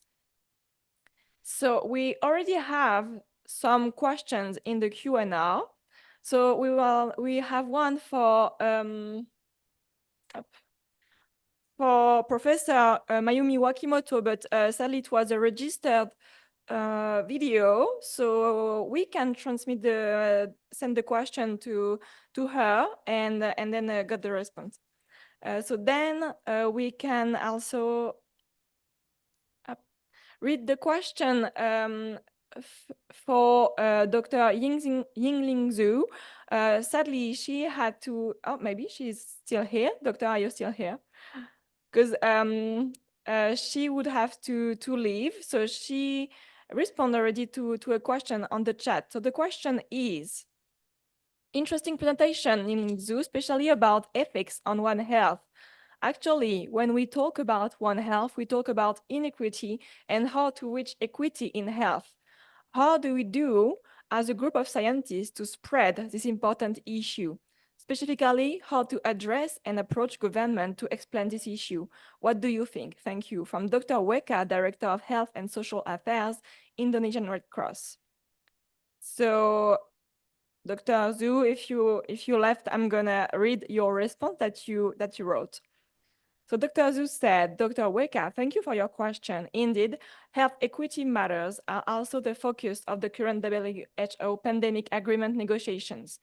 One Health is highly technical, and I think it is important to work with legal and policy experts to make them aware of the importance of a One Health approach. For example, collaborating on legal epidemiological studies based on One Health could provide a basis for improving legislation and implementation of One Health to address health equity issues. She also said, to further strengthen health equity issues in the text of WHO pandemic agreement, specifically, number one, incorporating health equity directly into the definition of One Health in the WHO pandemic agreement.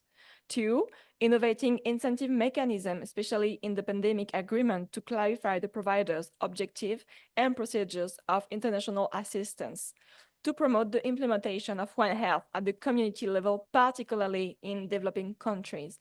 And finally, number three, improving guarantee mechanism and strengthen sustainable financing mechanism. So this was Dr. Zhu's response to the very interesting question. We have also another question from Manuela Capello, IRD, France. Dr. Zhu respond, but it's a general question. Manuela asks, as not by the distinguished speakers, the One Health principle recognize the interconnectedness of humans, animals, and the environment. Biodiversity conservation and sustainability of food system appear in the joint One Health plan of actions. But these topics were only marginally developed in the last 2 days. I would appreciate if the panelists and organizer could comment on the potential interest of incorporating fisheries science and marine biodiversity conservation and the broader field of sustainability of agri-food system as integral components of One Health approach in Asia, and the possibility to enlarge this community by involving more directly actors working in these fields in future One Health events.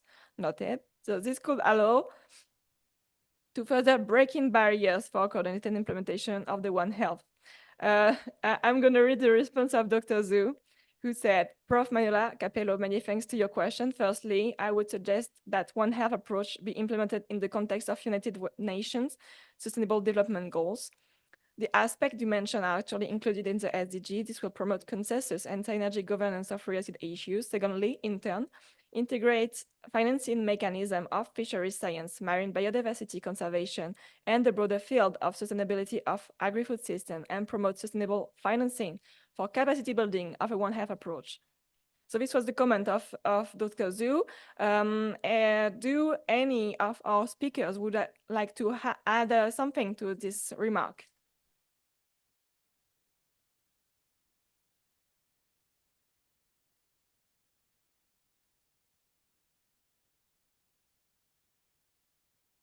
Okay. Does anyone else have a question for our speakers, maybe? Or the speakers between themselves also, of course.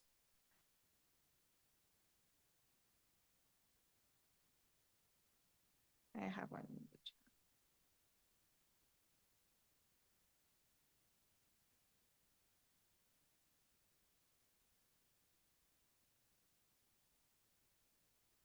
Professor Srihadi, I see you say I agree in the chat. Could you tell us more? Thank you, Ms. Kimberly. Just agree to what that you already summarized for us. Thank you. Okay. Great. And then I think all the question has been responded. I'm gonna look on the YouTube live if anyone asks a question. On YouTube live, is there anyone?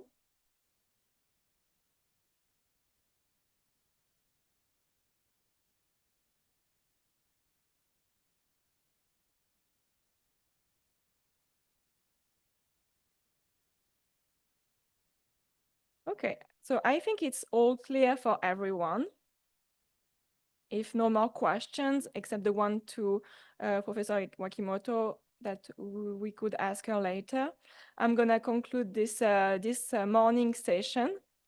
So I would like really to thank you all speakers for your insightful presentation, and thanks to everyone here for your engagement throughout this session. So today we've explored the essential role of interdisciplinary cooperation and the challenges of integrated system within the One Health approach worldwide. From overcoming operational barriers and linking monitoring systems to building multilateral cooperation, each perspective has highlighted the need for strong, adaptable frameworks that can respond to both local and global health challenges.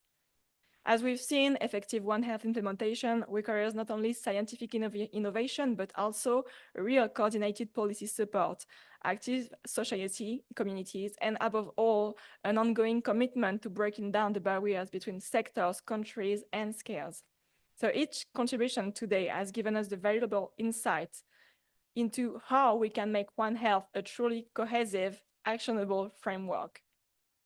I hope this discussion inspires us to keep pushing forward, to collaborate across fields and borders, and to continue working towards a sustainable, integrated approach from the health of humans, animals, and our shared ecosystems.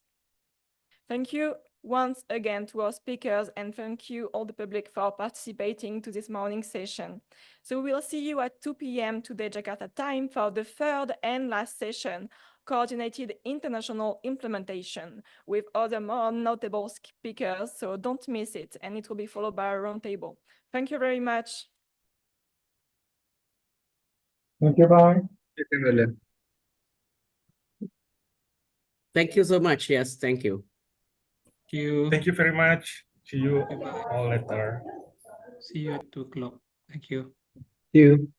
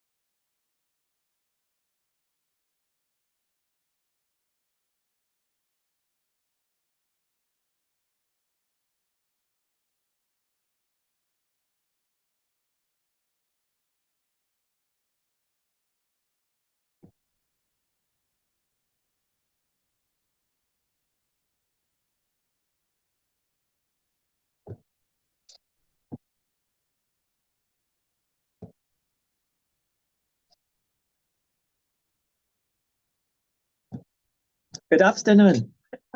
Welcome to the session 3 of the session of International Webinar Seminar on One Health, One Move.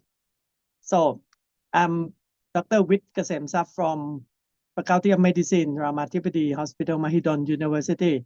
I'm the moderator in this afternoon session.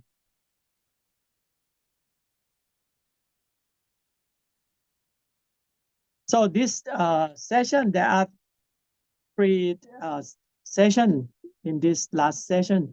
Is we have 2 speakers and 1 round table. So first of all, I would like to, this is my pleasure to introduce Dr. Sandra Tempongo from CMEO, Southeast Asian Ministers of Education Organization, to present the title One Health Implementation in Border Schools. Please, this is your,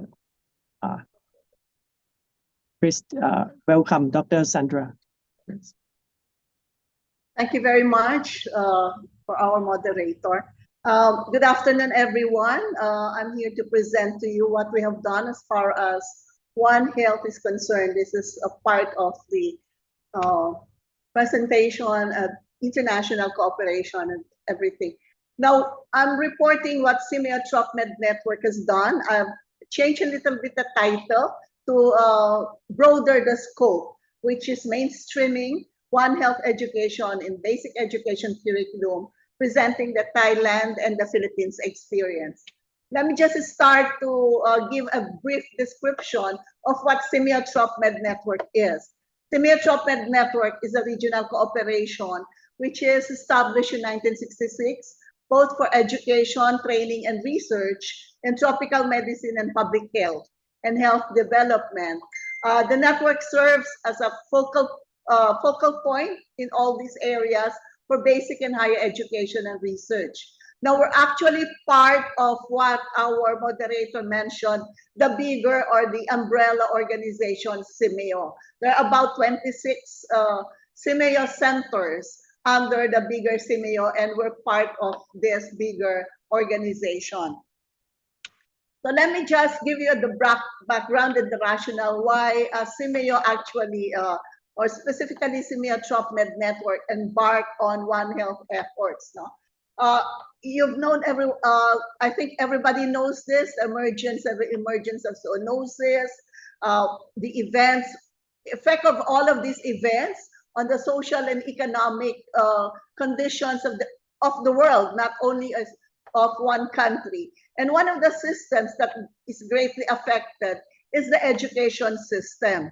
So that if you look at what happened, a very relevant example of all of this is the COVID-19 pandemic, that although triggered by an individual agent, the scenario or the results of that particular pandemic actually involves everybody. And of course, that shows us that when you talk about all of these diseases, zoonotic diseases, it's no longer a health issue alone. And that is why One Health is very much relevant, because of the principles and objectives of One Health. So that we got involved in One Health efforts. We are in education, and we thought that this should be this is part of our mandate. Now, if you look at the concept and approach of One Health, the principles, the underlying philosophy of One Health, which is articulated by its definition and illustrated by its theory of change, it is very much aligned with CMEO mandate. So that in addition, the areas of concerns of One Health are the same as the priority areas of CMEO and the areas of specialization of the 27 CMEO regional centers under the big umbrella of CMEO, and primarily the areas of specialization of CMEO TropMed Network. Okay. Now, let me also explain this one, that reviewing the theory of change of One Health developed by the experts, high-level experts panel of the quadripartite, it especially pathway 3 of its theory of change we also can see now how relevant CIMEO can actually contribute to meeting this particular pathway, meeting the objective of the particular pathway. Especially one of the actions is to develop a One Health curricula for different cadres of One Health workforce and the educational materials for all age groups, meaning across primary, secondary, and higher education institutions. Now, if you recall in the discussions yesterday, there was already some mention about COHUN. COHUN, the Southeast Asian One Health University Network, which has about more than 108 universities as members, is already taking care of higher education. Well, there's no a review of all most of the efforts done as far as One Health actually gave us the knowledge that not much is actually being done in basic education. So that is why we thought of really, since we are in basic education, secondary education, and higher education, that's the coverage of CIMEO TropMed network. We thought that it is within our mandate to work and ensure that One Health will be incorporated in basic education as well. And there's a lot of other reasons why One Health should be in basic education. You know that children usually associate closely with animals, so there's a need for preventive education against zoonosis. It can also the understanding of the interdependence, interconnectedness of these three areas of concern of One Health, animal health, human health, and environment will actually facilitate the development of promotive and preventive behavior of everyone. And we all know that all of these preventive and promotive behaviors are actually, can actually start, the development of all of this positive behavior can actually start in the early years of childhood. And the school plays a key role in the development of all of these positive attitude and behaviors. And the students can also bring these concepts to home and act as change agents, both to the home and to the bigger community. So this is the rationale why we're also driven by that desire and motivation to engage and to exert effort in mainstreaming One Health in basic education. And there's the need that the earlier the educational experience One Health is introduced to the students, the more likely it will be that they will examine the population issues through a One Health lens. They would be able to understand really the interconnectedness and that a condition, a health issue is not only caused by a specific factor, but several factors. And even we're still talking of not only the social determinants, but also the animal health and the environmental health. So in 2019, together with Chevron, our partner and COHUN, we embarked on pilot testing, mainstreaming One Health education in basic education curriculum with the objectives of developing competencies of teachers on the promotion of One Health concepts through the use of modules that are prepared specifically for the area, context-specific modules. Another objective is to enhance the knowledge and develop positive attitudes and behaviors related to One Health and other health concerns among the students, and collaborate definitely with different groups in the community for the promotion of the One Health concept. I've got to start with this, that I'm actually presenting this on behalf of Dr. Pratap Singh Hasibanon, which is our Secretary General of the CIMEO TropMed Network. What are some of the components of this particular project? We have the module development, which I said are context specific to the country and to the issues of the countries as far as health and the One Health issues are concerned. These modules are actually for the use of the teachers in integrating One Health related concepts in the curriculum for classroom implementation. Then, of course, there's a need to train teachers on the basic concepts of One Health, so that the teachers will be, to a certain extent, equipped with certain knowledge about One Health, basic concepts about One Health, in addition to what are the information included in the module. Then there's another training that is part of the component, is the training of teachers on the utilization of the modules.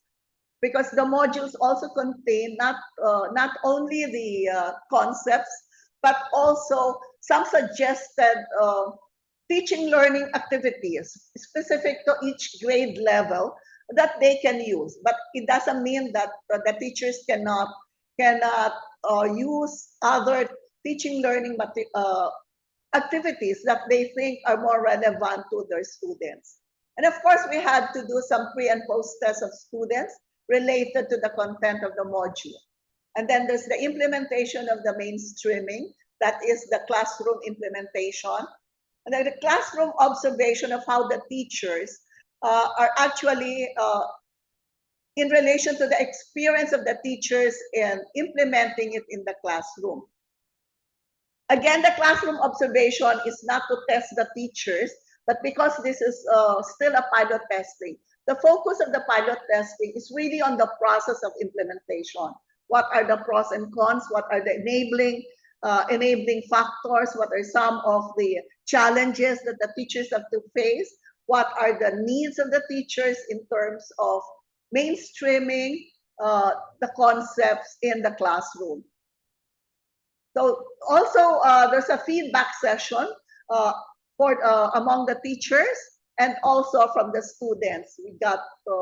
We actually utilized two instruments. One is the use of the focus group, both for the teachers and the students separately, and an individual questionnaire that was actually filled up by both the students and the teachers. Of course, these are two different instruments for the two different groups.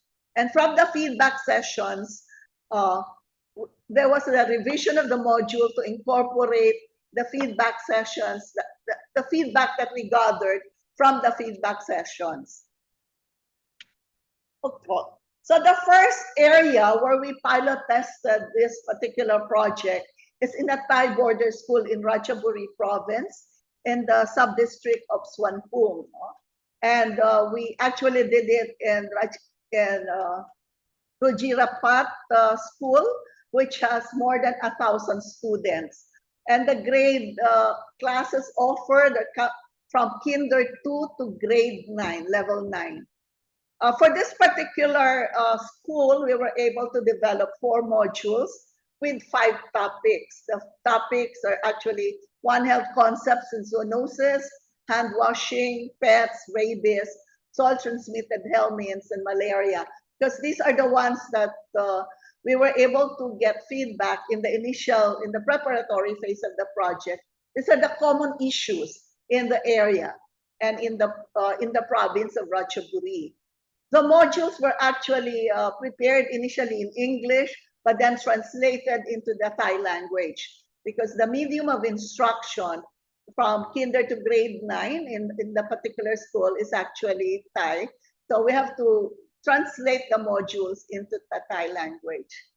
We were able to train 60 teachers and officials, school officials, also the health promoting school personnel along near the school on One Health concepts. That's a separate training. And then we were able to train 55 teachers on the One Health module utilization. We did a feedback session after 3 months of the implementation and after the classroom observation. And the teachers actually did and prepare, in addition to the module that we have prepared, they actually also produce materials, teaching learning materials that they think are relevant or can enhance the delivery and the implementation of the classroom teaching learning activities. Again, based on particular specific and relevant, appropriate to the grade level where it was actually done. In addition, because there was a request for that, we also did some health assessment of the students. Although it's not It's not really part of the mainstreaming process, but the health assessment also served as a learning opportunity. We also tied it up with the issues of concern as far as the health conditions of the students. About 98% of the students were given, were involved in the health assessment, and about 78% of the students submitted stool for soil-transmitted helminths, no? And I think there was about 28% positive students for soil-transmitted helminths, which were also given treatment, definitely with permission from the parents. Everything has to be, especially the health assessment and the stool examination. We got permission from the parents of each particular student. So that's the Thai border experience.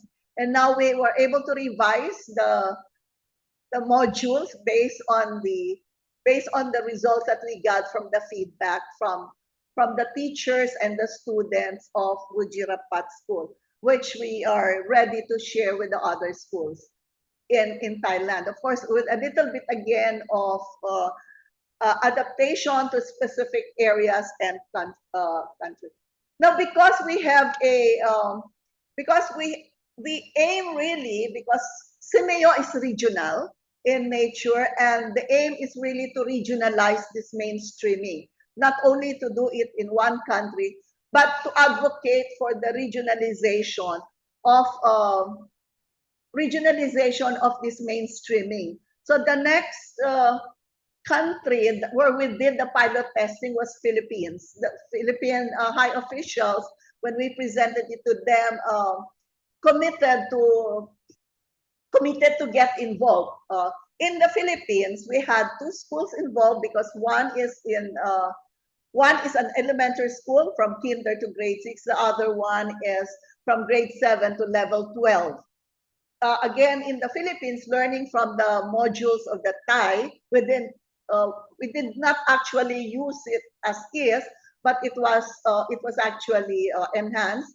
5 modules were developed, and there are more topics involved. Of course, the first one was One Health. The second one, instead of only hand washing, because there is an infection prevention and control in the Department of Education of the Philippines, so it's a broader concept of infection prevention and control. It was not, rabies and pets were put together in one topic, and then there's the addition of dengue in the vector-borne malaria topic because again of the presence of dengue and soil transmitted, and the addition of food safety because there's also a program on food safety in the Department of Education. So we have 42 teachers coming from these 2 schools, 12 school health personnel, and 5 school officials that were trained on both One Health and module utilization. We involved experts from the Bureau of Animal Industry, from the Food and Agriculture Organization, from CIMEO TropMed Philippines, which is the College of Public Health, UP Manila, and from the DepEd, because the Department of Education, Bureau of Learning Delivery were the ones who actually prepared the modules. And using these specialists, because they were the ones developing modules for the department. So it has to be patterned according to the modules of the department. So we also, in relation to our One Health efforts, we also did advocacy efforts, like for example, presenting the experience to the high officials of the ministries of education in the Southeast Asian countries, a drafting of a CIMEO-wide One Health framework. The objective of this CIMEO-wide One Health framework is to ensure that, to advocate for the integration of One Health in all the CIMEO centers, not only CIMEO TropMed, but all the 26 centers of the organization. And we start working with other CIMEO centers that have initiated One Health efforts. We also did a regional workshop to map the extent of curricular integration of One Health involving 8 member countries. And what we find out is that there is really no policy That's why this is what we are advocating for the high officials. No policy on the integration of One Health. Hopefully, with the experience of SimiaTropMed network in the two countries, our advocacy effort will be stronger for the mainstreaming. So to summarize, this is now, we have several centers now doing or currently implementing certain efforts on One Health. We have the Rexam, the Search for Simeo Young Scientists. This is, Rexam is the Science and Math Center. SEPS, which is the Sustainability Center. TED, working on technical schools in Cambodia, and of course, SimiaTropMed Philippines. We do not stop advocating for Simia centers because the dream, not the dream, but the mission, what we want to ensure is One Health will be integrated in all centers and in the basic education in Southeast Asia. Thank you very much for listening. Thank you very much, Dr. Sandra Tempongo from Semio. Thank you for your very insightful information about the plan and implementation, like a pilot test in our younger generation. That's have planned to teach our students from kindergarten to higher education. That's very insightful information. Thank you. Thank you for your great presentation for today. Thank you. We have another session from Dr. Mustafa Kamal from WHO Indonesia, Jakarta, to present in the topic of NPO surveillance at WHO. Okay, thank you so much. Am I audible? Yes. Yes. Thank you so much. So first I'd like to share my screen.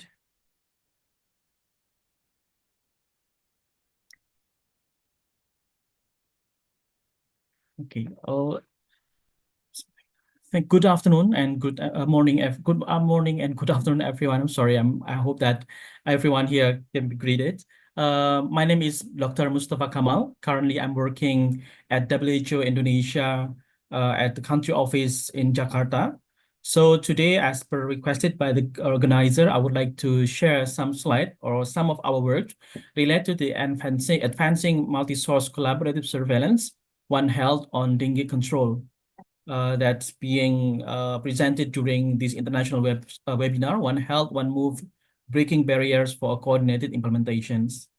So before we begin, please note that these events adhere to the Code of Conduct to prevent harassment, including sexual harassment at WHO events.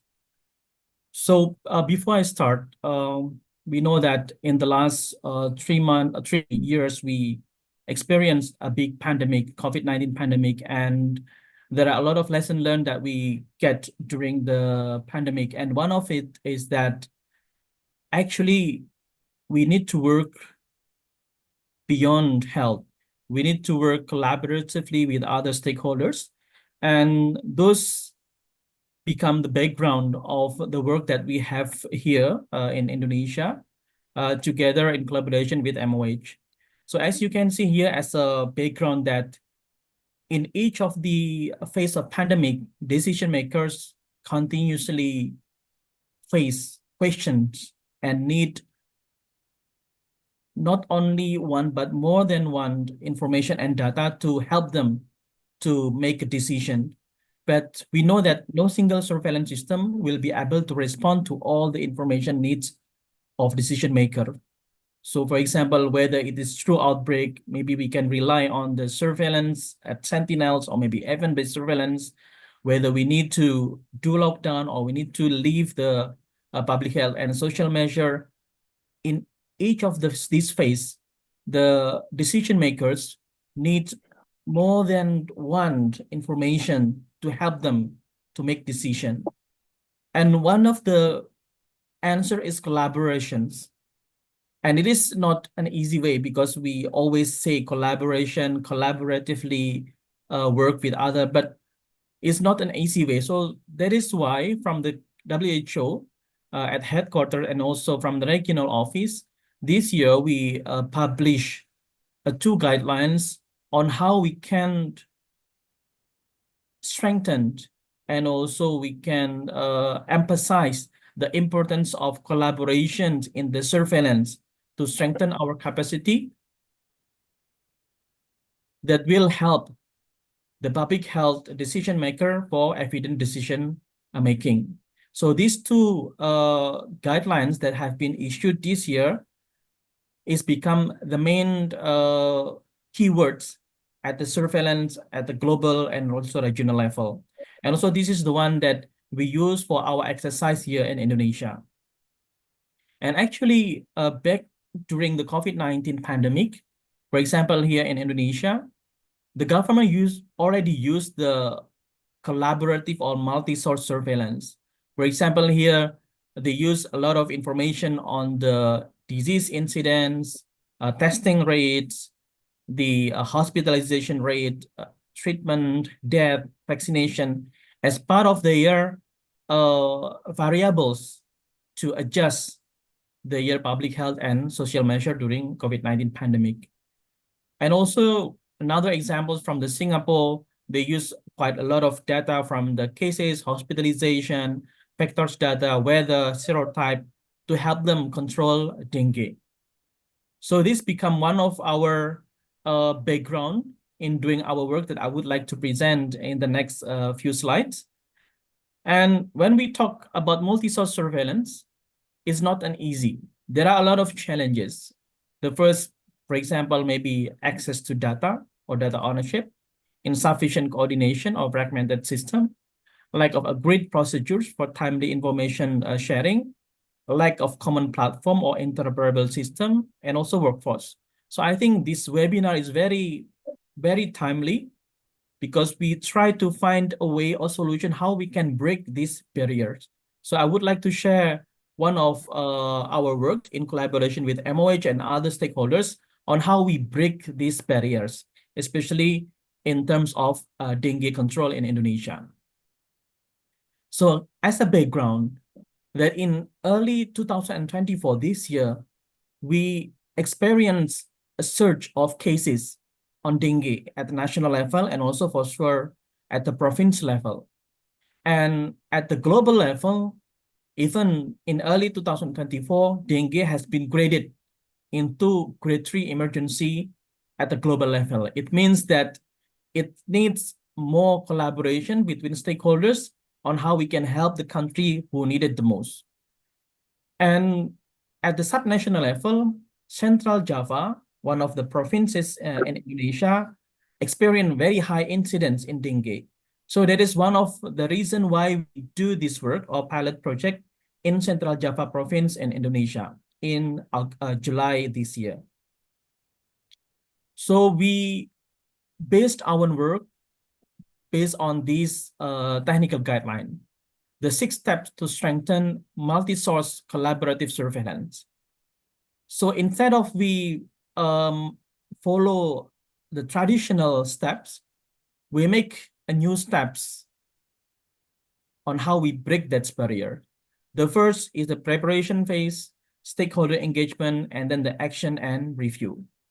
So we start with select a few hazards. So basically, we consult with the higher level management at the Ministry of Health to identify which hazard that we will try to exercise for this collaboration or collaborative surveillance.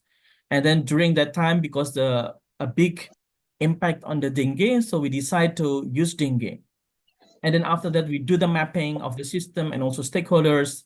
And then the critical one to do the workshop and also to do this discussion to identify priority action. And then the most challenging part is to implement that action, including monitoring. So this is the conceptual implementation of the MSCS. The first, we come with decision questions. So when we discuss with the decision maker, we ask them like, what the critical thing that you might want to improve or you might want same answers. So from the discussion, the government said that we want to know how we can early detect the dengue outbreak. And then if the outbreak happens, how we can reduce the impact. Especially in Indonesia, we try to ensure zero death for dengue. So this will become the decision question. And then how we can measure whether our intervention is effective or not. So from this decision question, we develop the surveillance objective. We discuss with the stakeholders on how to achieve or how to answer the decision question. And then after that, to find or to identify the priority actions and how to monitor it. So this is the workshop that we did. So basically, we visit the provincial office to better understanding the existing system, like how is the governance, how is the reporting and the recording system, how is the data utilization and also analysis, and also dissemination, human resources, including financing and logistics aspect. By understanding these all components, we try to rewind our inject scenario for the discussion during the workshop, so that everyone that being invited can really understand the context based on the real or based on the system that happens in the field. And this is the mapping of the surveillance system for dengue that we did during the workshop, that actually there are a lot of information and data that we can use to improve our surveillance and ultimately to answer the decision question by the decision maker. So there are actually a lot of information or data from the e-wars, from the sentinel dengue surveillance, from the media monitoring, from the hospital, from the climate or seasonality data, from the Vector, from wastewater, that actually being collected in routine-based, but somehow owned by the different entities or different institutions. That is one of the objectives why we want to invite them all, so that we can identify how we can optimally use the data and how we can set an SOP, how we can share each other data or information to help the decision maker to better decision-making processes. And this is the workshop that we did in July. So basically, there are 3 days workshop, and we start with some panel discussion with MOH and also from the expert committee, including laboratory, to better understanding the situation and the context. And then after that, we learn from other provinces and from other countries how they do the surveillance and also how they implement or use data beyond health to help them control dengue.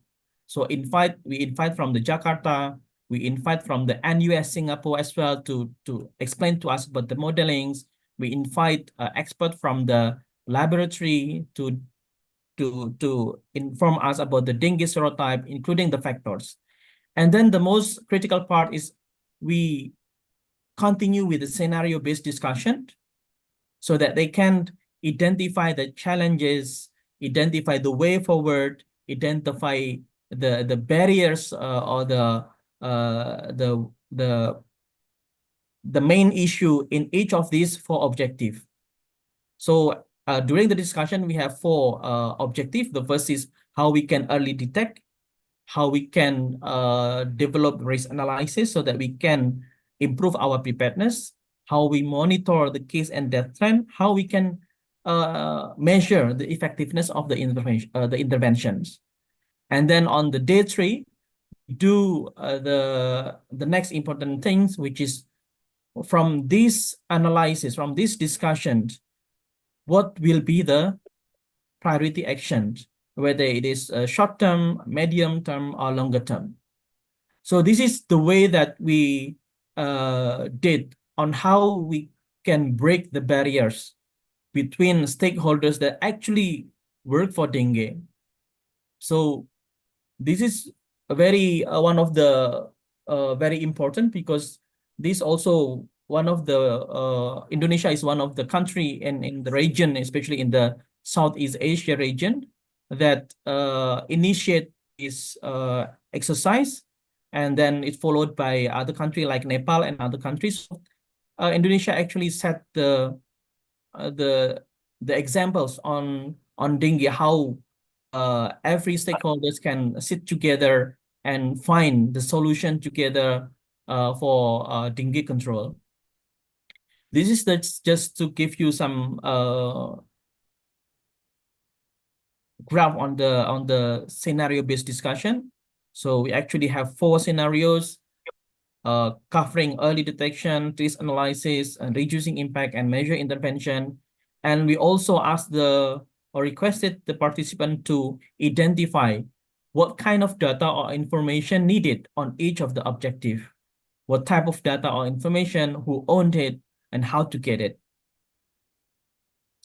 This is also give you another situation during the discussion. So we identify the priority actions. There are 3 components: governance, coordination, system design, and performance and workforce. And we also categorize the priority action based on administrative level, whether it's national, province, or district level. And this is one of the output of the exercise, that we managed to agree on the priority actions. And as you can see here, there are short-term, medium-term, and also longer-term.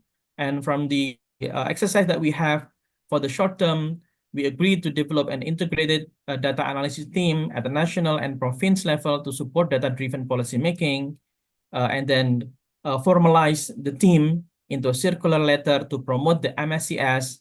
And then from the medium term, continue to support community-based surveillance to improve capacity in detections, strengthen sentinel dengue serotyping surveillance to better understanding the serotype and the virus circulating in our country, including the vector surveillance and also data sharing.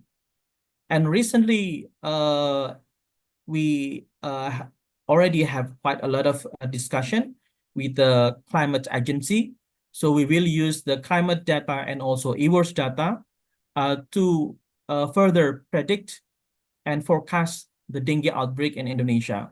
And we will start in a few provinces, for example, Jakarta and West Java, and also Bali. And then for the longer term, as one of the main issue is about data integration. So one of the longer term plan of action is how we can develop health information system integrations. And this is one of the output that we developed as well after the workshop, that we developed Indonesia hazard calendar based on the 10 years data, not only diseases, but also all hazard, including like a natural disaster, like landslides, drought, land fire, etc. So as you can see here, we already have the calendar, so we can use this to inform decision making as well as to improve our risk communication to the community. I think that's all. I would like to acknowledge the contribution and support from the Ministry of Health, the Province Health Office at Central Java, WHO, CRO, and also partners that work together in this exercise. Thank you so much. Have a good day.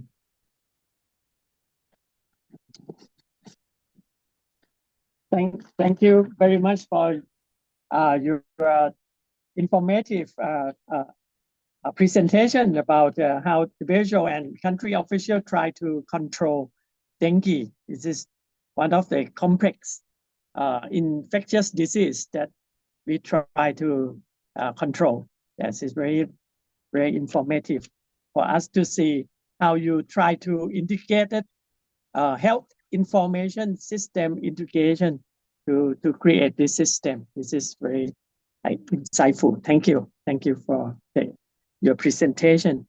Right. So we finish our third session about a speaker. I would like to ask for the question. Do you have from the floor, from our our participant.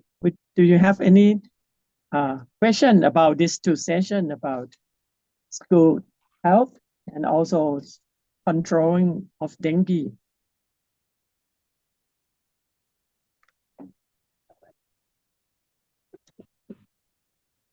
You can put in the chat also if you don't want to speak.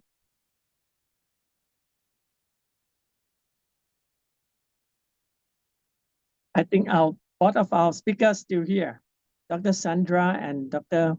Mustafa Kamal, and Dr. Sandra Tempongo. Great.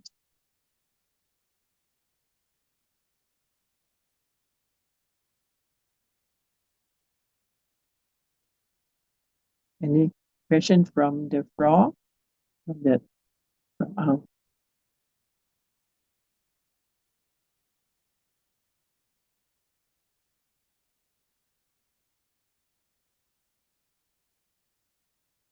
So if there is no question from the floor, I would like to have a question to Dr. Sandra Tempongo about the implementation.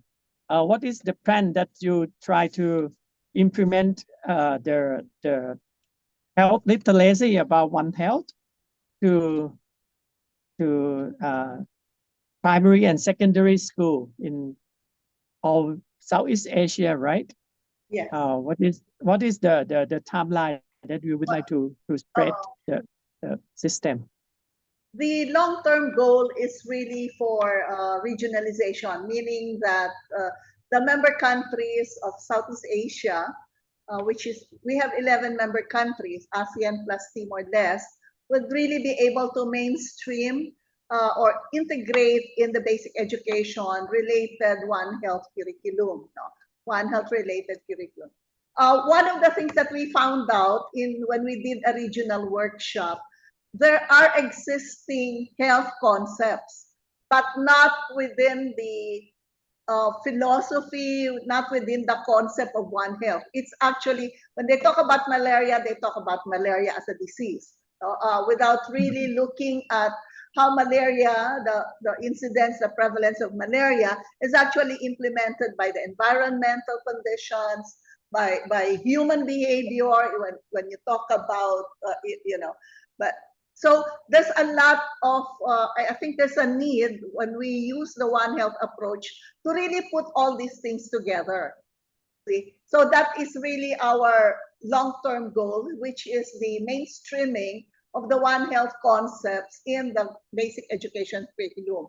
Because not much has been done, and we review actually the conditions in Southeast Asian countries. One of the things, aside from literature review, is we did a regional workshop, as I mentioned earlier, looking at the curriculum, look at the policies, look at the programs and services in health education and One Health related school health programs. And we found out there's really no policy as far as One Health. There's a policy on nutrition, there's a policy on disaster reduction and management, but nothing on One Health. So that is one of the mission, or one of the objectives that we want to achieve, is to really come up with a policy. So the Southeast Asian countries, the ministries of education would be able to come up with a policy on the inclusion of One Health concept. We're doing this when we presented all our efforts on One Health to the high officials, and we did a special session with the high officials of the 11 ministries of education. And then we got very positive feedback. But of course, we still have to improve the pilot testing and the processes, so that the immediate goal after the Philippines is really to also pilot test it again in 1 or 2 countries, so that we can offer several sets. And when we actually now really push the mainstreaming in all the member countries, we got in Thailand, we work with the International Cooperation Office, and we started with a border school, and we're now going to other schools as well. In the Philippines, we started with 2 schools, and when we were training the teachers of the 2 schools, the regional director of that particular region in Region 3 of the Philippines came and requested us to do this in another province. So we're actually getting very positive response to the pilot testing, and hopefully we can also get positive response when we push now for the actual mainstreaming, putting it in the curriculum. I think, and CIMEO as an organization is in a position to do that, to influence the policies, because it is an organization of ministers of education. When you talk about CIMEO, it's Southeast Asian Ministers of Education. So we have always the high officials meeting.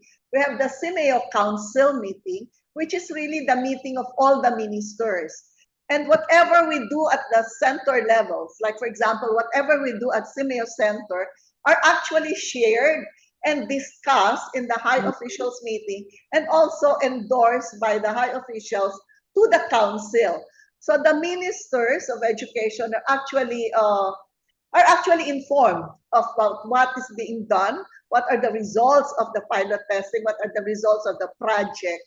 And we would really want it to be translated into a policy that would allow the integration of One Health in the basic education curriculum.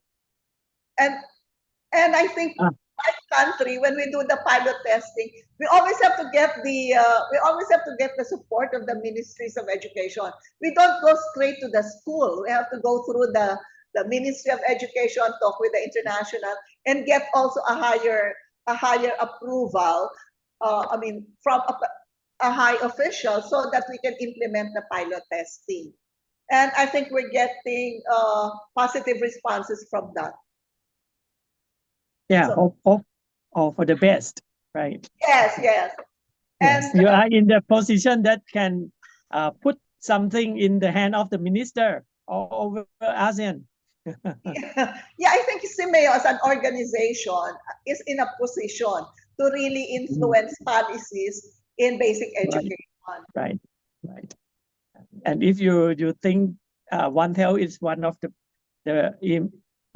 very important information that our kids need to know and need to live with it. So we have to put in the mainstream of the curriculum, right? Mainstream curriculum. Yes. Right. That's if I think if CIMEO say something and push something, it might be in the policy of each country educational program, right? And we have a very strong advocate in the presence of our Secretary General. Dr. Pratap is a very good advocate. Oh, yeah, sure. Yes, for sure.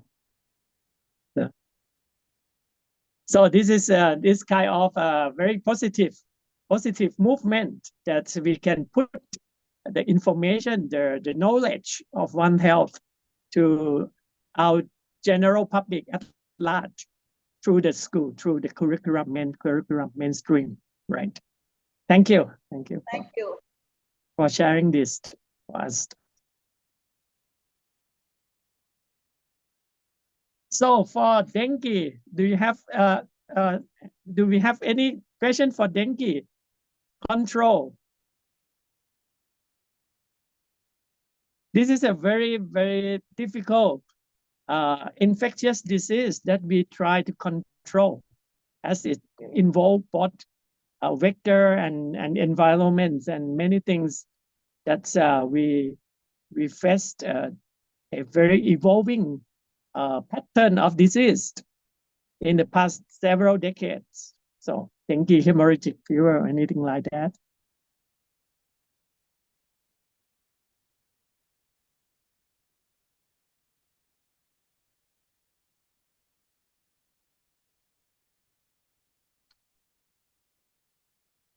Do you have any further information that you can share with us from that you try to make the health information system integration.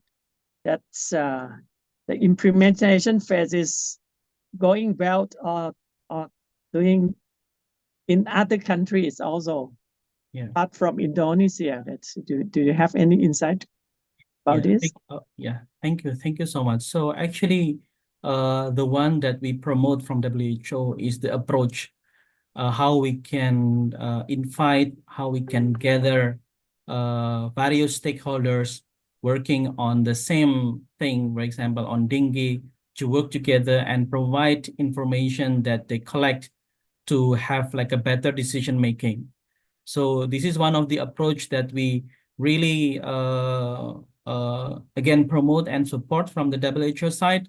And also there is a plan from the Indonesia that we might expand this approach for other diseases like zoonotic disease such as rabies, and also the vaccine preventable disease, because we know that we are still have quite a big problems on these two big group of the diseases. So this approach or this method is being highlighted at the global level, how we can again map the information system or the data available, and then how we can develop the system for the data sharing, how we can optimally use this data, triangulate this data for further or for better preparedness and also the response.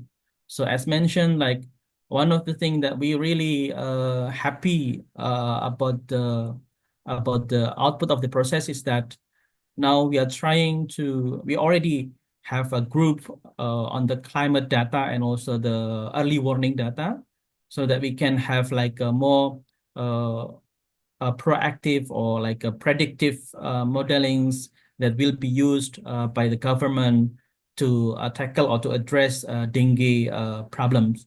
So again, this is the approach that we would like to brought up to the country and also at the regional level, and hopefully it can cover more than not only dengue but also for other diseases that become issue in Southeast Asia. Over. Thank you. Thank you. Yeah, as far as I know, Indonesia there are thousands of islands that's the data sharing or anything like that might be local use or decentralized, right? Might be local implementation or local use. Do you promote the decentralization and use local use of data more or anything like that? Yeah, actually, in Indonesia, we have a national based information system for the early warning. But again, every subnational level, every province and district, they have their own uniqueness. So from the national level, how we can help them to connect with the expert, with the other stakeholders to better prepare for the dengue and other outbreak-prone diseases. So again, decentralization is also a challenge, but also it means good that they can develop their unique response or the unique system that work for them.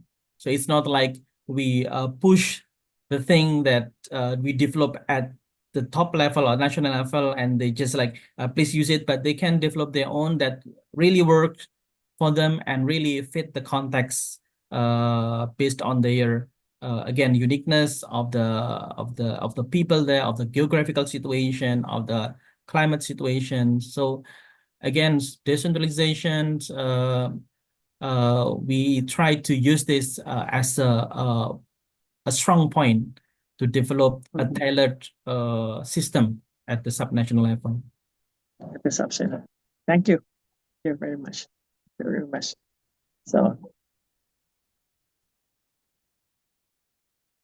So information is a key, right? Data. If we have data, we can predict something and we can have an early warning information that we can help stop the epidemic, right? Thank Exactly. you. Thank you very much. so Mhm. So I'm fine. It's still okay. So we finish our two speaking session. We still have another round table session that we will ask our participant from international organization to have the round table to think about how to collaborate internationally to move about One Health, coordinate international implementation of One Health together at 3:30. So we still have time. So we may have some break and we will come back at 3:30. Is this okay? So thank you very much, both of our speaker from Semio and from the Indonesia. Thank you.